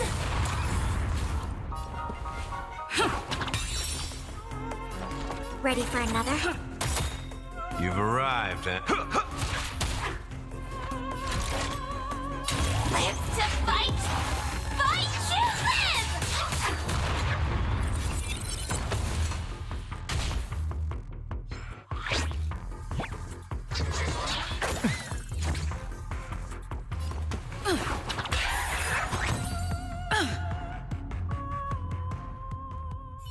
Thank you for staying Every here, victory honorable is hard travelers. won. However, The three nameless stayed on the planet, endeavoring to spread the tenets of Trailblaze throughout the frontier prison. Alas, their efforts proved futile.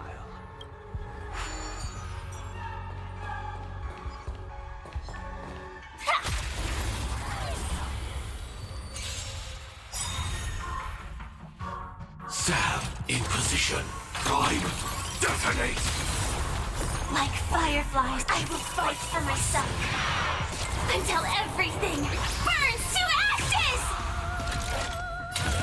I shall set the seas ablaze! Did the rhythm get messed up? I'll contain them. So, let's kick things off with you!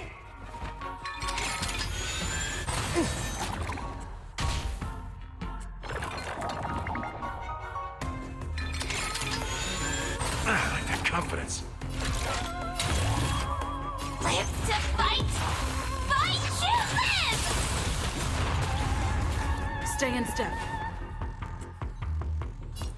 Dreams do come true.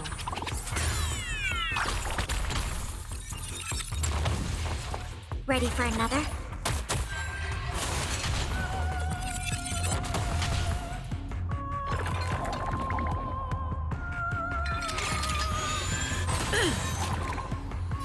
Move forward! Ignite!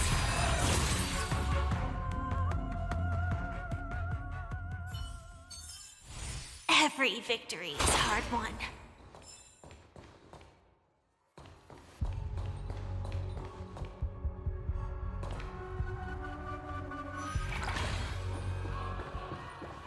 Let's build another prison, not within the Once again, as Donna was engulfed in war, this time the enemies originating from within.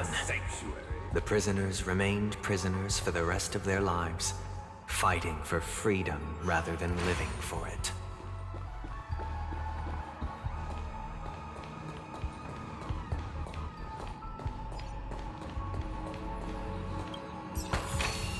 Inspection complete. Nothing suspicious.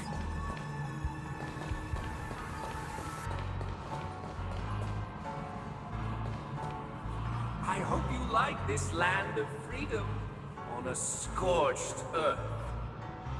As you can see, their sentences have long ended, and the IPC guards have long been expelled. Yet, these prisoners remain enslaved, not by external forces, but by the confines of their own minds.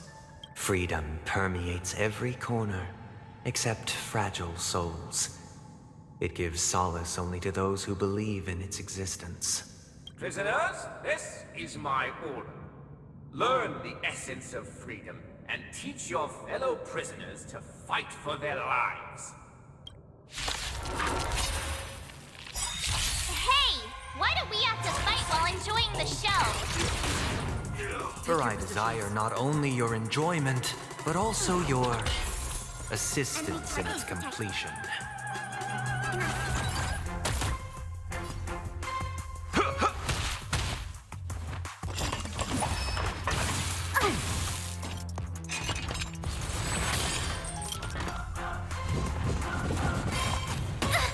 Ow.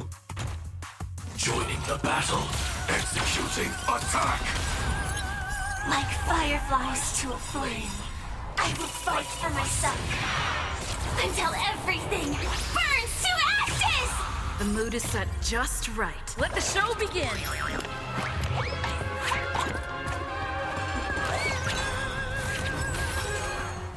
Nice like a good brew, my friends. Indulge yourself. Enemy data secured. Net markers activated. Time for a good old counterattack!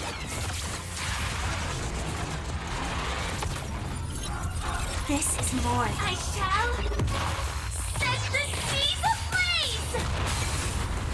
Did the rhythm get messed up? Ready for another? It ain't over yet.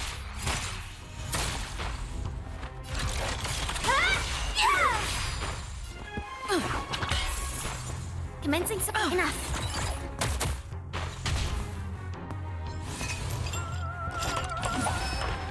Recalibrating.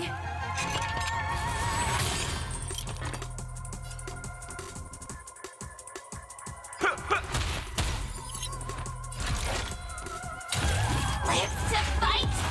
Fight to live! Stay in step. It's my turn.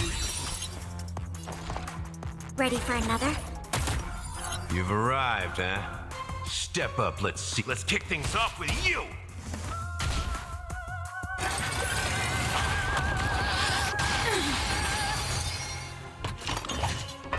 Still the same old. Sam in position. Prime, detonate! We have the upper hand. Let the show begin!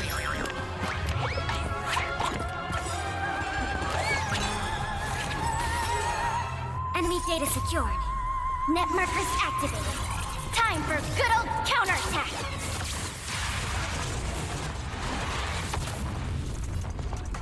Enough.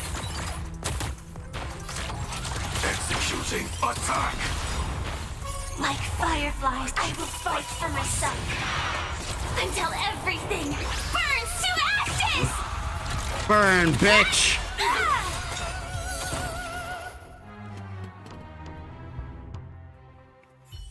No one can restrain you anymore. You are free. Thus concludes the first act. Amidst a raging war, the frontier prison headed toward becoming Land of the Exiles. This must be how Penacony was constructed. With the aid of outsiders, the prisoners were finally liberated and established the Land of the Exiles. However, it appears that Sunday aims to convey the spiritual plight of the prisoners more than the physical aspects of imprisonment. This show is a bit too literary for my taste. But the battle part is quite easy to understand. Anyway, we've arrived at the exit. Let's go! Good Lord, March. These puppets. Where are they guiding us this time?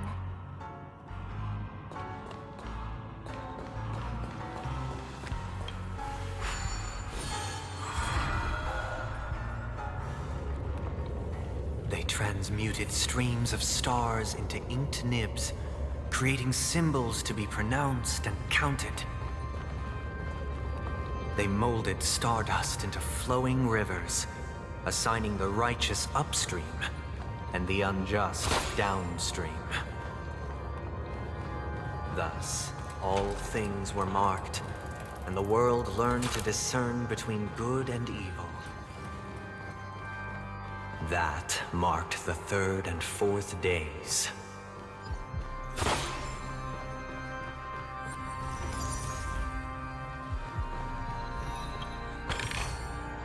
No danger detected, but never let your guard down.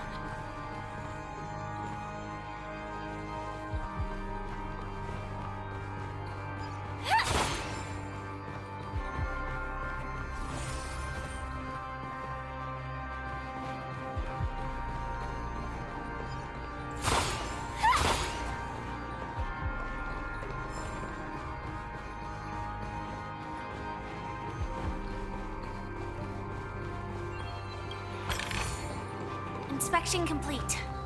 Nothing suspicious.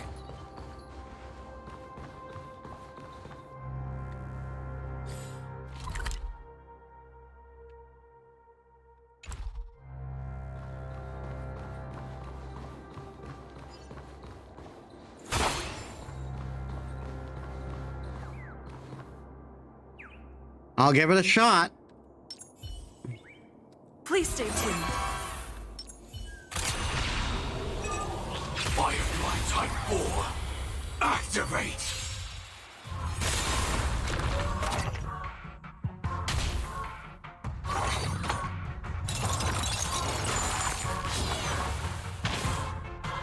Yeah, that's fine.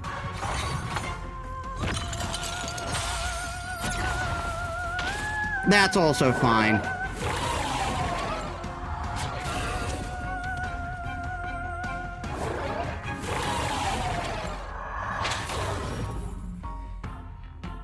Sam in position.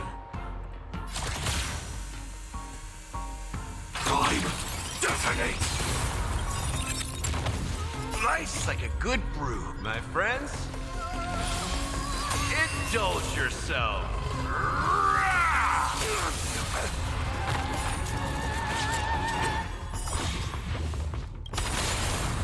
Like fireflies, I will fight for myself until everything burns to ash. That's fine, that's fine. That's Godzilla, but it's fine. Live to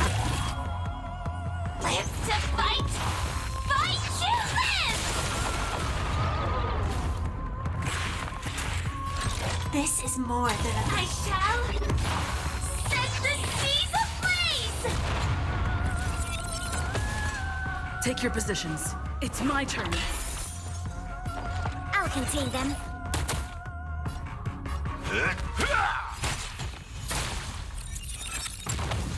Move forward, ignite. That was really easy.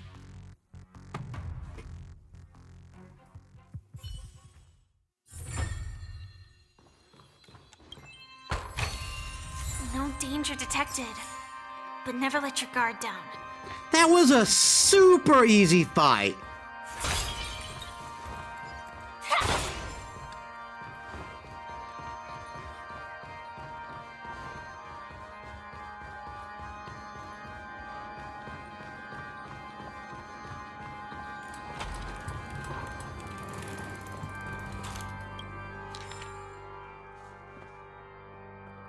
The collectible cards of the Planet of Festivity series, designed and released by Dreamstar Entertainment and of the Alfalfa Publishing House. So all rights reserved, unauthorized reproduction, and will be prosecuted. Wing shielded the forest from torrential rain, while a shadow veiled the scorched sun over the wasteland. Only those who soared alongside him knew it was an owl gliding through the twilight, poised to guide the naive away from the storm of ignorance. He brought precious gems of wisdom to give to the ignorant children, decorating the new nest to shield them from the cold. Unfurling the wings of knowledge, he plucked 30% laughter and 70% rhapsody from the night sky, making Earth glow with the radiance of starlight. As the sun re-emerged, he had already vanished from the heavens. 12 cities stood on this earth, for those were the dreams he left behind for the fledgling birds.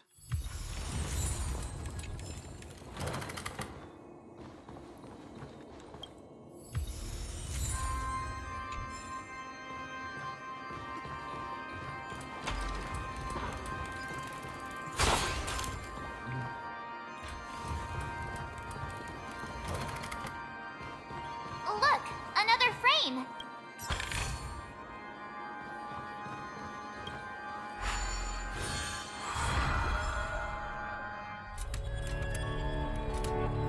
Act 2, Ode to Fool.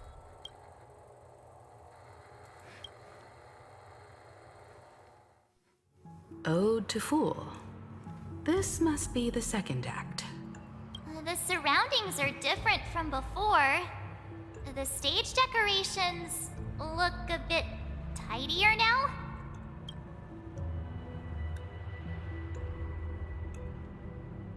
Behold the ensuing tale, a struggle for power. Penacony witnessed the ascent of the 7 major lineages: tree, grass, flower, bird, beast, fruit, and insect. Peace never truly graced Land of the Exiles. The history in this era is rich and intricate, so please allow me to present it in allegorical form.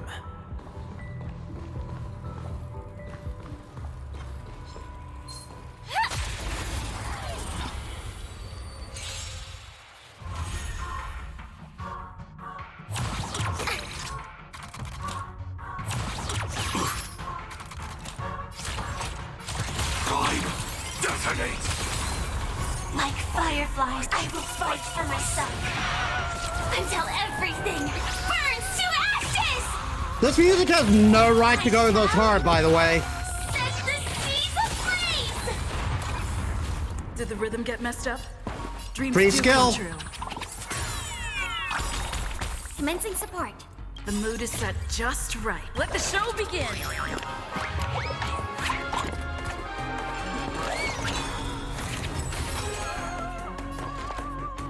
I'll contain them. Enemy data secured. Net markers activated. Time for a good old counterattack!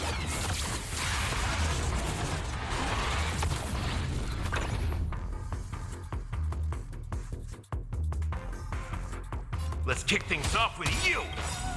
Nice like a good brew, my friends. Indulge yourself.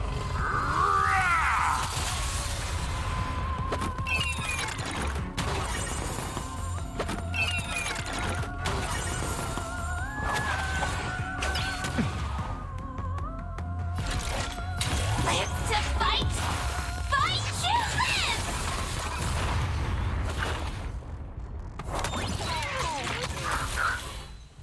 I shall set the seas ablaze! Did the rhythm get messed up? Enough. You've arrived. I'm killing that TV before it could pull off its bullshit.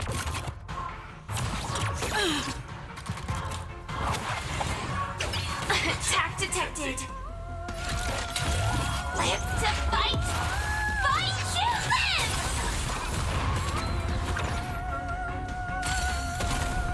live! Did the rhythm get messed up? It's my turn.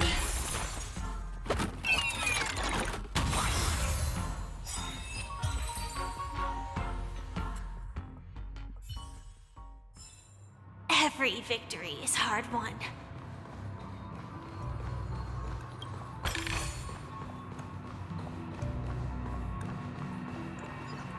My child, you did not serve the old master. The leader of the Alfalfa family sought to defect to the IPC, trading freedom for survival. However, His eldest son slew him in the name of righteousness and ascended as the new family head.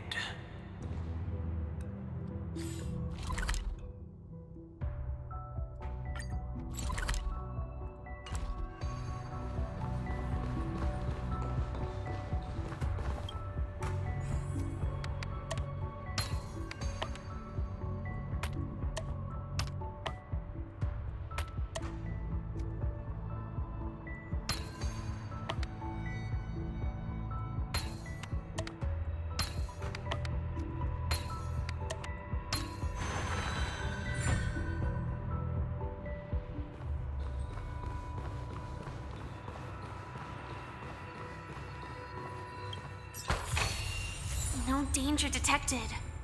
But never let your guard down. Welcome to this mansion, dear outsider. Land of the Exiles was in disarray, besieged by both internal and external perils. Though the 7 major lineages appeared united on the surface, each harbored their own ambitions, leading to ceaseless conflict.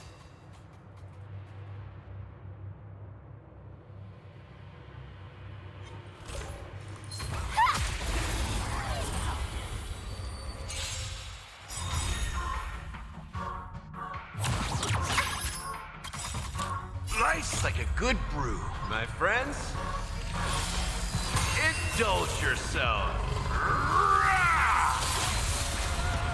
Initiate cleanup. Prime. Detonate. Like fireflies, I will fight for myself. Until everything burns to ashes! The mood is set just right. Let the show begin!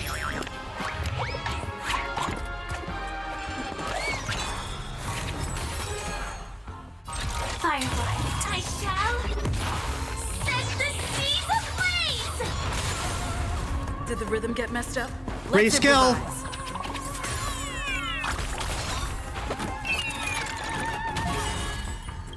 Enemy data secured. Net markers activated. Time for good old counterattack.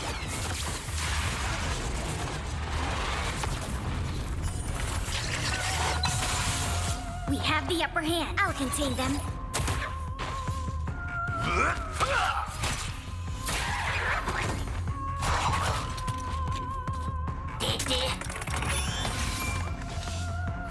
This is live to fight! Fight to live! Did the rhythm get messed? Ready for another?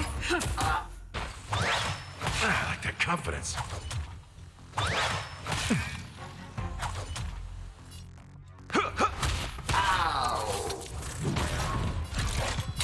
I shall set the seas ablaze! Did the rhythm get... I'll contain them. The mood is set just right. Let the show begin! I probably should have waited on that.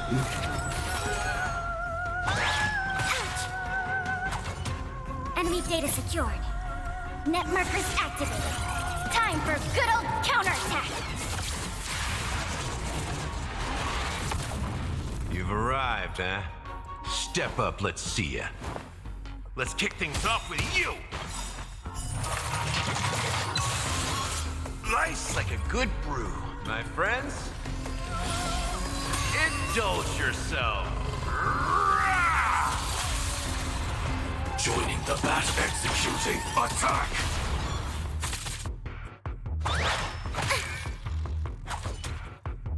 It's my turn. Ready for another?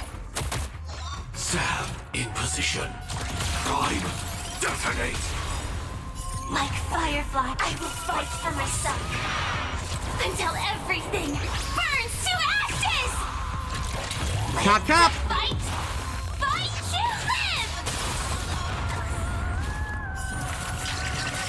Whose doggos are not good boys?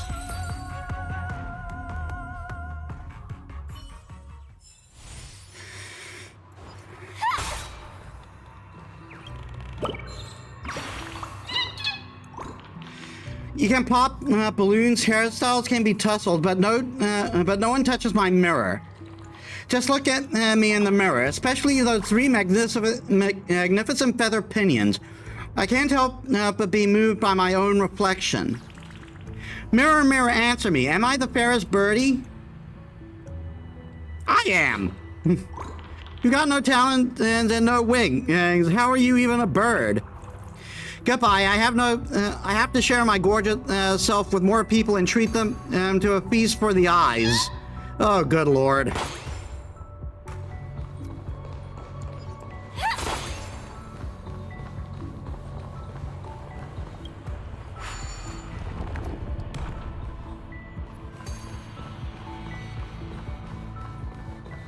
Oh my...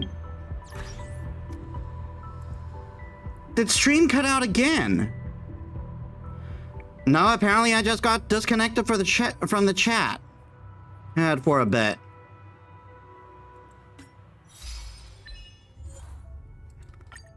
How's the stream? Is it okay?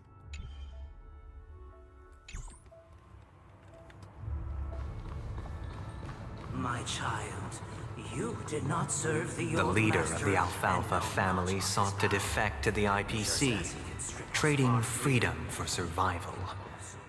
However, his eldest son slew him in the name of righteousness and ascended as the new family head. That's good.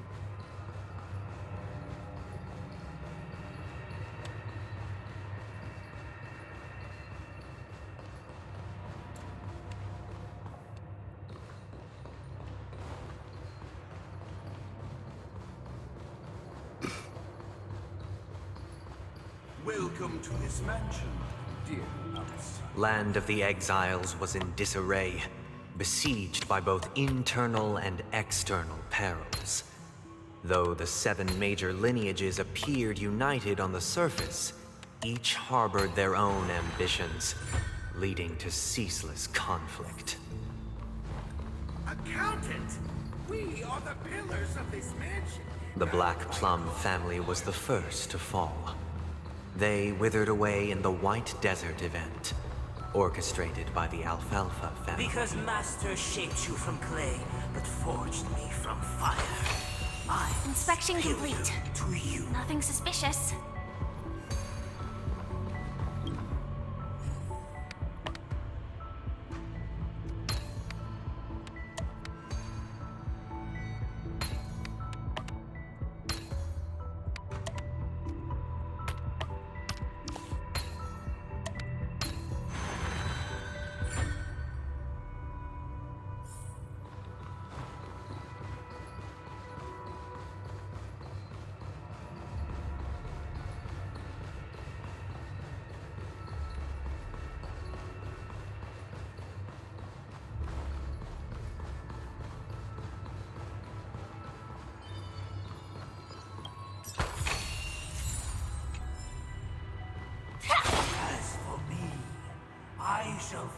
Only when Gopher Wood led the family to Land of the Exiles and earned recognition from all 5 major lineages did Penacony earn its new name, the Land of the Dreams. Please stay tuned.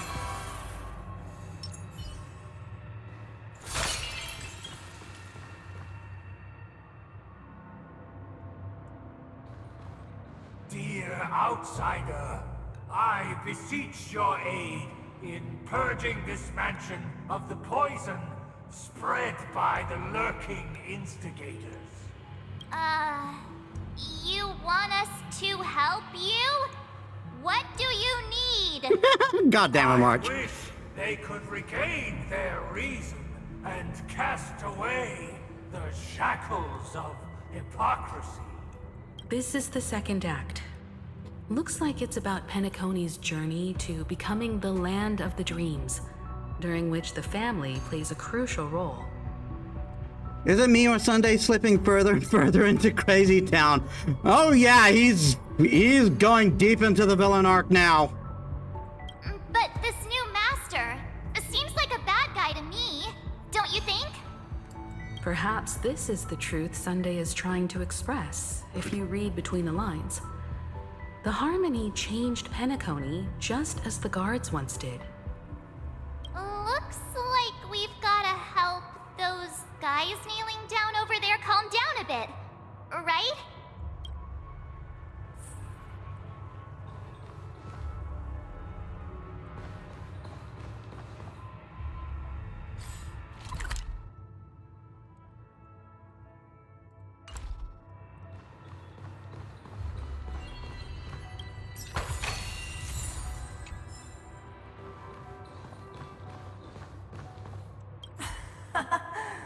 In the absence of my master, I am free.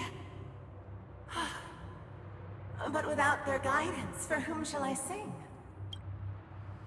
The decaying heart finds rebirth only in the calmness, proclaimed the new master.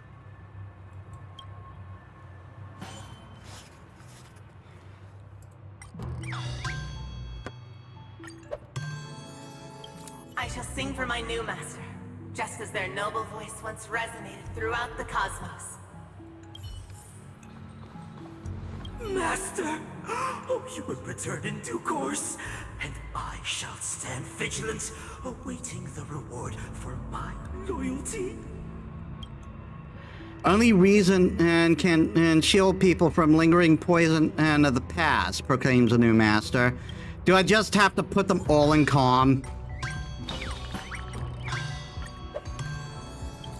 Master, now that you have gone, I shall wait no longer for my reward. I shall seize what is rightfully mine. Once, I stood as the most loyal guard among all the servants.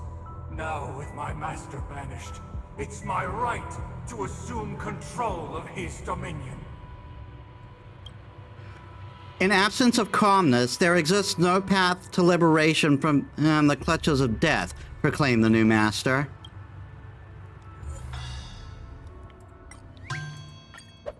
My former master has long departed. But why do I still fear the remnants of his creation? Master is no longer here. I thought I'd be free, but I'm not. Now, without my master's command, I'll have to seek guidance from the blind. Only the calmed ones can evade the insidious influence of the hidden instigator, proclaimed the new master.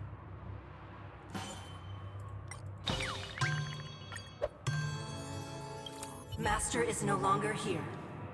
I must seek a new master and serve them faithfully.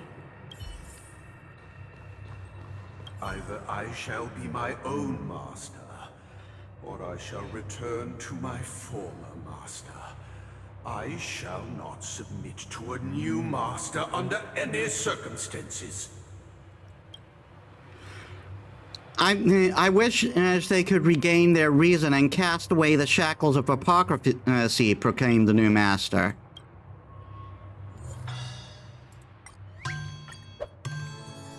Without a master, who can grant me true freedom? Thank you, dear outsiders. My servants have regained their sanity. Heed me, one and all. Your former master shall not return. It is through righteousness and unwavering support for one another that we shall attain true perfection. Cast aside the veils of hypocrisy and embrace one another. Get ready. Looks like another fight is about to begin. Is this what they call immersive theater? So many of the villains want to achieve perfection and yeah.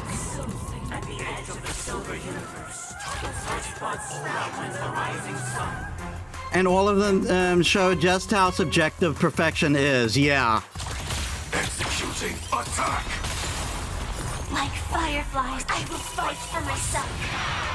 Until everything burns to ashes! Live to fight! Fight Stay in step. Dreams Free do skill. come true.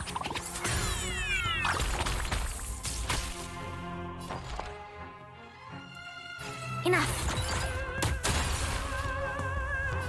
How's this taste? Thanks for the support. Firefly, type 4. I shall set the seas ablaze! Did the rhythm get messed up? Enemy targets ready for another. You've arrived.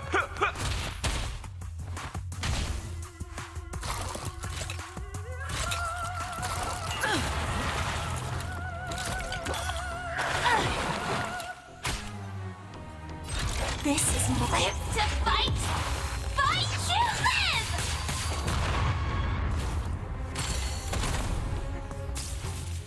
Take your position. It's my turn. Commencing support. Enough. The sheer disrespect of pouring wine on you. Enemy data secured.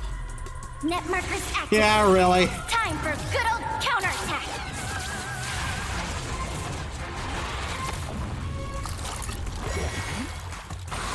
Still the same old. Time to mix things up. Great teamwork. Prime, detonate! Stay in step. Let the show begin.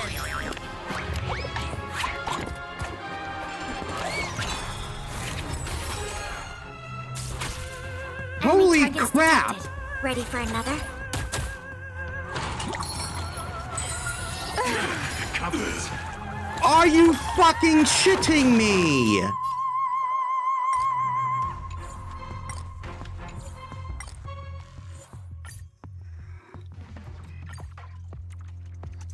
Listen, the snow blankets all of us on.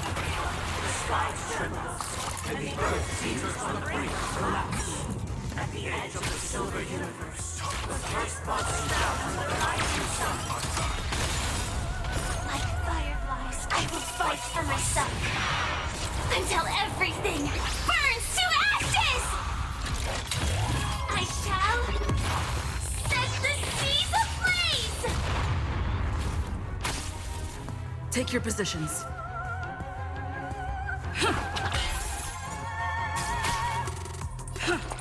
I'm going to wait to use my free skill. How's this taste? Thanks for the support.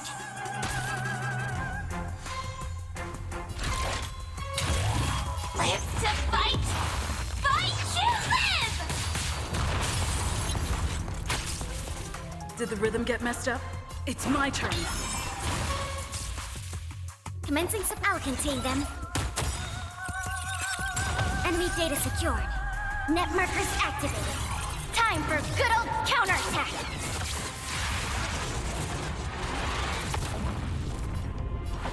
Time to mix things up. Great teamwork.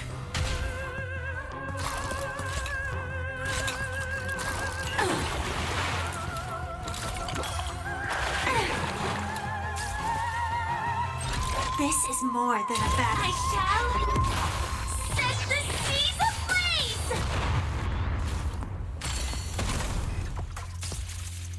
Stay in step. Enemy targets detected. Ready for another?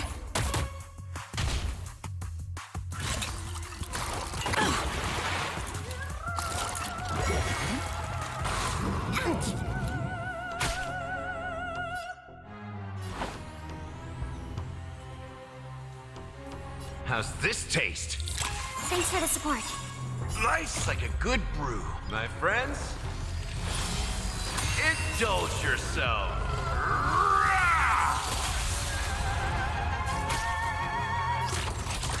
Prime, detonate! Let's improvise.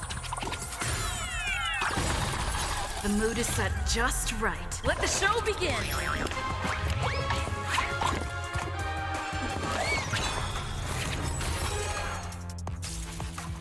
We have the enough.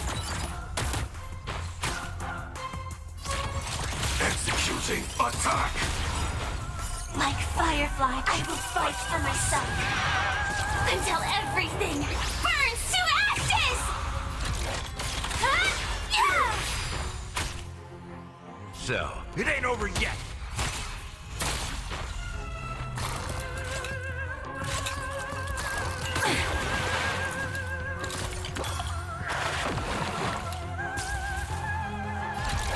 Live to fight! Fight to live! Take your positions. It's my turn. Commencing support. Ready for another?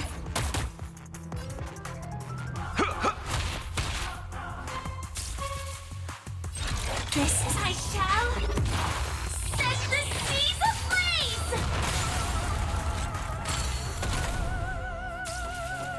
Did the rhythm get... Enemy target enough.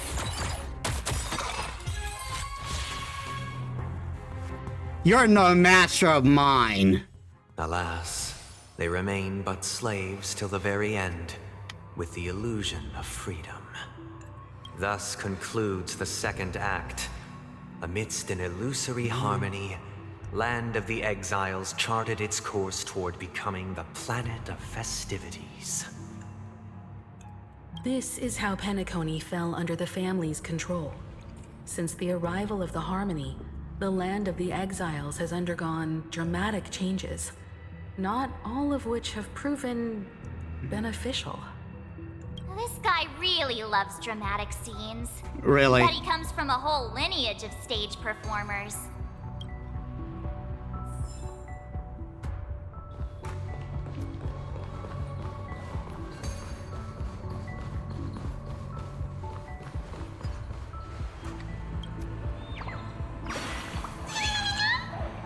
I'm a birdie that guards the theater. Everyone that passes by has to answer my riddle.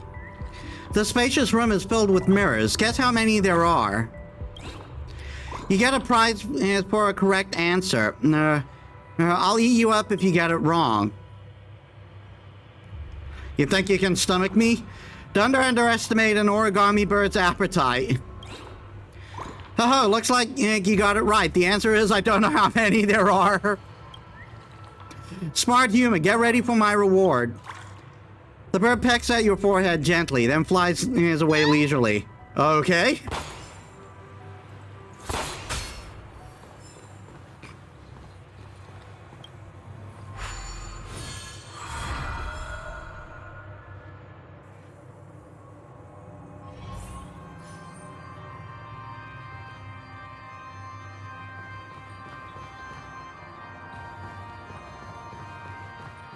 They used the planetary rings to establish the law, forging a code of conduct among the masses. A grand lyre with black and white keys served as an instrument, while symbols of articulation and numerical notation took the form of musical notes. But a lyre doesn't have keys. A melody, and the canon of law dictated the form. A lyre. Thus, all mortals found their unique place within this symphony. That marked the 5th and 6th days. A lyre doesn't have keys. You just described a piano.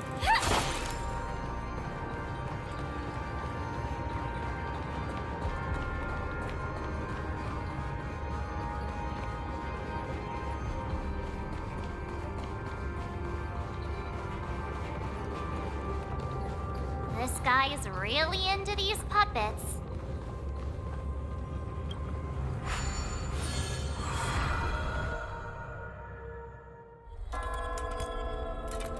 Act 3, Ode to Order.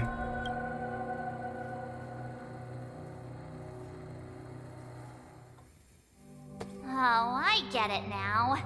The last scene is all about singing the praises of the Order.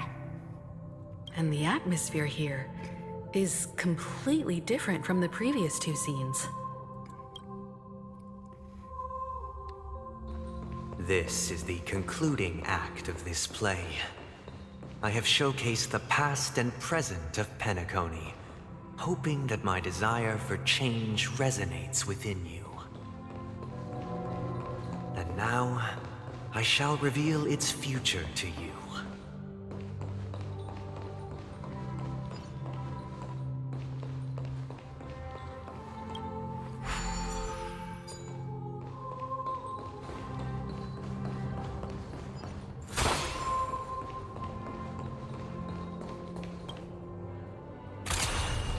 Darn it.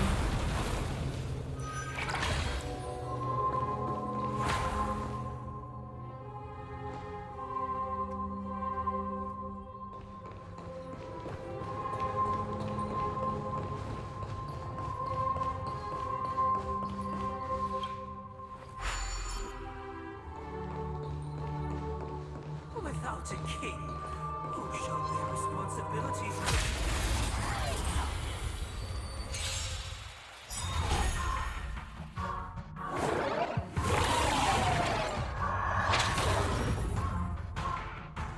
Joining the battle. Time, detonate! Like Firefly, I will fight for myself. Until everything burns to ashes! Enemy data secured. Net markers activated. Time for a good old counterattack. Freeze! I will claim that I shall set the seas ablaze! Stay in step.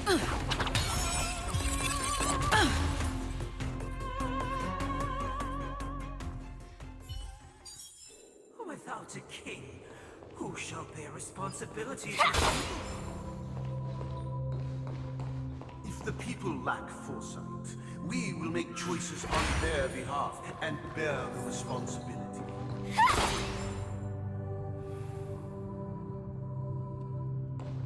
Arg.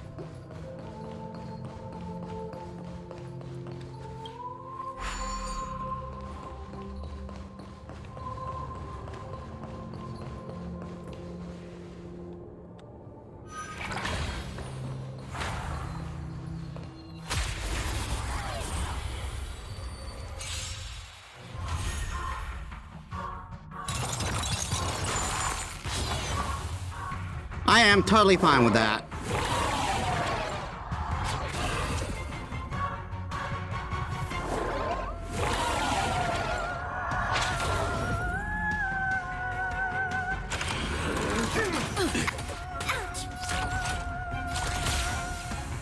Executing attack!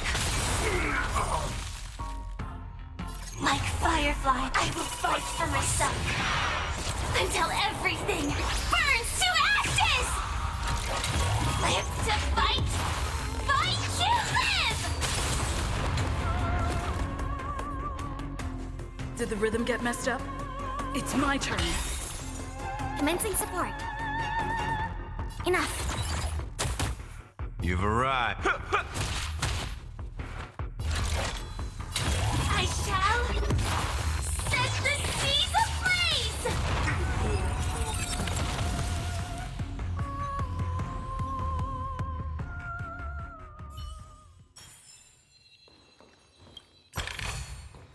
No danger detected, but never let your guard down.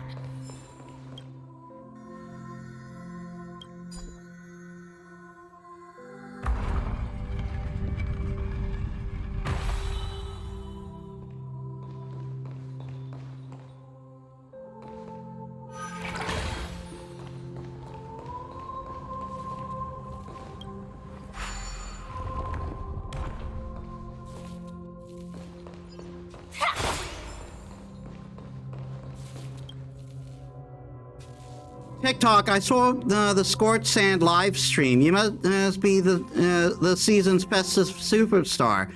TikTok, I love you so much. Please give me your autograph. No, please shake. Let me shake your hand. No, please be with me. Good Lord.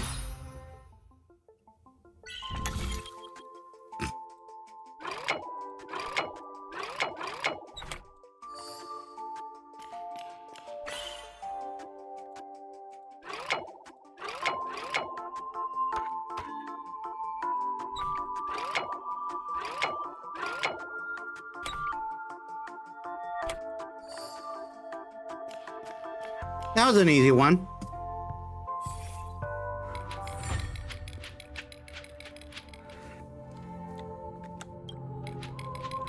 TikTok, I'm really sorry for startling you just now. I was too greedy. You don't have to do anything. I just really like you, but admiring you from afar is enough for me. Inspection complete. Nothing suspicious.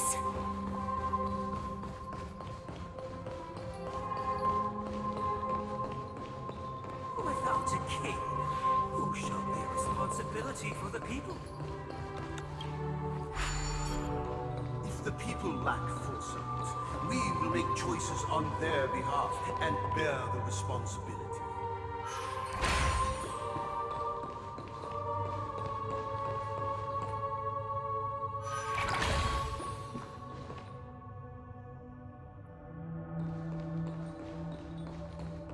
Without a king, who shall protect the weak?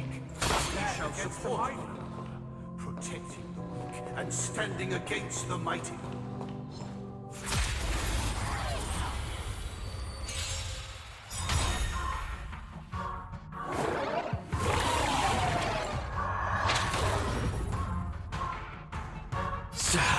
Big deal. Like fireflies, I will fight for my son. Until everything burns to ashes! I shall set the seas ablaze! Did the rhythm get messed up? It's my turn. Commencing support. Enough. You've arrived. Let's kick things off with you! Fire. Move forward! Ignite!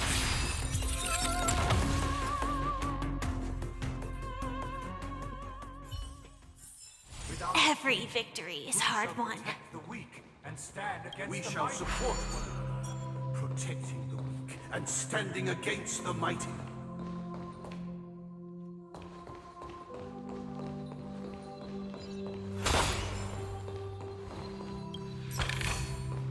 No danger detected, but never let your guard down.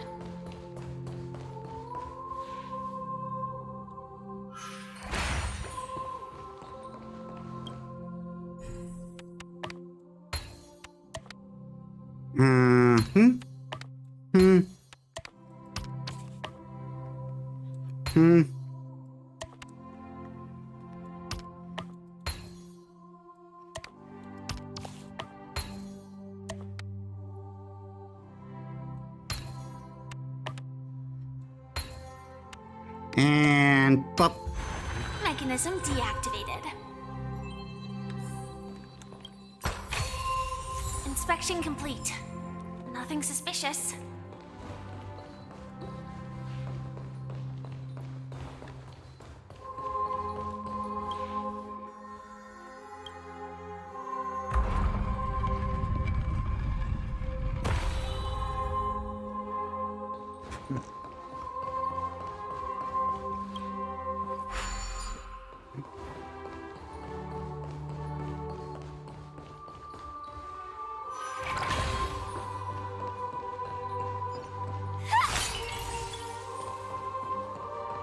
Without a king, who shall govern the movement of stars? Before the The arrival, ebb and flow of time. everything followed its natural course, and so it shall continue even after the king's departure. After the king's departure, We no No longer danger have detected, but never let your guard down. become kings of all things.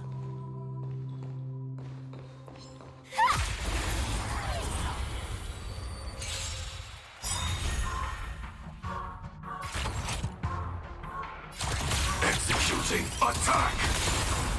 Like firefly, I will fight for my son. Until everything burns to ashes! Live to fight! Fight to live! Did the rhythm get messed up? Dreams do come Free true. skill. I'll contain them.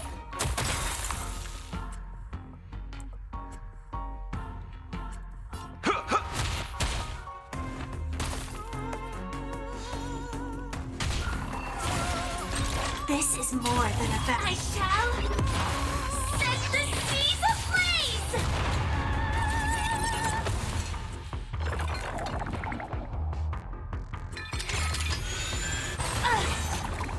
Stay in step. Enough.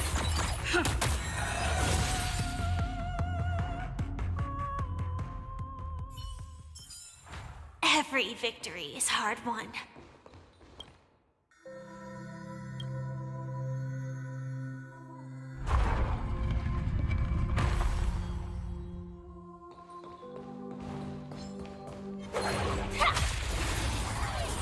I didn't see that guy there.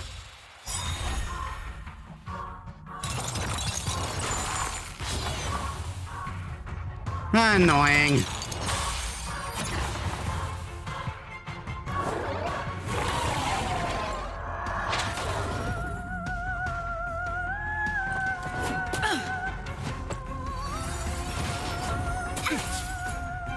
Joining the battle. Prime, detonate! Like Firefly, I will fight for myself. Until everything burns to ashes! Live to fight! Fight to live! Did the rhythm get messed up? It's my turn. I'll contain them. Let's kick things off with you! Firefly, I shall set the seas ablaze!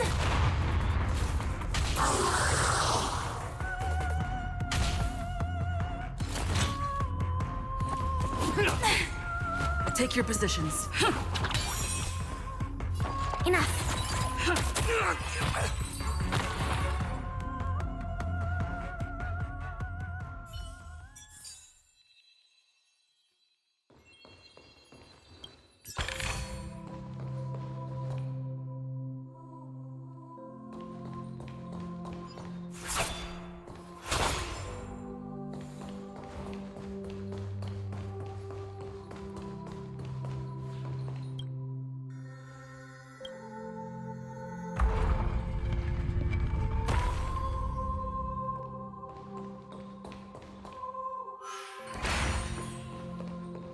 Without a king, who shall govern the movement of stars?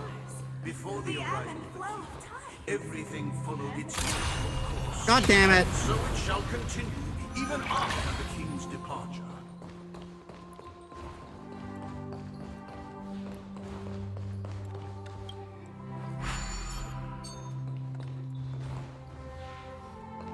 Without a king, the weak can stand against the mighty.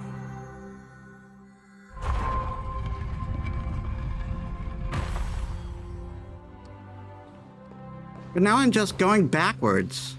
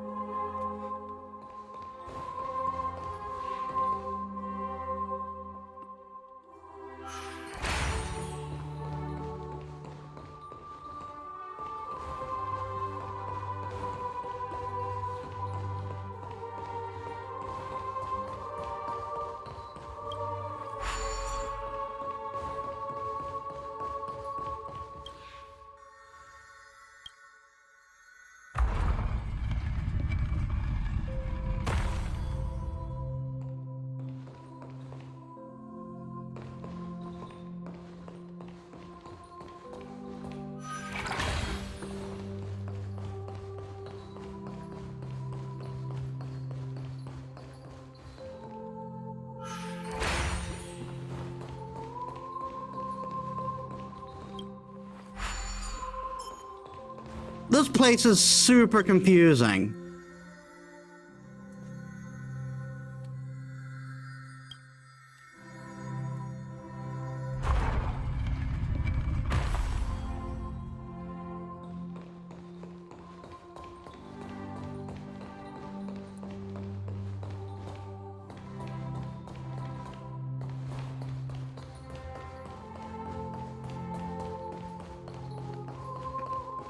But after the king's departure...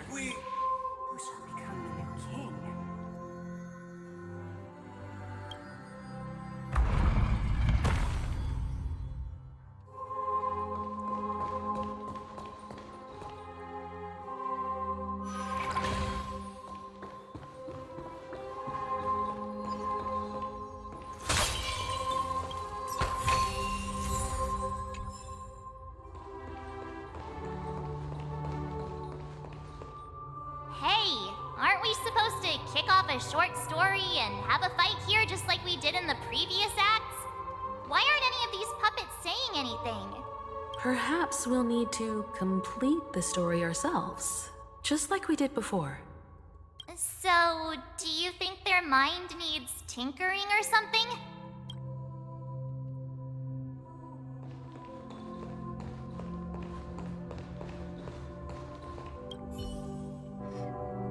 Based on experience from Act 2, it seems you'll need to employ the clockwork once again to personally bring performance to fruition. We no longer have need for a king, for we have become kings of all things. How did it go? I can't change the emotions. You can't change them? What does that mean? My apologies for my negligence. I forgot to inform you that the final part was scripted long ago. Let our previous king recount it to you. Now it is time for the final rite. Prepare for battle. Looks like we'll have to fight again. Descending from the infinite spiral staircase, I traverse towards the future with measured steps. No need to remember me or seek my excuse. For the contours of my mind shall intersect with other experiences. Until everything burns to ashes! The mood is set just right. Let the show begin!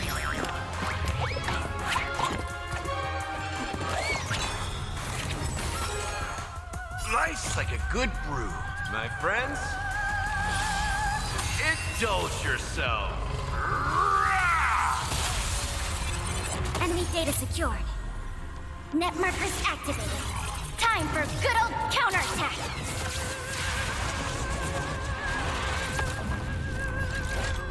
Live to fight! Fight to live! Dreams do come Free true. skill. Enough.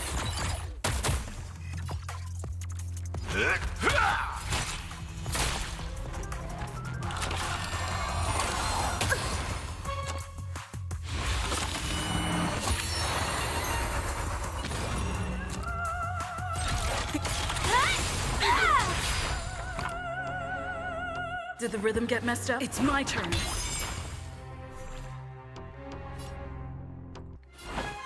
Time to mix things up. Thanks for the support. Firefly type.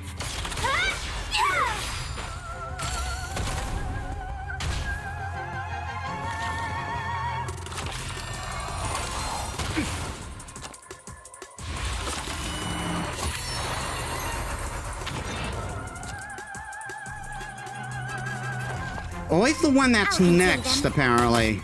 You've arrived, huh? Step up, let's see ya. How's this taste? Great teamwork. Stab in position. Executing attack.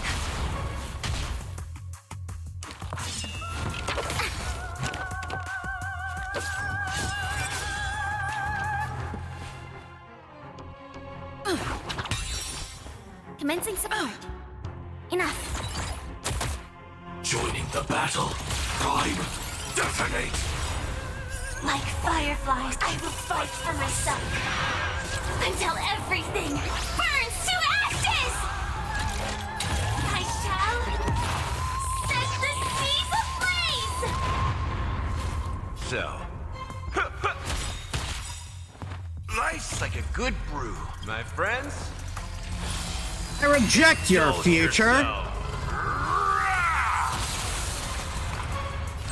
I will move forward! Ignite!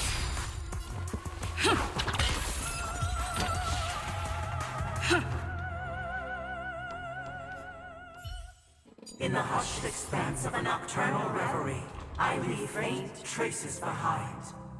No need to remember me, or to recall the essence of dreams. What is mine shall wane, while you shall transcend its delicate nature. This is the final scene. It's much more straightforward. He wants to expel the Harmony and establish an empire based on the Order. Let's go. Once this stage play concludes, it'll be time for the main event, the Charmony Festival.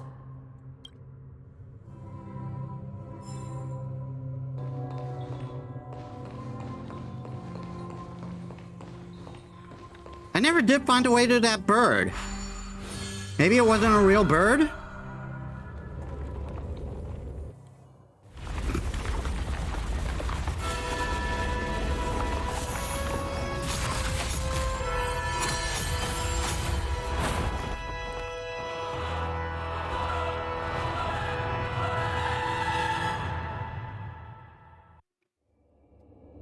One system hour until Charmony Festival. The world with meaning, perfecting all things in the heavens and on earth.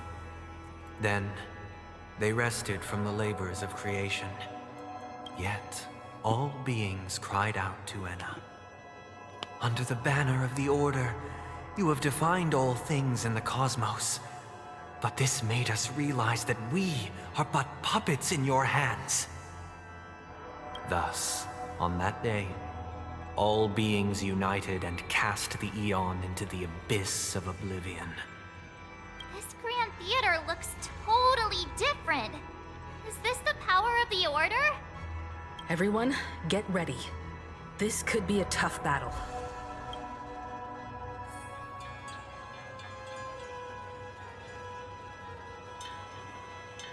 I'm actually not going to do that just yet.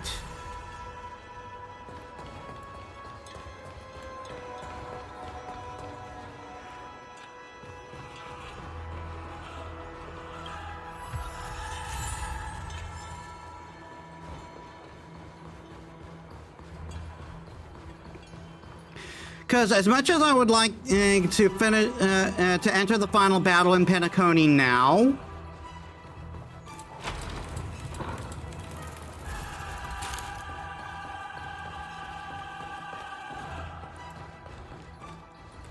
I'm concerned that this will take a while, and I don't want to carry on the stream too long. I am capping this at 6 hours.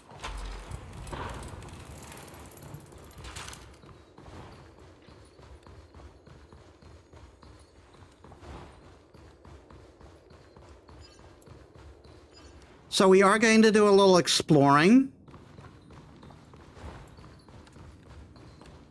See if we can find anything.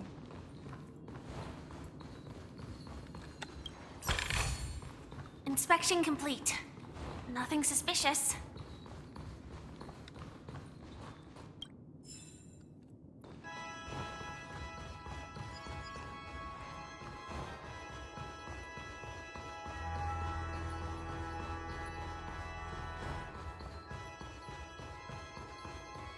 What happens if I run all the way back here?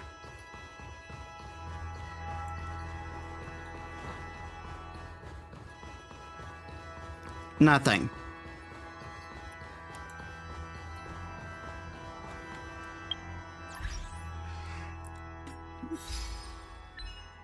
Okay, to finish off, after present and inebriated in revelry, enters the charged state, interrupting its charging.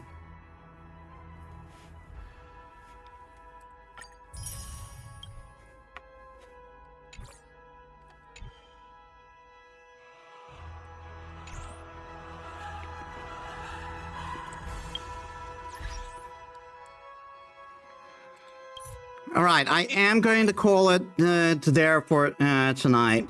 I know I said I would extend stream, but gee, organ music has you been told to go to the fatal battle. Who ordered the family-sized serving of trope delights? I know, right? But yeah, we know the epilogues of these chapters tend to take a while, and even the final battles could go on a while. I don't want this to suddenly end up as another whatchamacallit, to another thing, another adventuring fight. So yeah, let us set up a raid. The only thing that would make it worse would be if there was someone singing in Latin. Oh my God, can you imagine?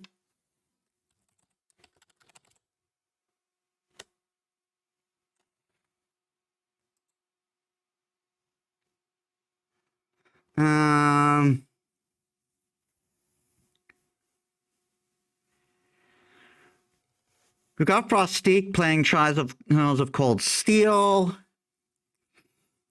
Yonigiri is playing Don't Starve Together. Soul Song is playing Once Human. We have Screaming Dolphin playing Elden Ring.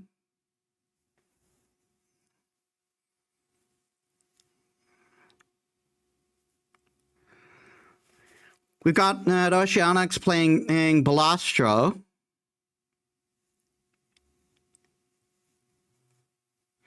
We got Gabriel playing Dark Souls Remastered.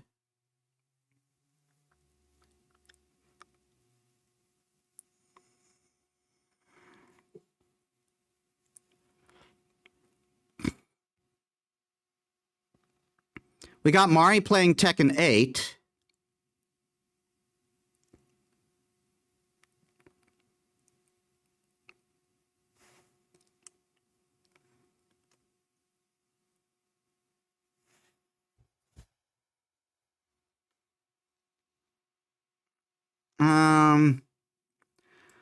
That's right on Oceanic.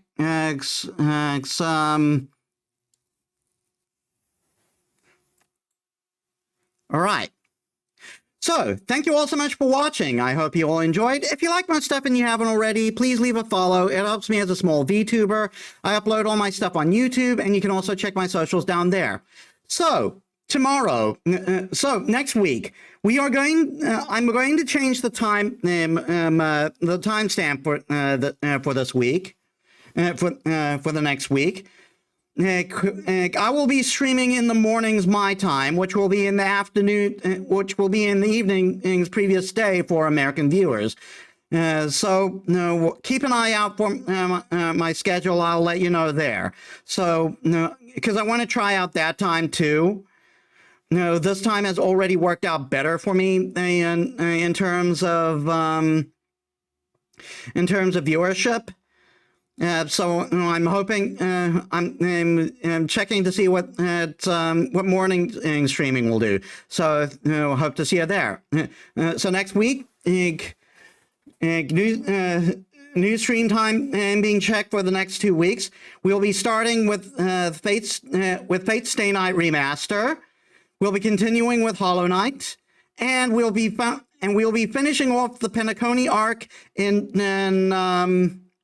Honkai Star Rail. So I hope to see you there. So thank you all so much for watching. I'll see you all on the next one. This is Metis Balaska signing out.